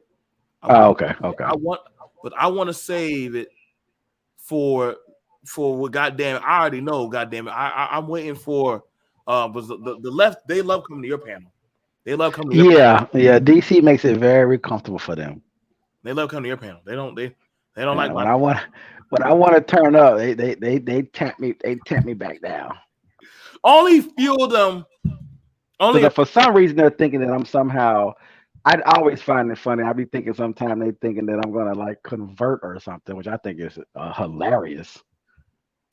I don't think so. I think, bro, people. Let me tell you, man, about being a conservative, bro. I don't care. I really don't care about all of the history stuff. I know it. I study it. I don't really care. At the end of the day, I see what they're doing. My eyes are wide open, bro. Right. And if you are a Christian, you can put labels on it, evangelical. You can put black on it. I don't care. I don't even like the word black conservative. You can put whatever you need to put on it to make you digest it. But at the end of the day, my eyes are wide open. I like me and you both understand. That's why I hate talking about some stuff. They kind of be playing with us a little bit. Right. But we understand that stuff's corrupt. So be it. Yes. We understand that the right plays games, the left and the right be doing the left stuff, and they work together. They move back. I understand. We don't have the power on this. Man, you don't have the power. So Yes. we understand. We understand what's going. That's fine. That again, that is what it is. But fundamentally, bro, you really have to be out of your mind to be over there. Because if you just look at what they're doing, my conscience can't let me do it. And you know, I've voted different ways, and I've been all over the place, emotional and being pulled in places and whatever, right? You know, up and down the ballot, right? Right. It still doesn't change the fact. I'm still going to preach what I preach, right? It's just some things come up, and maybe I mean, some Trump may say something. I don't like. Okay, I mean, I want to vote for you, but you're making it hard, right? Right. Those things is just life. That's just what it is. But that's still even within the contradiction though. It still doesn't change it, because if you're a Christian and you're a Democrat, you're a living contradiction. You're probably going to hell, but that's a different conversation. But it's a different conversation. I'm just saying my point is that my conscience, as bad as things are, when people so-called represent the right, whatever, that it is what it is. But some of the things that's done over there is so egregious that I could never, at least, you know what I'm saying, opine for them. I'm not doing that. I'm not giving them any of that, because some of the things that they're doing, they should be calling that stuff out, and they really don't. You know, the people, especially men who complain online about some of the behavior patterns in this country, it's only coming from one group that, well, not even coming from that group, but that group supports them. They run through that side. I don't think they can really. I think, sadly, see, you have those few enigmas. I would call me and you enigmas that are not afraid to cross those lines. Mm-mm. And they're like, you know, we see this. You know what I'm saying? Like it's like At least they should be on. But look, at least they should be uncomfortable. My issue is it's the comfort. I'm uncomfortable on the right. I would tell you that all day. Right. I toy with it. I toy with it every day for years. It still doesn't change anything. But the level of comfort over there, that part is what's shocking to me, just so you know. I don't care how much they say the word black, right? I don't care. They can say black all day long. They can talk about black people. I don't care. If you understand this, in my opinion, if you understand this system, if you get out of politics and look at it from a race perspective, it is what it is, right? So when you layer politics on top of race, you know, just because they're saying black, what that means. Just because they're giving you a few pieces of fat back, okay. Because you hear a lot of people talk crazy, like, well, but at least the left is doing this. I don't care what they're doing, because they're running a program over top of that. And we know what that is. And the biggest issue that people have online, that men have online, is that exact program. So why would you support it? I'd rather for you not to participate then. Because if you're deciding to promote, because this is the thing. If you say we're promoting white nationalists, right? Okay, fine. Okay. Right? They don't want nobody black in the country. They don't want nobody with color in the country. They're scared of black. Okay, cool. Got it. But on the left, I'm like, no. I'd rather for it not to be a country if that's what it's going to be. So that's how I look at it. No. Like I said, I think we need. I'm trying to figure out for when I have these conversations with them, because it won't be a country. Just to put that out there, because it won't be one. I'm trying to ask, like, when I ask certain questions, like, I live my conservative lifestyle. I live it. You know, people coming at me, well, BMT, I saw you talking to the LGBT. Well, I mean, I fought for the right for you to exist. Exist. Exactly right. I fought for the right for you to exist. Yeah, but you're a conservative. I can't take away their rights. I mean, that's not exactly that's not how it worked. And I'm like, see the mind of a liberal. See the mind of a liberal, though. Like, but see, that's why I'm like, I think you're diametrically stupid. And like, that's why now I'm pulling back. I only have certain levels of conversation with certain people that can hang and that I know are walking in that proficiency. If you were to say, hey, so we need this and that, I said, well, if you want that, you got to go lobby. And if you want to lobby, when you talk to these people, they're going to ask, so what do you do? Well, I work and I actually have connection with these people, and it'll look pretty good if you actually worked with us. There's a guy right now, is an elected official right now. He's a black man, Mr. Pryor. He's running for mayor. I talked about stuff that's going on right now in the school system. Mm-hmm. He said, well, what else can you tell me? I said, well, if you would like to meet up and we can sit down and have a conversation. And yes, I slicked the wheel and we wrote down a nice donation for him. Oh, BMT, are you buying him? No, I'm investing in him. I'm investing in him that these things that we need in these red line schools are needed for our fundamental building. We need these kids ready and prepared for the state exams. We need this done. We need the Trident Technical College to open up a trade route so that way some of these kids can have some job for billing and coding, for medical assistants. We need some of these people out here to learn how to. We got a place where you can go learn how to work tuggers and forklifts and reaches and stuff. You're working within the system, though. That's what I'm saying. They online trying to hold us to a purity, and we understand that because the government's helping everybody, right? Yes. And like, what, the Republicans don't want the government? Yeah, they do. So let's not play with that.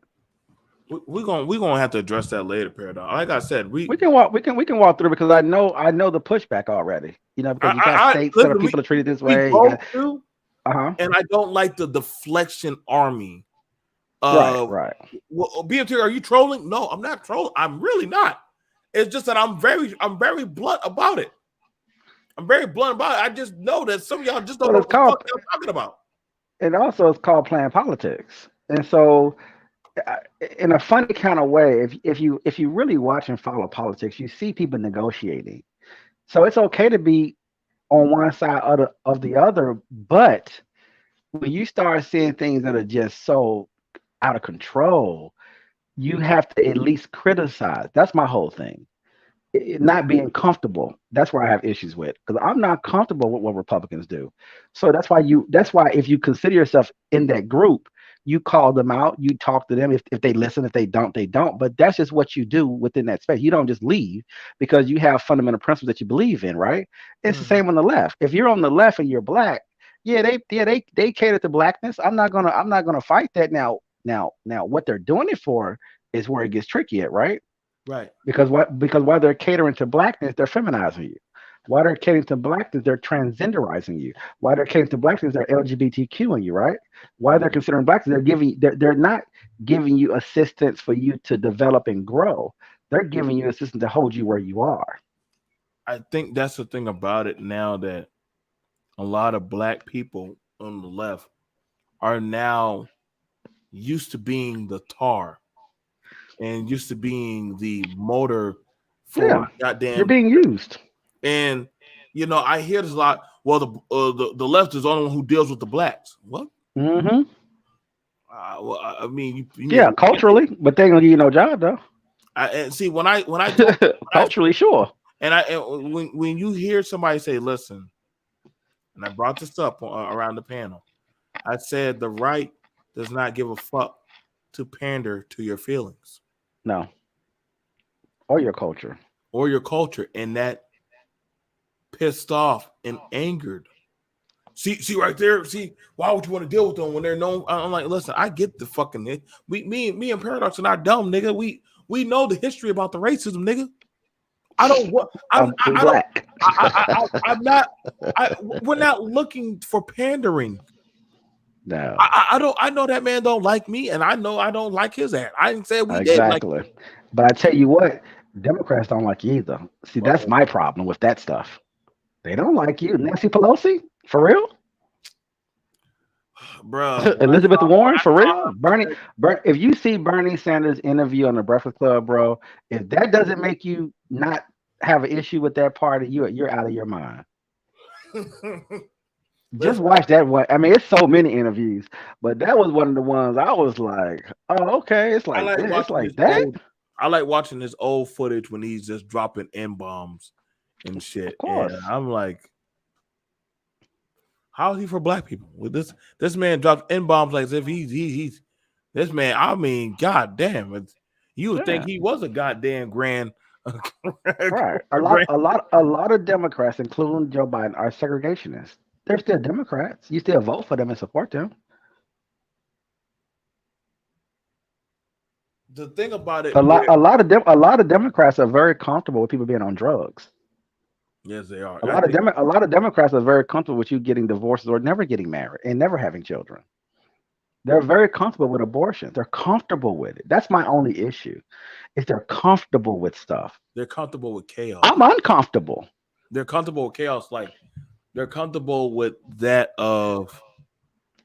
The thing about it is, I always ask, like, okay, so with all this happening, with all this breaking down, what are y'all building? What are you building? Because I know what me and Paradox wanted. We're the products of what we want to build. But what do y'all want? Like, I mean, honestly, like, listen, man, like, again, I had no problem pulling my kid out of school when they were doing that. You choose what bathroom you want to go to. Come on, bro. Mr. Hello, Mr. Johnson. Your children haven't been to school in almost a week. Yeah, I know why. Y'all got any old kids just walking in whatever bathroom they want to walk in. Mm-hmm. I was the only content creator talking about that. I didn't give a fuck about bringing Keisha back to the home and getting my dick sucked. I'm talking about, yo, dude, why are there children walking in any bathroom?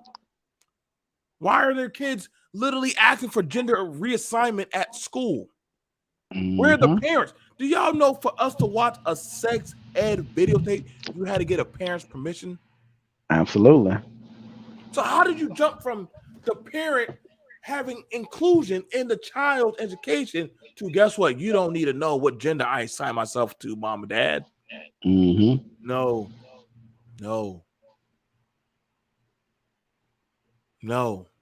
And like you said, Republicans have failed at many things, and they have allowed a lot of things to happen.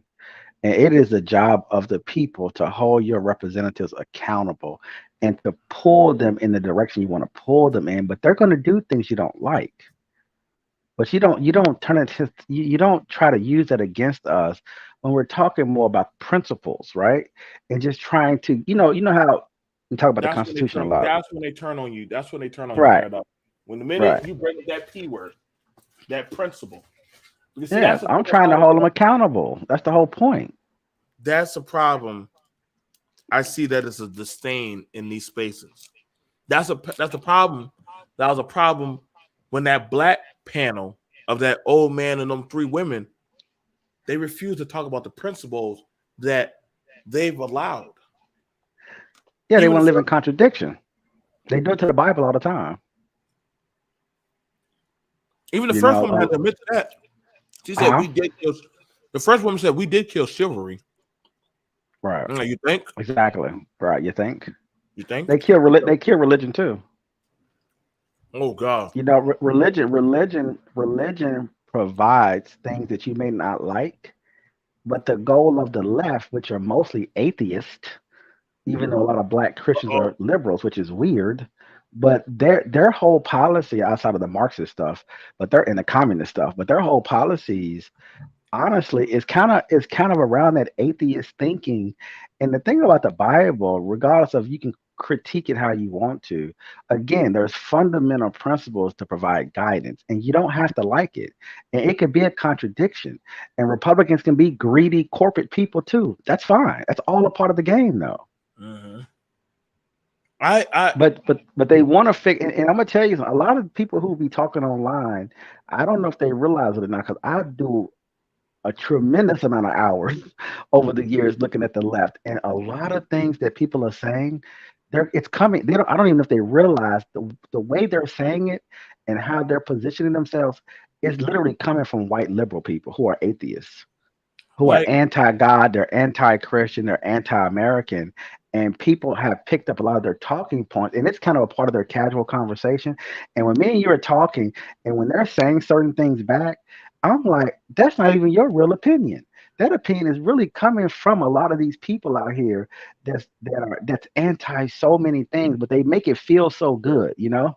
it was It's so crazy to me, man. it was an interesting thing because when I look back at how I was told to go to church, Mm-hmm. I was instilled on having respect for my elders. Mm-hmm. I wasn't asked, I was instilled. Mm-hmm. There were certain clauses of things, you know.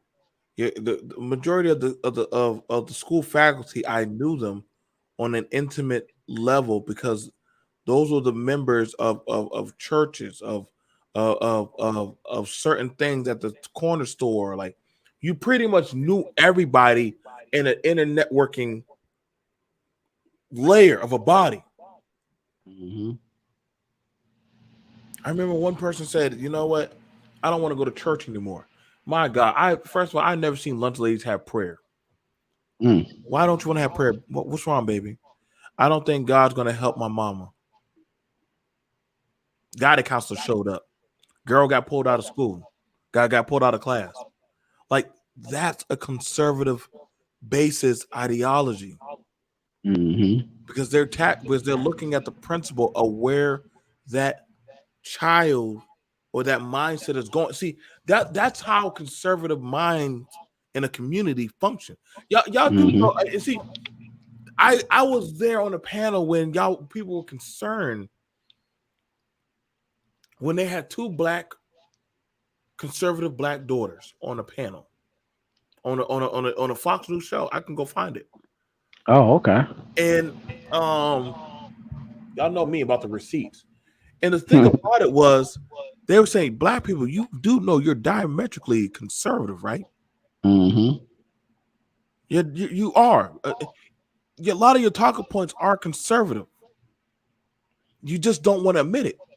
You don't got to say you're a conservative Republican, but you Right. are conservative. Mm-hmm. And it blows my mind because how we're raised, even in goddamn how we were raised and how we were brought up and geared. We weren't doing, believe it or not, look at black people in American history. We didn't do anti-American shit. No. We actually were more for America to be functional, have a system that was for that of its people. Go ahead and look at it. Go ahead and look at it. Going to work, doing jobs, having pride in what the fuck we do. Why do you think we did so much inventions and all that shit? That don't sound like something that somebody anti-American would do. No, that's a good point. Yeah. I mean, I'm just trying to tell you, man. Like, We've done too much. Our ancestors and family members have done too much. That clearly, overall, we're clearly not anti-American, and we're clearly much more conservative. And I know you have that. You've always had that stream of people who were very angry for how we were treated. Obviously, and I know some people. It's maybe forced some of those people to sort of have serious issues, obviously, with the country, and they have gotten captured by a lot of the pro-black, some of those small organizations that kind of popped up Mm-hmm. But Like, a lot of that stuff has caused a lot of confusion because they don't really offer you anything at the end of the day, and they turn you so hard against everything that you almost can't even function really, and you start yelling about things. But it's like you have to understand how the system works, and you're not breaking it. That's not happening, and they have all learned that, by the way. Every one of those little organizations have learned that the hard way. like it definitely. Here we go. Y'all know BMT. I'm always going to grab information, and I'm probably going to actually have to have a time where I need to go back over this. I might need a time where I need to go back over this. But see, here you go. Young black conservatives push back on narrative of all black Americans being progressive. How is this new? How old is this video? I don't think I Uh, saw this. Seen this before. let's see, do I got time?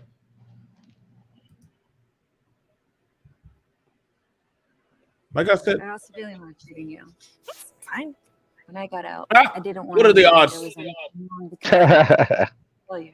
Maybe you are fine. If you're not, it's okay. Thank you. Veterans, find resources at va.gov/reach. Our next guest pushing back on the notion that all young black Americans are progressive.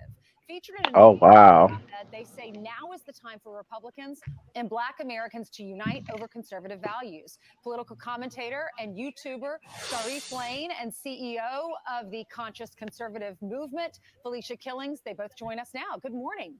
Good morning. Thank you for having me. Thank you Jesus for coming Christ. on with us. So, Sharice, tell Where these us black women come from? why are you conservative? Well, first of all, I would say that I was raised in a Christian home. My grandparents are pastors, and they raised my mother to be Christian and conservative, which in turn had her raise me to be Christian and conservative. But it wasn't until I was in middle school that I realized I was conservative. I attended a school called Victory Christian Academy in Orlando, Florida, a predominantly black and Christian school. And it wasn't until about the 7th grade that my teacher, Ms. Randolph, she advised us to research both sides of political parties and also to look at what a conservative is and what a liberal is. And after I did that, that's when I came to the realization that I was conservative. But I was raised Christian and I was raised conservative, so it came natural to me with that realization. I'm getting paradox all type of homework. My father raised me to be conservative. This is just all I know. Big shout out to Dad right now who's watching. Dad? And this is pretty much the experience for a lot of Black Americans. We are conservative in our values. However, there has been a significant gap between the Republican Party and Black voters. And right now, what we're trying to do with the Conscious Conservative Movement is to bridge that gap via education and training, just talking to Black voters as well as to white conservatives so that we understand that there are commonalities. And if we show up, I'm telling you that it's going to be a powerful experience, even in the political spectrum. Sharice, according to Pew Research, 4 in 10 black Democratic voters call themselves moderate, but the Democratic Party doesn't seem to be moderate anymore. It's so progressive. Right. I definitely agree. And I would say that historically, Black Americans, we are conservative. When it comes to conservatism, I believe that does not align. Basically, it doesn't have to do anything with political parties. When you are conservative, it has to do with values. And that's what I tell everyone. You can be conservative and not be a Republican. You can be conservative and be a Democrat. You can be conservative and be independent. The point is, Black Americans are historically conservative. And just because, they are Black doesn't mean they have to be liberal or they have to be Democrat. They are historically conservative. Felicia, you say Black Americans are looking for a political home. What do you think will happen next year with the midterms and then when we choose another president down the road? I think right now, conservatives and Republicans have an opportunity to bridge this gap, to make these alliances. This is something that I share with beloved conservatives almost daily on Twitter class. It's about understanding Black history. It's about understanding that Black history is on the side of conservatism. And if we can espouse these messages in a more empowering way, as opposed to a degrading, dehumanizing manner, we're going to see more Black Americans, especially Black millennials, especially among Black male voters, voters, we'll start to see more of them aligning themselves with conservative politics because. Notice she said she brought up specifically black male voters. Yep. Conservatism They coming home. Our growing black wealth, which we are eagerly building day. I want you to understand. She said black conservative males and black wealth. It's interesting because Paradox has never seen this video, yet Paradox and I were talking just like this on a separate panel. You've never seen this video, have you, Paradox? I've never seen it. Never seen it. I like that conscious conservative. That's I know that bothers people. And the thing about it, I want you, and I'm gonna make sure I put it in the back chat. But like when it comes to these conversations, listen, man, there's not gonna be too much. I'm trying to figure out what's the leaning for the left. Like when they, like these girls are pretty straightforward about their approach. They went down the history line. They're not out here dressed any type of way. They're just in their natural state. One of they're giving shouts out to their father. God forbid that ever happens. Right. So, I mean, they purposely went off to the side and said, "Hey, we want to see black male conservative voters. We need their voice. We want to see black stimulation of the economy. Can't overlook that." Yeah, and they're asking, and I think the Republican Party they are having a hard. They have for years having a hard time.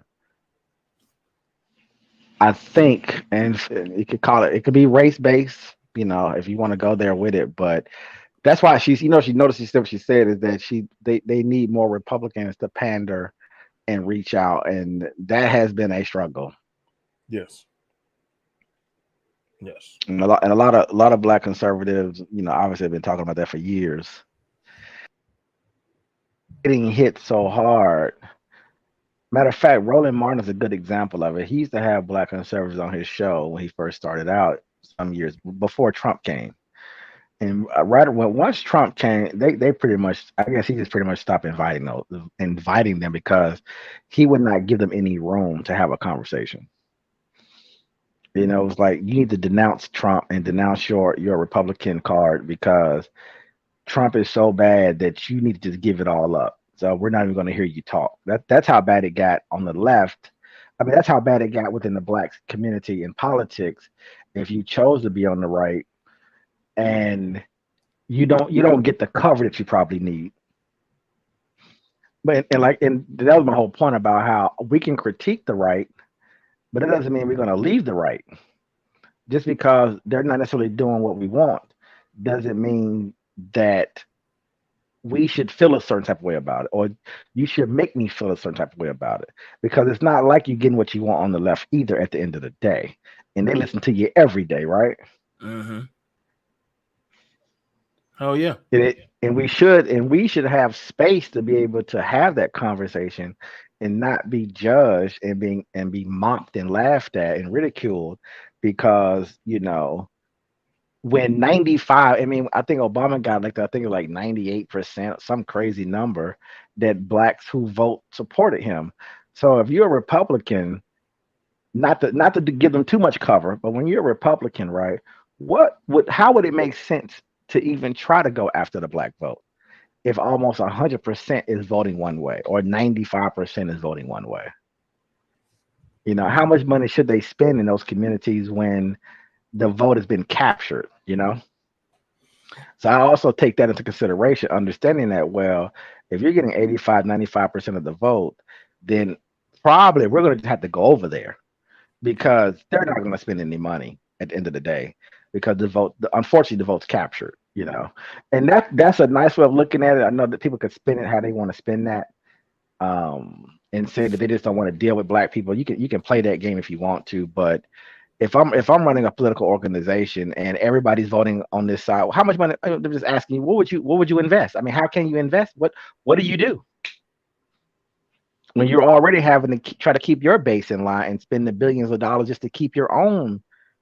You know what I'm saying? Just to get them to come out and vote. You can already spend all your resources just to get your own people to try to make, because only half of us vote anyway in America, or whatever, 55%, whatever it is. So you're just trying to funnel as much money into your own areas just to get them to behave, then to try to take some of those resources out to hope that some of us come over. And with the way the districts are set up, how everything is already structured, you already have things sort of set up in a way to get most of your people elected anyway without our vote. So there's a lot of history, you know what I'm saying, that's tied to some of that stuff. Right. What's going on? You caught us almost at just about the end. What's going on? It's all right. Go ahead and weigh in. I'm sitting here and I'm just listening, because a lot of times I really don't like to talk about politics because people get so personal and they get so emotional and they don't even understand why or where it comes from. So a lot of times I don't like to talk about politics. I will say this: you bring up very, very good points. Listening to both of you gentlemen speak and giving your viewpoint. I'll say this. Whenever we had Obama, I voted the first time, didn't vote the second time. Whenever we had Trump, I voted the first time, didn't vote the second time. And, once again, I realized that even before it was time to go to the booth, whenever they were prepping, I noticed that there was a lot of emotions. And don't get me wrong, I understand that whenever whenever they're building a base for such a presentation, one of the main things that they play on, and this is both sides, that's why I say they, are, emotional, emotional checkpoints, right? They want to go ahead and have you, they want to try to make something seem so appealing to you that, you can't see any other pros and cons about it other than that one thing that stands out to you. And I noticed that people were getting so upset and they were separate. Do y'all remember when people were separating from their families? They were no longer being friends. They were like, people were even talking about not even coming over for Thanksgiving. I'm sitting here like, dude, at the end of the day, you do realize that whoever you put in that office is not going to sit there and give you 100% of your checklist. It don't matter what side of the fence you're on. Hell, it don't matter if you're sitting on the fence. They're not going to give you 100% of that checklist. More than likely, they're not even going to give you 90%. Because it is, it's a game to go ahead and get votes in the box. But guess what? It's almost like once they're there, and this is, I could say historically proven, but we can just see this in everything that we watch now, or everything that we have access to now. Once they get in the box, they then do what they want to do, regardless of whether that information was disclosed to you at the beginning or not. So, when I voted, a lot of people, they automatically would, let me say this, for the few that actually knew what my vote was, they already had a preconceived notion about what and why and how. I even had one of my neighbors come up and say, "Oh my God, do you know you're black? Do you really think I'm racist because I voted for woman? I don't give two craps who you voted for, because it don't matter. Whoever is, the person that is in office is in office. I don't care about that. I'm not going to sit there and stop being your neighbor, because you decided to, pick something. You decided to make a choice that, once again, is in every bit your right, regardless of whether it's something I agree with or not.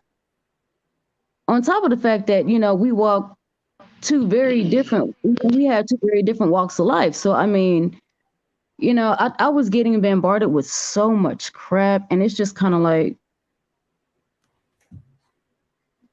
but you know,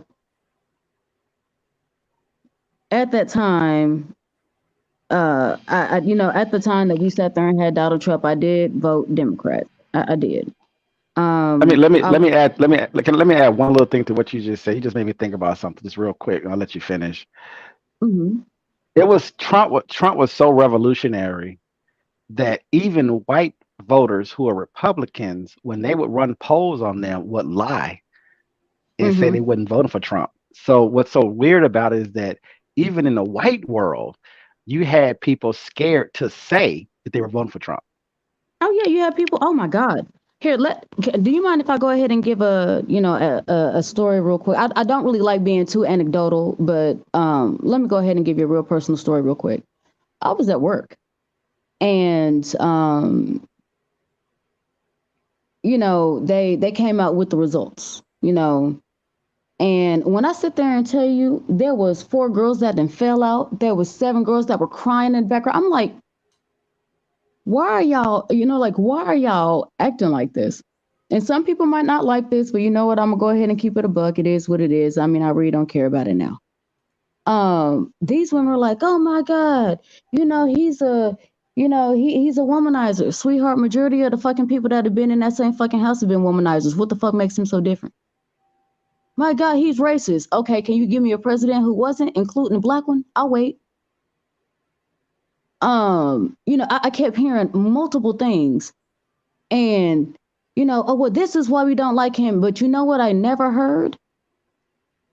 I never heard that they didn't like either side because of political views. I never heard that they didn't like either side due to anything that was actually being stated other than the, you know, the things that were said that were heavily perceived as racist, which, you know, once again, I really do stand by what I said. Every president has been racist, at least everyone in my lifetime. And I'm, you know, I'm not that old, but everyone in my lifetime has either said something in the past, said something, you know, in their present, might have sat there and had a side conversation with their buddies, this and that, because let's be honest, that, you know, at the end of the day, they're very much in a different tax bracket than we are. They sit there and they have different conversations and they have different topics. Once again, I'm not excusing anything, but I am going to sit there and state the effing obvious. So, I And mean, all their white bosses are racist too, by the way. thank you. Thank you. So I mean, like, other than that, and then whenever I sat there, because I've done it on both sides, I sat there and said, okay, so why won't you vote for? I think it was like Hillary at that time. Oh, because you know she's a woman. Okay, so she's a woman. All right, is that the only reason? Because she has a vagina. And then why won't you vote for Trump? Oh, because he's a womanizer. Um, can you tell me what president wasn't a whore? Did y'all not? Hold on. You don't like Trump for being a womanizer, but you sit there and you are still sitting there and talking about Bill Clinton's the man because he was sitting there and screwing a young thing while he was in office. Okay.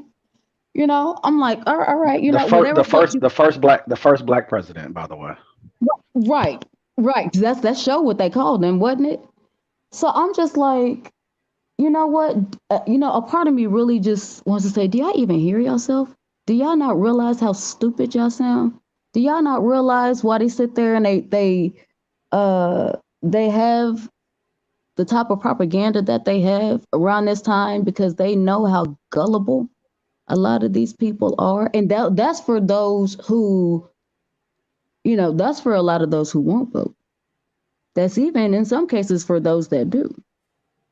But at least those that do are bold enough to sit there and, you know, decide to go ahead and draw a line in the sand and try to stick with it, even if it is stick with it for 10 minutes while they sat there and push that button. You see what I'm saying?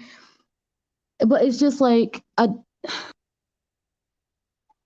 I'm sorry. I realize I feel like I'm ranting. So I'm going to go ahead and bring it back full circle real quick.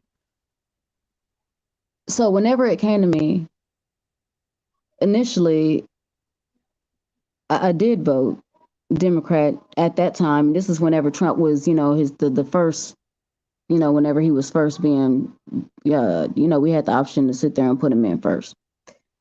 And I'm not gonna lie. Was I paying attention to anything that they were sitting there saying on TV? No. It was just, okay, you know what? We had a black guy. You know what? Why not sit there and have a woman? I mean, shit, we sat there and seen a whole lot of these men, and they've, nothing had trickled down to me. And I know that sounds real selfish, but I'm being practical.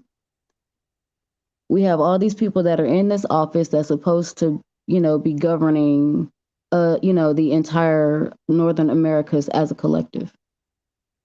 And there are times that I didn't see many things trickling down to me. And if I did see something that trickled down to somebody that looked like me or somebody that I could relate to, being, black man or a black woman, a lot of times it was not positive. Now, I say a lot of times, not all the time, but, majority for me, I didn't see it as a positive. So I was just like, you know what? Fine. We had some change.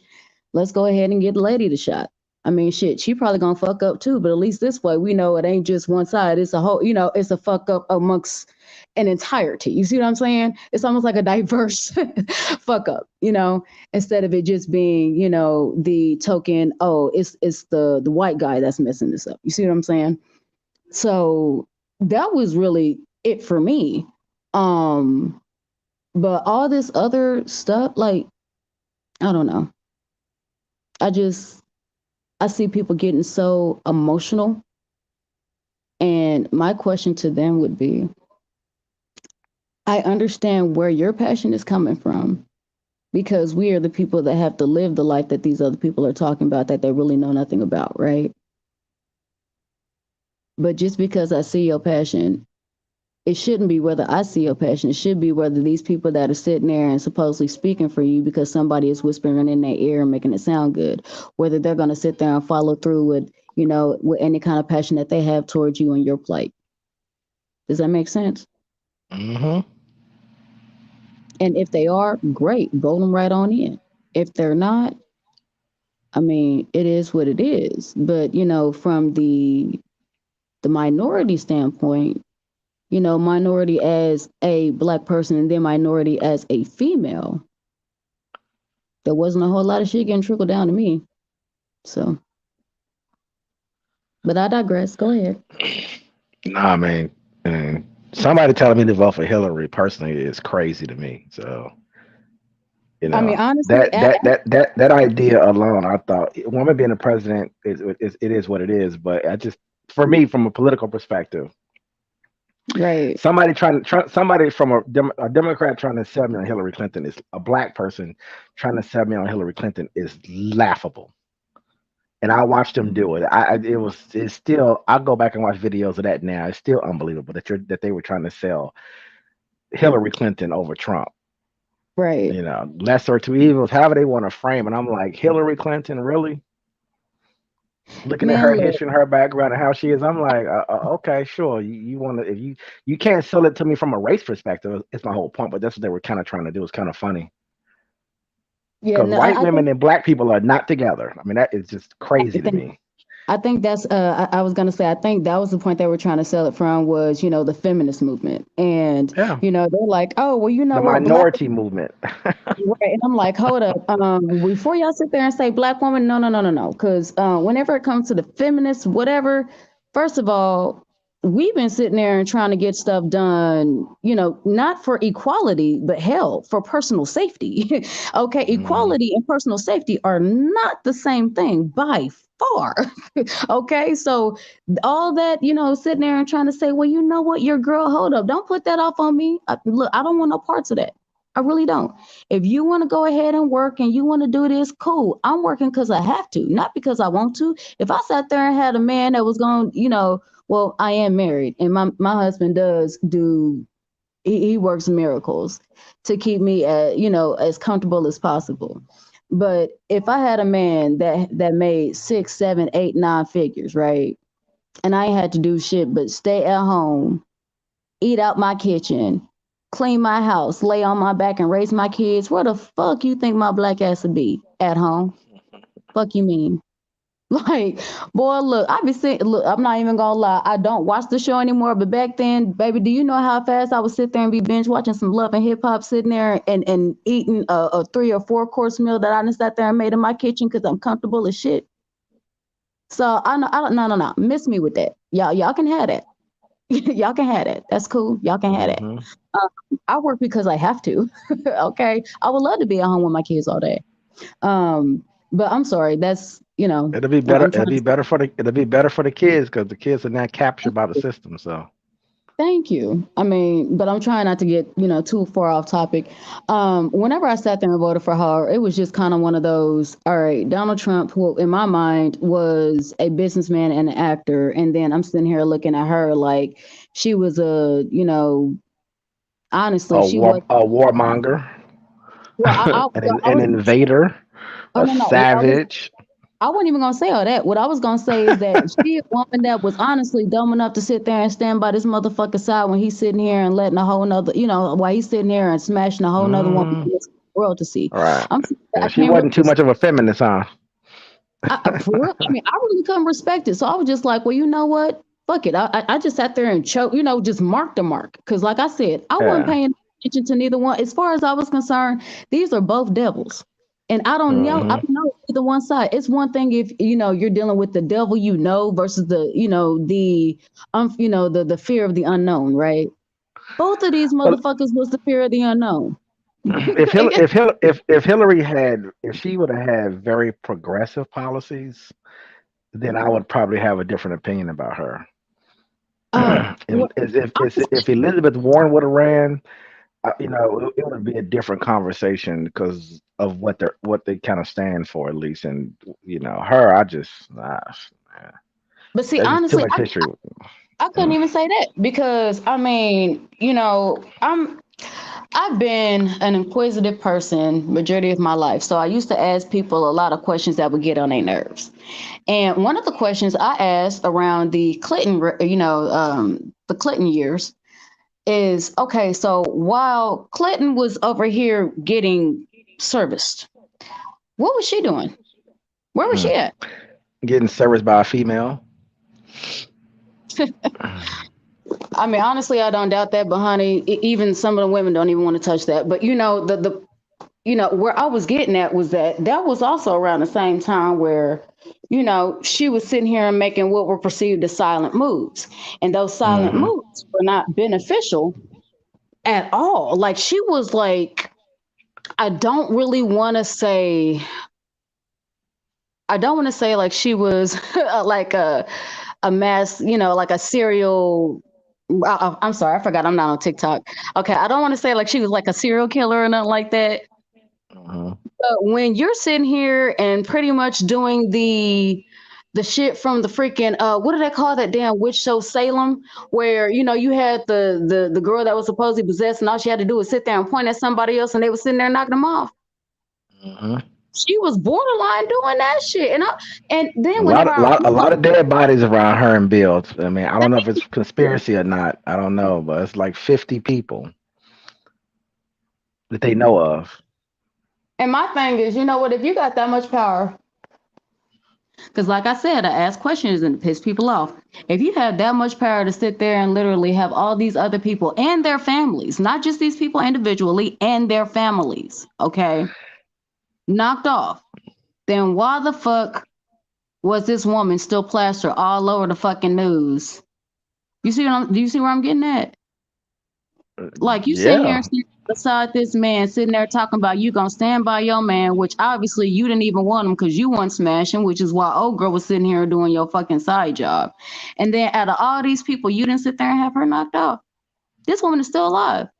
I'm like, you know what? From a female point of view, and mind you, I was not really in the best place, but at this time, because I was still very young, in my mind at that time, girl, please, I ain't got no respect for you. You sat there and literally allowed your husband to sit there and make a hole full of you in front of the entire country. This ain't in front of your community. This ain't in front of, your parents. This ain't in front of, some side people to where, if they sit there and talk shit, they talk shit. You can sit there and do damage control. This is in front of the entire fucking country. And so, I can't respect you. And then, Trump came out and whenever he came out, I'm assuming, because remember, I called him a businessman and an actor. I'm assuming a lot of shit that he was doing, he was putting on an act. because a lot of that shit didn't make sense to me. It really didn't. As far as Like, what? as far as, okay, yes, the egotisticalness. I know a lot of men that are egotistical. That really didn't fade me. Hold on.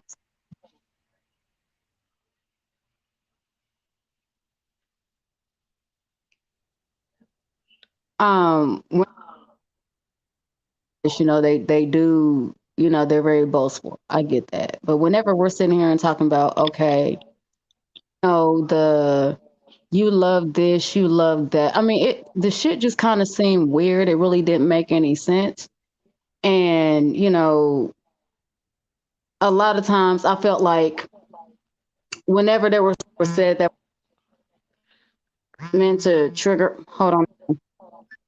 Or actually, I might have to come back. Hold on a second. I might have to come back. Hold on.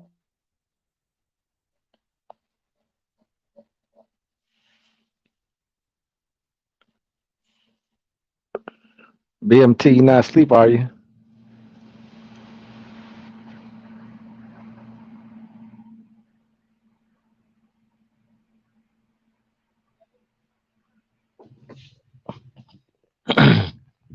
He must have went on break.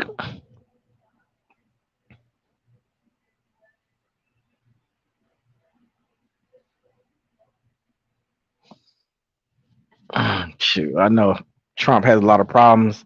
Hillary has a lot of problems, but boy, when he told Hillary, I done paid you off, I done paid your husband, I done paid everybody, I was like, oh well, that's a wash for me on that one. Who knows what she's been up to though? So there's just so much corruption around her, man. I just don't understand how you can sell that candidate to anybody. I'm sorry, I'm back. No worries. Now that was my husband and my daughter's watching a movie in the background because it's the weekend. Mm-hmm. But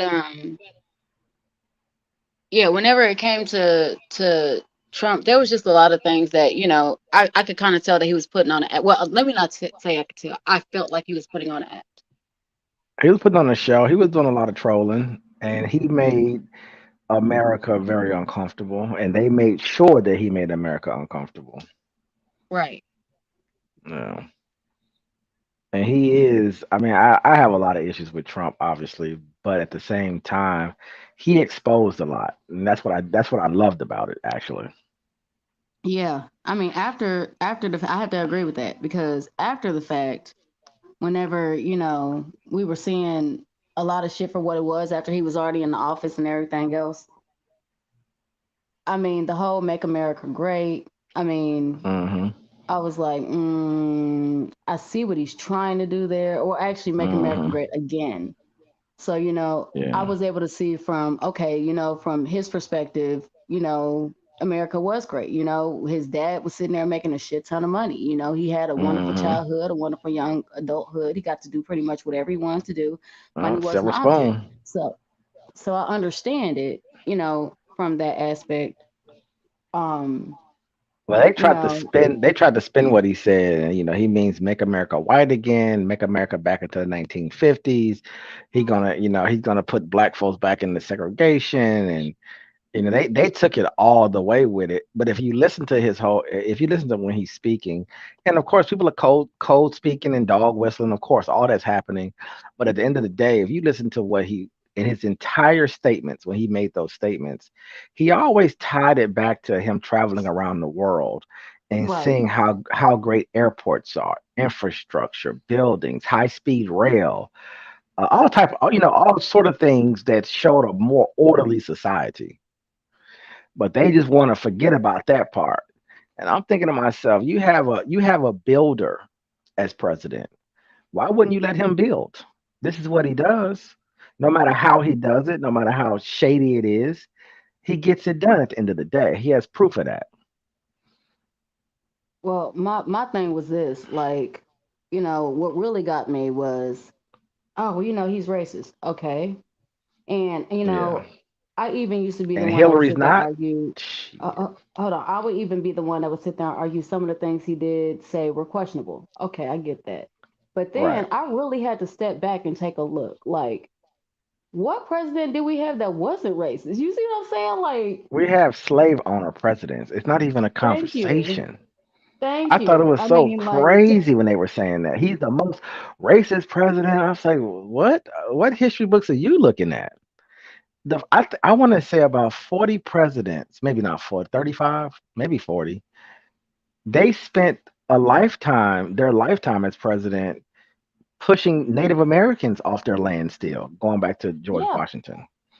yeah. Systematically over each president, slowly but surely, piece by piece, and took their land from them over those 250 years of America. I was sitting here and looking at the fact that, the same motherfucker that, excuse my language, but the same person that they want to sit there and call our first black president that wasn't black also sat there and, Come on. had that, had that law to where shit. Well, hold on. Was that him or Obama that did the three-strike rule? The three strikes. Yeah, that was Clinton, and Right.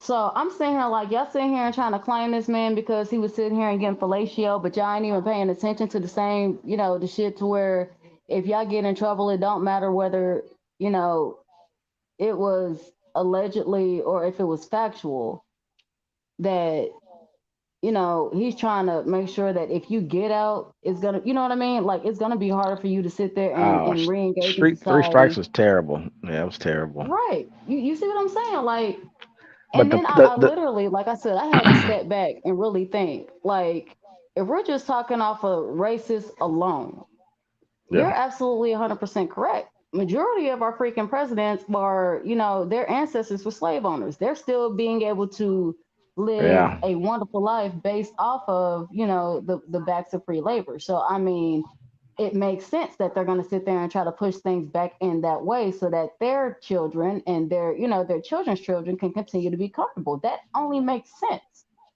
It's so if you use race and you're a black person and you've been in America for generations, it's a wash on the race topic. We shouldn't even be worrying Man, about that look, really. We right. should be worrying about what do we need and who's gonna do it. That's it. What do we need and who can get it done? I mean, you person, what do you need? If you want to speak for for your community, what do they need? That's what's more. Well, see, you That to know me, what? that's I what's brought more that up in important. another live. Like, remember when I sat there and said a lot of shit didn't trickle down to me? But then I noticed that, whenever they sat there and they had these checks, what they call them? Which ones? No, no, The no. These the checks for the COVID, what they yeah, call yeah. them? I'm coming to me in a second. I can't think of it.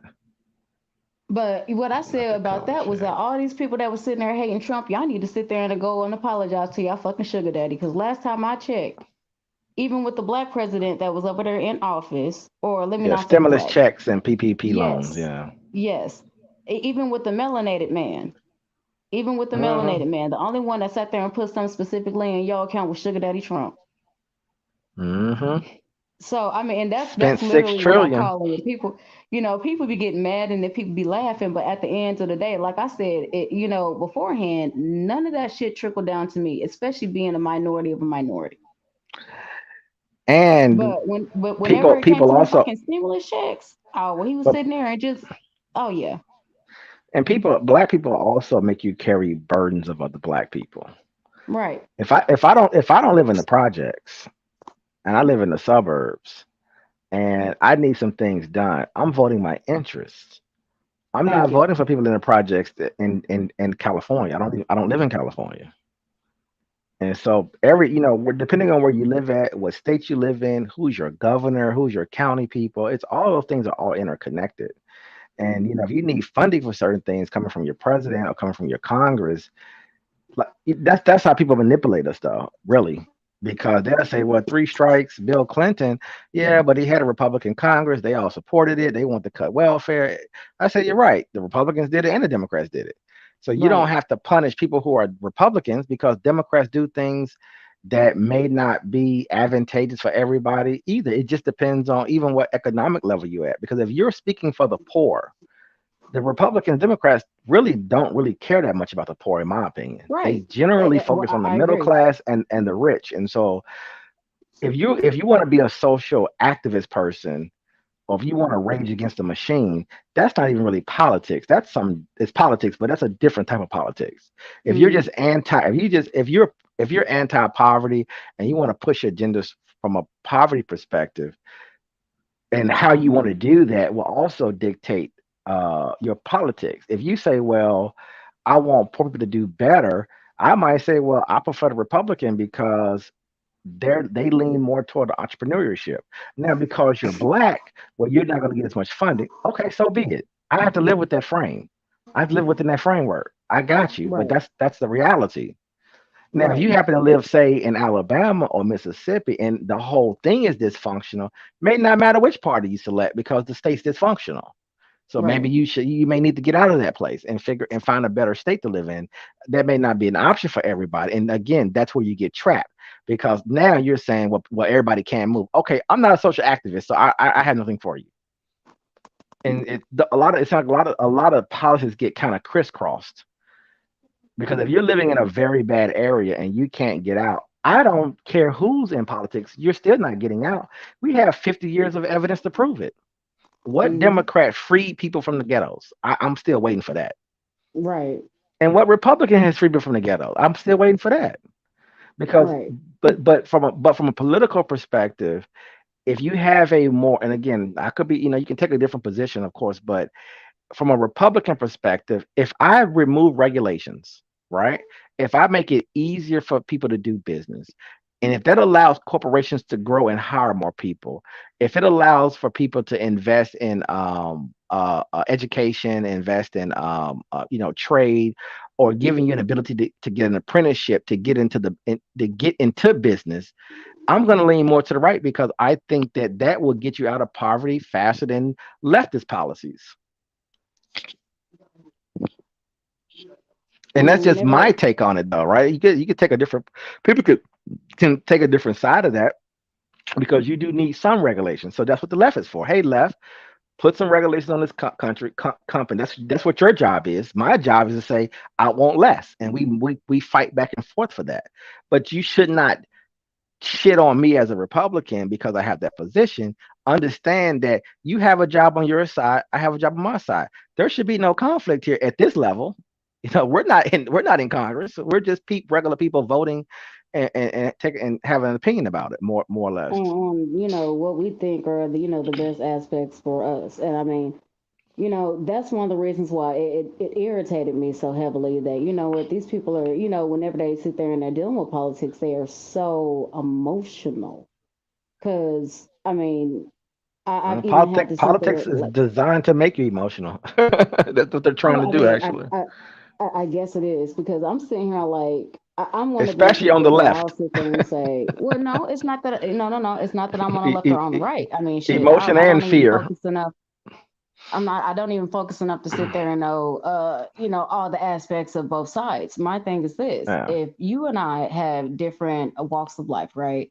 Let's say that I was born into the suburbs to a very, very wealthy, predominantly black family, right?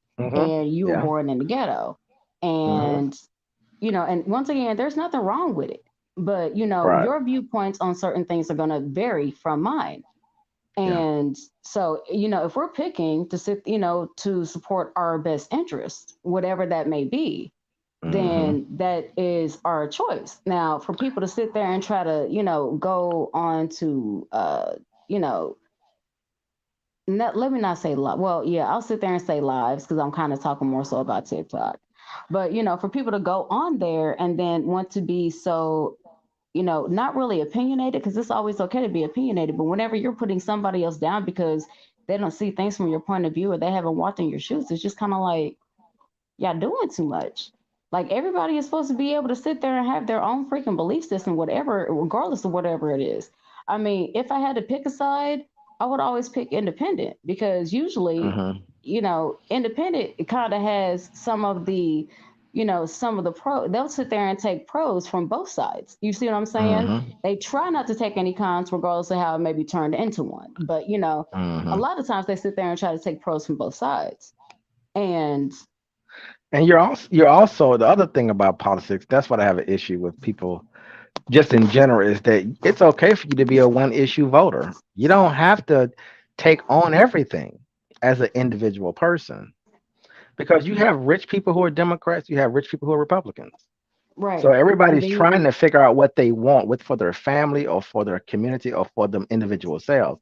If my one issue vote is that I believe in man and woman and marriage, and that's what I believe in, and that's my one issue. I don't care what else they do. They can blow up everything in the world. That's my one personal issue. I should be able to live with that. I should be able to live in that, and people should not, like you said, talk down to me because of that. I agree. I mean, coming from, the fact that I'm a married woman and I have a husband, not a wife. I mean, I don't knock anybody that has a wife. I just don't want to sit there and deal with somebody and their hormones and their period the same as I got. Shit. It's hard enough for me trying to deal with my own shit. Right. I tell people all But the time, it's about 160 million people are going to vote. So you cannot people will try to hold a black person. They'll try to hold you to the burden of all black people to convince you to vote a yeah, certain way. I find that just insane. like I'm quick to sit there and say, first of all, black people, we are not a monolith. So, that whole expecting us to sit there and carry on the weight and all the expectations of everybody else, no. No.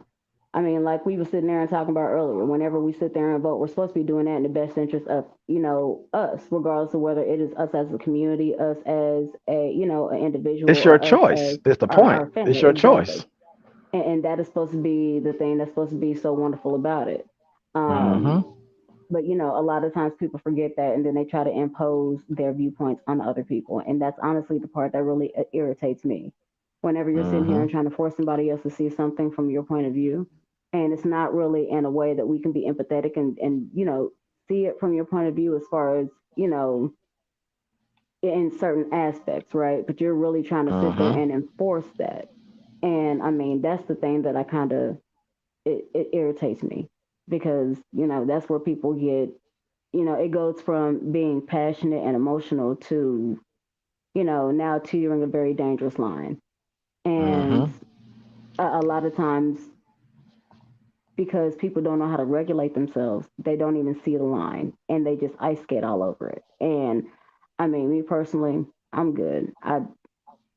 I don't really care for no parts of that at all because I mean, at the end of the day, whatever is gonna happen is gonna happen. I would rather I would rather try to do what is best for my family, make the decision that's best for my family, myself, um, and then try to live the best life possible for myself and my Hmm. family.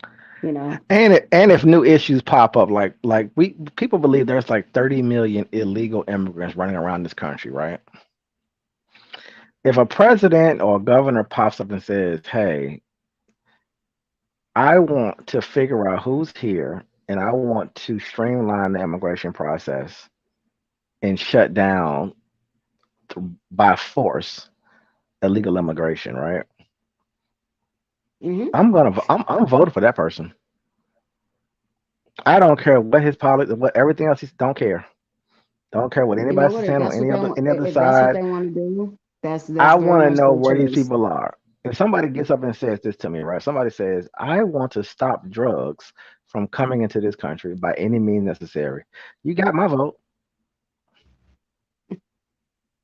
It's I for me. mean, It's my straightforward. response to If you that. say, go ahead. Hold on, Yeah, hold go on, hold ahead. on. My response to that would be, I love the sentiment, but if we're gonna have that conversation and we're trying to put it off on, one, you know, cure all, one fix all, cure all type of situation, do as you will, do as you please.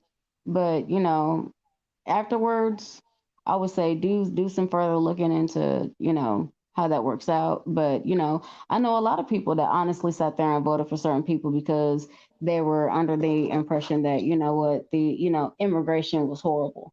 I mean, Hmm. I can't say that I agree with that. I mean, I remember whenever this country was supposed to be a melting pot, was supposed to be for for the immigrants, and hell, I mean, It's shit, it's built on you slaves know, and immigrants.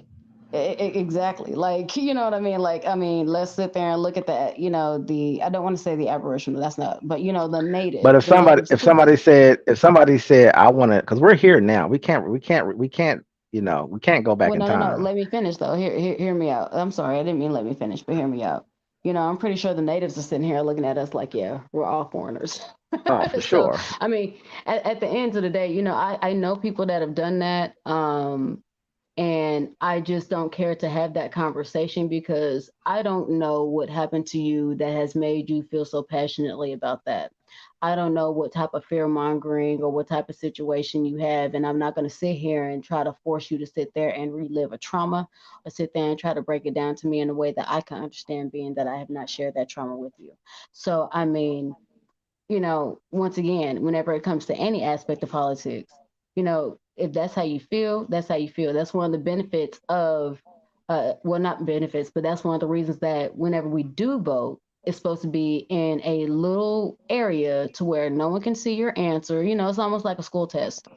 No Hmm. one can see your answer. You can sit there. You're supposed to feel safe enough to sit there and put down whatever it is you want without the risk of ridicule and judgment. So, I mean, I think that is the most important part that people forget about. We can sit there and have conversations all day long about, what leftist did, what the right side did, and what the independent defenders did, and whatever, all of this. But at the end of the day, for those that do vote, it is supposed to be a private decision. So if it's a private decision, then, at the end of the day, it is what it is. Now, no one has sat there and told you that you have to sit there and express your decision to the world. Hmm.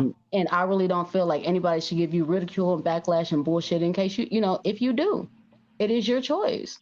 We should be able to agree to disagree or just agree with each other and still be able to move on without getting so emotional. And when I say emotional, I don't mean, just passionate. I mean like emotional to the point where we are skating on thin ice of the line of violence. Yeah, some countries have had it, and we've also had it in this country historically. Things have So I gotten mean violent that's when it the comes part to that's voting, saying so to it me. has happened. I mean, I That's the always tell people, I said, we talk about other countries. I said, America has shot, I think we've shot three presidents in this country. I mean, So this country, things get violent all the time, unfortunately. And that is politics sometimes. and that's the part where I'm just like, you know what, if that is politics for, other reasons of war and things of this nature, Well, then that's what I mean okay. about knowing people knowing their place. Is like if you're an average citizen, you have to understand that you're an average citizen. There's so many other things happening that's much Right. higher level than us, and sometimes people tend to get caught up in big things that are beyond that's really kind of above their pay grade, really. And that's why I always simplify when people talk about politics. Like, what are the things that you want or don't want? What are the things that you feel compelled about? So, for example, if you're like, well, I want my city to be safer. Well, which party should I pick that who's talking about a safer city? Like, it's a lot of things are really straightforward. Then you have to look at their records and look at, obviously, are they just saying it, or have they proven it, or does the party support it? You know. Right. And I think it can frustrate people sometimes because it can be a bit complicated sometimes. I mean, it can be, but you know what, Because that's my Giuliani, for example, made New York City safer, but what he had to do to make it safer, made him a racist, made all black people, and I guess people who aren't white or some white people, made them very angry about it, and he lives with that. So in the black world, if you ever mention Giuliani, who was about law and order, you're gonna get punished for it because he was stopping and frisking black people and not frisking enough white people. Uh, and so they will spin that and use that emotion to make you hate that person, even though the murders was 2,000 people a year, and he was able to get it down to 300 people a year. But that doesn't really matter because he's a white man, Italian man, locking up black people. Very clever how it's done, and very emotional. especially if you had a relative that got locked up, or if you got pulled over by the cop. It all ties in, Mm-hmm. That's how the left really is really big. That's really how they're able to control us, actually.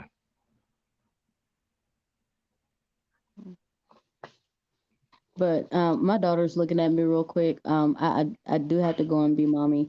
BMT, or if you are you still awake? I don't know. He might be done. Man, look, he been on here for 5 hours. I am. I'm just literally finally eating. I haven't eaten or I haven't. Okay, then yes, please take care of yourself, please. The thing. Here's the thing about it. I will say this. Because a lot of these conversations, I know I'm like one of the 3% channels. I don't give a fuck how any other channel feels about it. That actually allows for these kind of conversation of a certain type of level of balance and moralic flow. Yeah, Uh, unbiased. yeah, you can definitely say there's a big unbiased. That's why. That's why I don't stop when these conversations happen, because a lot of the stuff that I talk about that's talked about on my shows go over to other shows to where they can do the content or build or get the information that they need, so that way they can actually um, disseminate it and actually process it for their own shows or their own works. Just like me and Paradox, an actual conservative conversation. I know me and you have had conversations on auditing and that of local level accountability. It's kind of hard to get those at other shows, and I have tried to talk to them, but it's a lot of anti-establishment and family and Mm-hmm. doctrines that are pushed around these spaces, and I that's why I don't stop it. I get people, it's like I don't mind keeping the light on and allowing people to use the back room, because I understand it's kind of like the freedom writers or different people. Like some people, they're not mind allowing them to use the back of their building. You know what I'm saying? To have their meetings or their conversations, because there Well, was. hold on, BMT. I'm gonna say one more thing. I'm gonna say one thing, and then I'm gonna go ahead and drop. And this is just an idea for a topic. If you feel that you want to take it on, um, here's one of the topics that I think that we need more of, and it is, and this might be a touchy subject, but I want to say that we need to have a conversation on you know Black people unpacking and unmantling white supremacy amongst their own community. A lot of people ain't ready for that conversation, and even whenever we're sitting here and we talk about race occasionally, and I'm not just saying that for just this panel. This is other panels that I've been on, including my own on other social media apps. I noticed that a lot of people, whenever we're sitting here and we're talking about us as a people, and we talk about what is proverbially our origin stories, a lot of people sit there and start with us in chains. And, they're real quick to sit there and snap their fingers whenever we sit there and talk about what was once then, prior to that. But it almost seems like as much as we want another diaspora of people to be able to hold themselves accountable for things that were done and atrocities that were done, we don't want to sit there and unpack a lot of the pain and the trauma that we are constantly carrying that in some cases is not ours. It definitely is a thing. I think I remember Exile wanted me to collab and talk with the British, those British Oh yeah, and yeah. and I got kind of tired of them. Uh, Yeah, real I got fast. I got tired of them because they were annoying as fuck to me. Like, Yes. there's no way somebody from the UK is going to tell me about the environmental structure of America, and Thank you. that's I had to check them. You know, I even showed them. Uh, I even showed them like I took them to a hotel that was heavily gang affiliated. A lot of gangs live in hotels and stuff. And it blew their mind that one of the people it was part of the um what game was it? It was the folks. It was no it was Oh, GDs. it was a GD. It was a Hold on, because I gotta take my dog outside, but I want to hear this. Hold on. but before I go on with the story, but it was very interesting listening to blacks from the UK talk to me about the wave of white supremacy in the US. And I said, well, damn, don't y'all fall on y'all knees to a king and a queen? And I mean, y'all live an embodiment of apartheid. Like, literally. Yeah, you can't say anything. You can, I mean, but y'all have the police and XYZ. I said, what do you mean? Like, hold on, wait. Bro, I was watching a live stream of these young people on Twitch, and they're over in England, right? Mm-hmm. And they had this young white stripper girl come to the house to talk, right? To make content with. And she didn't probably say 8 words without talking about the damn queen who's dead. I just thought that was interesting. Just casual conversation, but they're so locked into having a monarch that this young stripper chick just brought it up. She didn't say 5 sentences without mentioning the queen. I was like, that is crazy. You know what I would ask you though on that point? Mm-hmm. I know it's black. I know it's blasphemy. I know it's definitely anti-black for sure. But I'm gonna ask it anyway. Oh God. What did I miss? How crazy would it be if George Washington would have decided to be king instead of making a democracy? Granted, they wanted him to be the king. I know, man. It's crazy. Thank God he said, he didn't want to be king. I mean, shit. No, that's crazy. I'm thinking God and king. But I'm just saying, from a race perspective, being in our people being enslaved, and because you can't almost talk about it because we were the ones that were obviously historically at least we were enslaved. But it's like, boy, as much as you want to hate him being a king would have been a whole nother kind of place here, boy. My goodness, it would have definitely. We would have had a whole lineage of the Washington. Oh my God, royals or some shit. God damn. Could you imagine?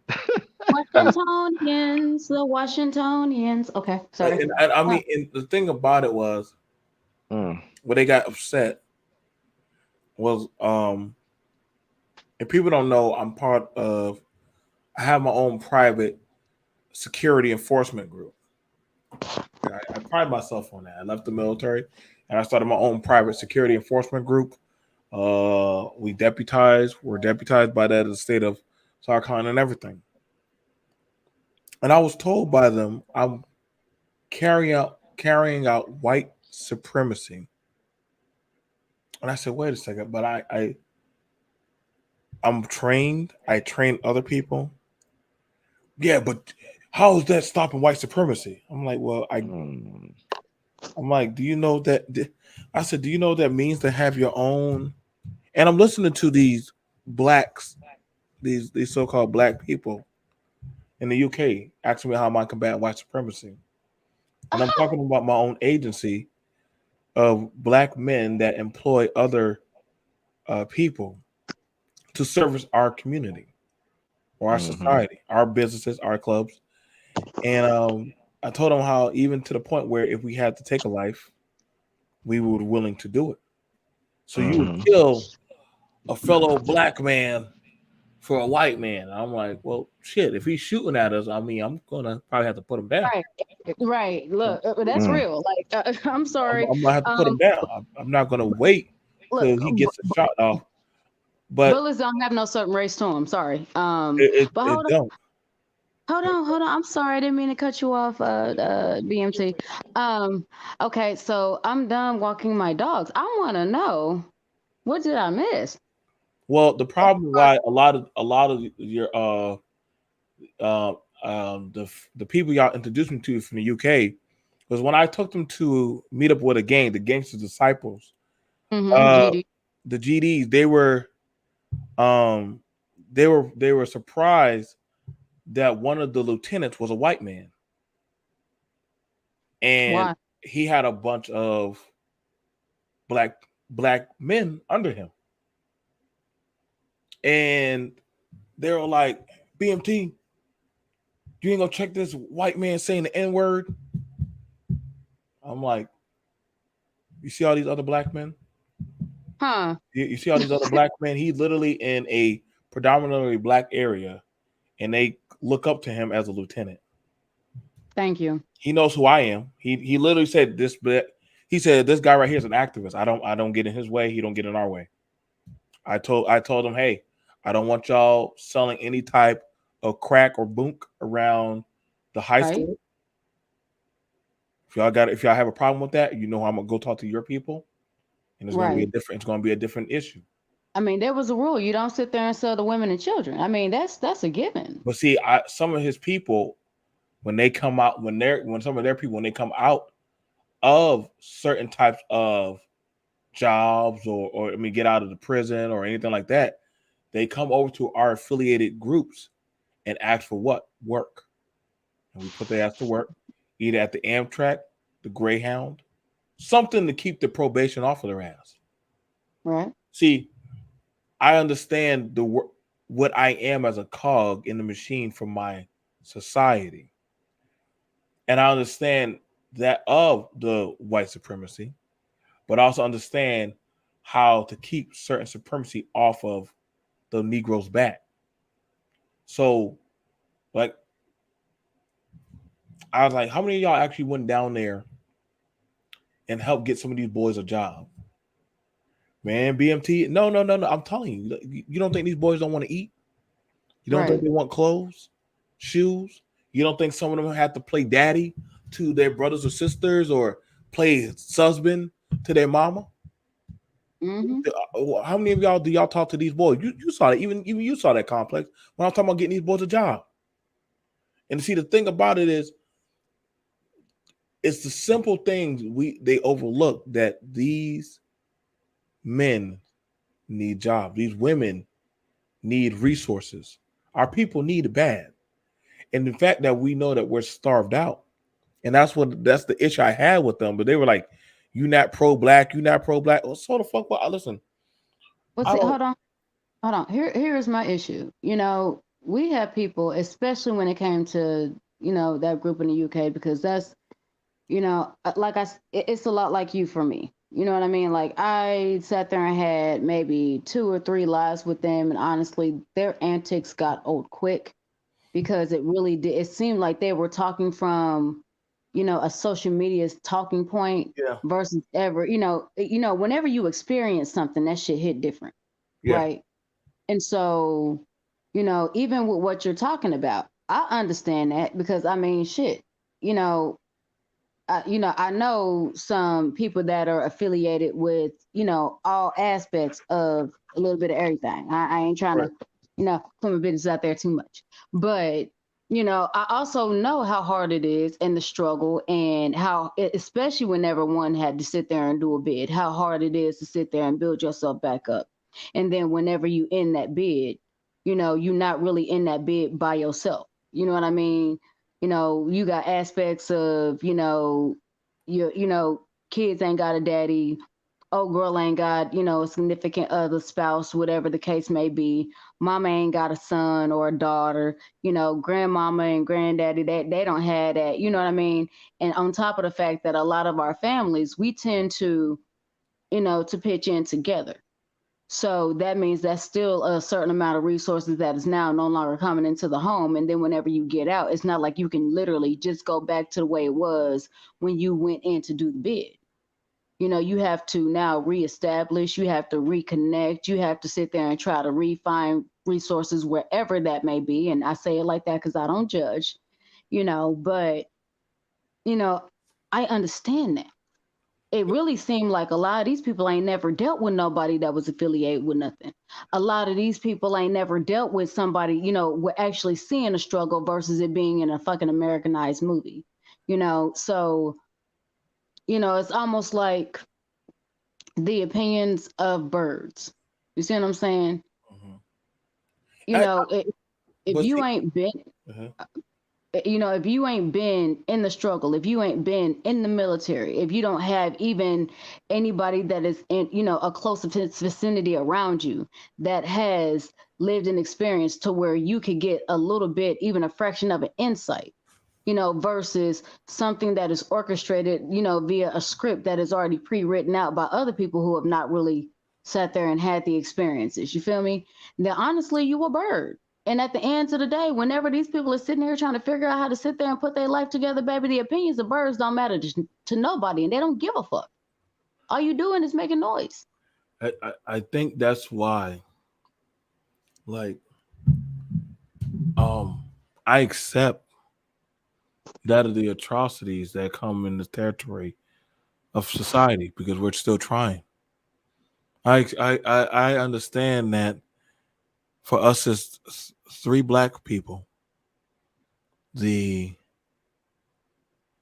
walk that we will take, I expect that of me as a middle-aged black man, I will be justifiably scrutinized.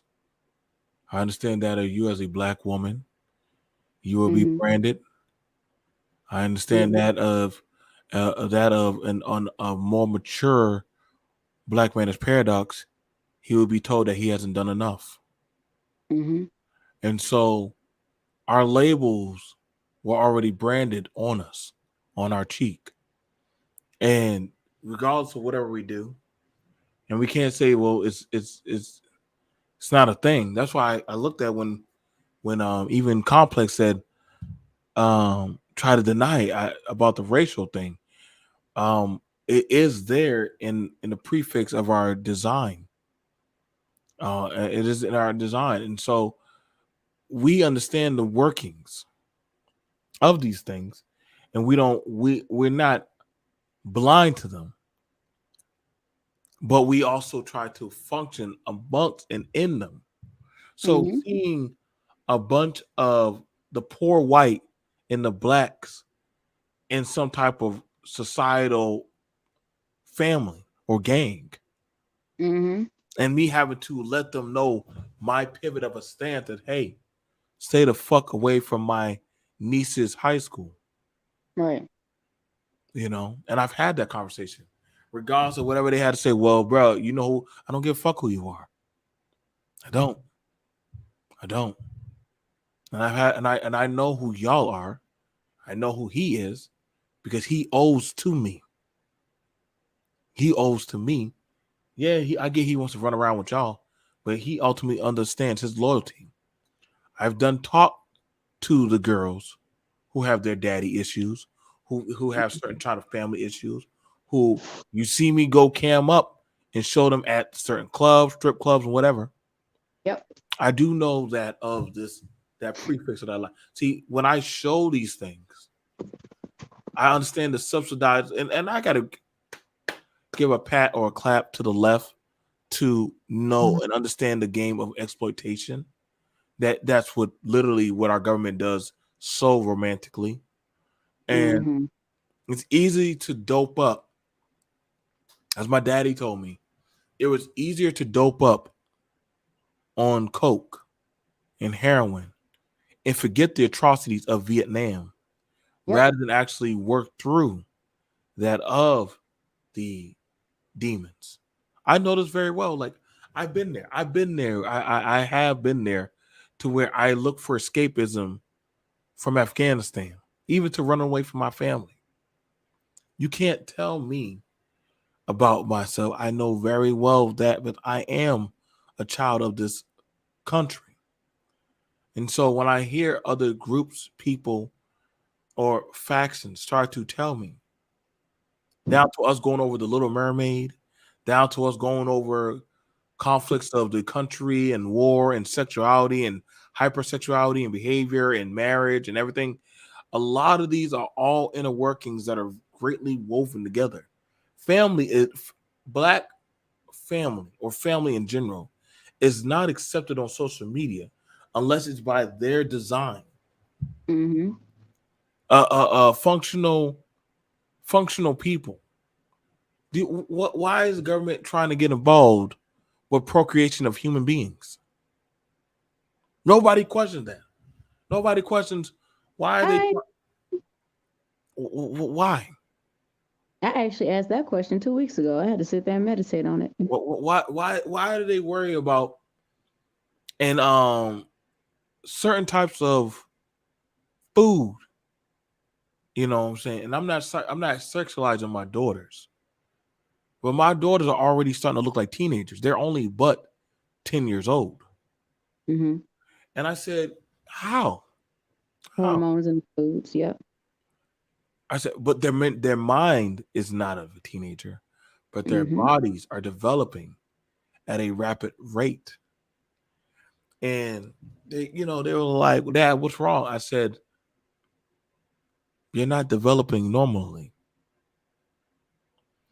And it sucks because those of us who have a certain principle understanding know that this is dangerous. Very, yeah. This is dangerous.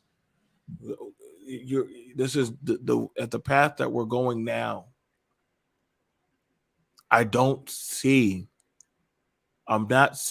It's like we're walking into like whatever level of hell that we're walking into. And I'm being told that, we're going into a restitutional rehab. Like, what the fuck? Like, no. Like, I gotta close it down. Elijah, you gotta call me. I gotta hit you up about some stuff. Paradox. We got a lot, bro. But I can always promise y'all a lot of the conversation and stuff that we have, I definitely, people like y'all keep me going. I'm not gonna lie. I've had times I wanted to terminate my YouTube channel. Not like it's not like it's not like I don't have a good channel. It's just that I get tired of the bullshit. Like it's like, fuck am I doing? I understand that. I mean, shit. Man, look, I don't know how long I've had my channel up and out. When's the last time I did a live?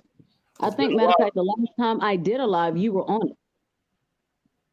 Whenever we were sitting there and talking about Once Upon a Time. Yeah. That was the last time I did a live. Because honestly, this shit is so exhausting. And to me, it seems like a lot of people that are on these, and I understand you said you're going to shut it down, so I'm going to go ahead and make this quick, but a lot of people that literally are on platforms that are saying something or doing nothing but regurgitating the same bullshit over and over and over and over again. And if we're going to sit there and talk about brainwashing, there you go right there. Y'all can't even sit there and get out of, a regurgitated conversation or having regurgitated talking points. That's why a lot of times whenever I do, people will be like, Eliza, are you okay? Eliza, are you fine? I'm not any of that shit. What I am is, I like to think outside the box. And if y'all had even a fraction of the level of thoughts I have, especially when I take 2 and 3 days from freaking social media and all kinds, and the level of information that I'm gathering, that all of a sudden it's almost like an epiphany and the shit makes sense. Look, I'm telling you. So, yeah, hit me up, but you got to close it down. So, thank you for having me up here. All right, sis. All right. Paradox, anything you want to say before you blow up the Death Star? No, that's it, man. It was good stream. It was nice to meet you, Paradox. Nice to meet you too. And I'm glad that y'all two actually got to have a conversation, especially a roundabout conversation. I think that's the thing about it. Too many of the enigmas, of the natural enigmas that are not afraid to cross the lines, we're too vastly separated. So at certain times where a Paradox and an Eliza would meet are becoming more and more rare. And it's almost to a point where they don't want to come online, or really they hide that of their intellect, of knowledge. You know what I'm saying? Like a lot of people, you know what I'm saying? I get called jawline. Jawline is supposed to be a disdain against the family man. It's a slander towards the family man. Granted, this is supposed to be a space for reestablishing Black functionality, but it's anti. Here's the thing, bro. You know, you will always be able to find your tribe who actually want to do that. But then again, we also understand with any kind of social media, you're gonna have people that literally are there specifically to be the conversation, because God forbid the conversation continue to if it continues to go north, then oh my goodness, we might actually have enough like-minded individuals that where we might be able to sit there and band together and do something about the actual problems, instead of all of these little back and forth bickering and invading that everybody else is sitting there and telling you that you need to be able, you need to be engaging in. So I mean, I'm not gonna hide the intellect, but I was definitely just. So I don't think you hide your intellect, Eliza, but I definitely see it, and I'm just calling out on it. You definitely shut down.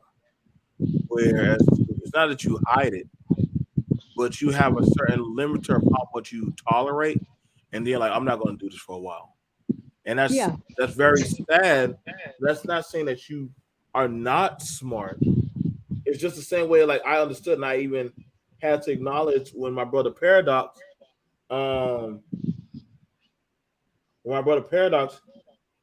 he had to doggone said he had to say, listen, we're only going to talk about this, no bullshit. Right. I had to respect that, and then when I started to work and actually lay out that of the degrees of what I actually am, it wasn't accepted amongst the other men. It was more so they were fighting me or saying, well, how does that help Black men? I'm like, wait a second, I'm literally telling you what the fuck I do. So it ain't enough, Dion. It ain't enough. See, here's the thing. A lot of people, I noticed, this is something that I noticed, and it honestly irritates me heavily. People don't want that shit. They say they do, but it's almost like they say they do to be able to sit there and get a certain type of to be seen in a certain light, right? So they'll sit there and say they do to go ahead and get like maybe brownie points amongst whatever it is they value at that moment. But as soon as you give them a little bit of test, a little bit of not even pushback, as soon as you start to ask questions, you see how quick that shit starts to fumble. You see how quick that shit starts to break down. So it's like a lot of people really don't want it. They really don't. Like, and that's the thing that I'm not going to say I don't understand, because unfortunately I do. I understand it, but because it doesn't mean I have to agree with it. But it's for me, it's really, really sad because once again, I'm one of the few people that very practical person. If you do not want to be able to engage in this certain kind of conversation, you can continue to scroll. You can go somewhere else. There is nothing else that's up to be in this space to go ahead and cause chaos. For some reason, people can't get to that point. I'm also one of the few that'll sit there and say, you know what? If this is not the space for you, it is not a blow to your ego. Hey, it's something that you should be proud of, to be able to sit there and get off and walk away. You don't need to be baited in everything, and not everything really needs a response or some type of emotional investment or enactment. And it just seems like we're sitting here and we're talking about the family structure, whenever we're talking about politics, whenever we're even talking about the level of emotional topics and or conversations that or hell, even being inquisitive enough to sit there and ask critical thinking questions. No, questions. Let me not even say critical thinking, just questions in general, right? That have not been, prior regurgitated. It's like these people really don't want to have this conversation. They're not ready. And it's sad.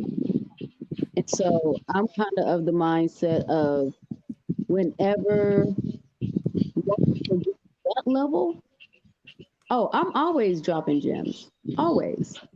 And there will be plenty of gems and jewels for people to pick up at that moment. But until then, I do shut down because I do get irritated. And, I'm sitting here and thinking, all right, you know what? I have to sit there and question myself, why am I irritated? Do I need to walk away? Is there something that I can actually now give this person that is going to be a value that they may even decide to take? Or do I just need to go ahead and go and continue on about my day? What you just had is a Dion moment. I call it the Dion moment. Yeah, that's our new thing, huh? That's our new thing. It's called It's called a Dion moment. Do I say get out or do I just say fuck it? I'm out. Right. And I have those all the time. And so, like I said, we're gonna pick up on that. Make sure you hit me up, sis. Paradox. I'm gonna be on standby whenever you make your move. I'm gonna see you guys later. I'm BMP. Peace. We're out. Peace.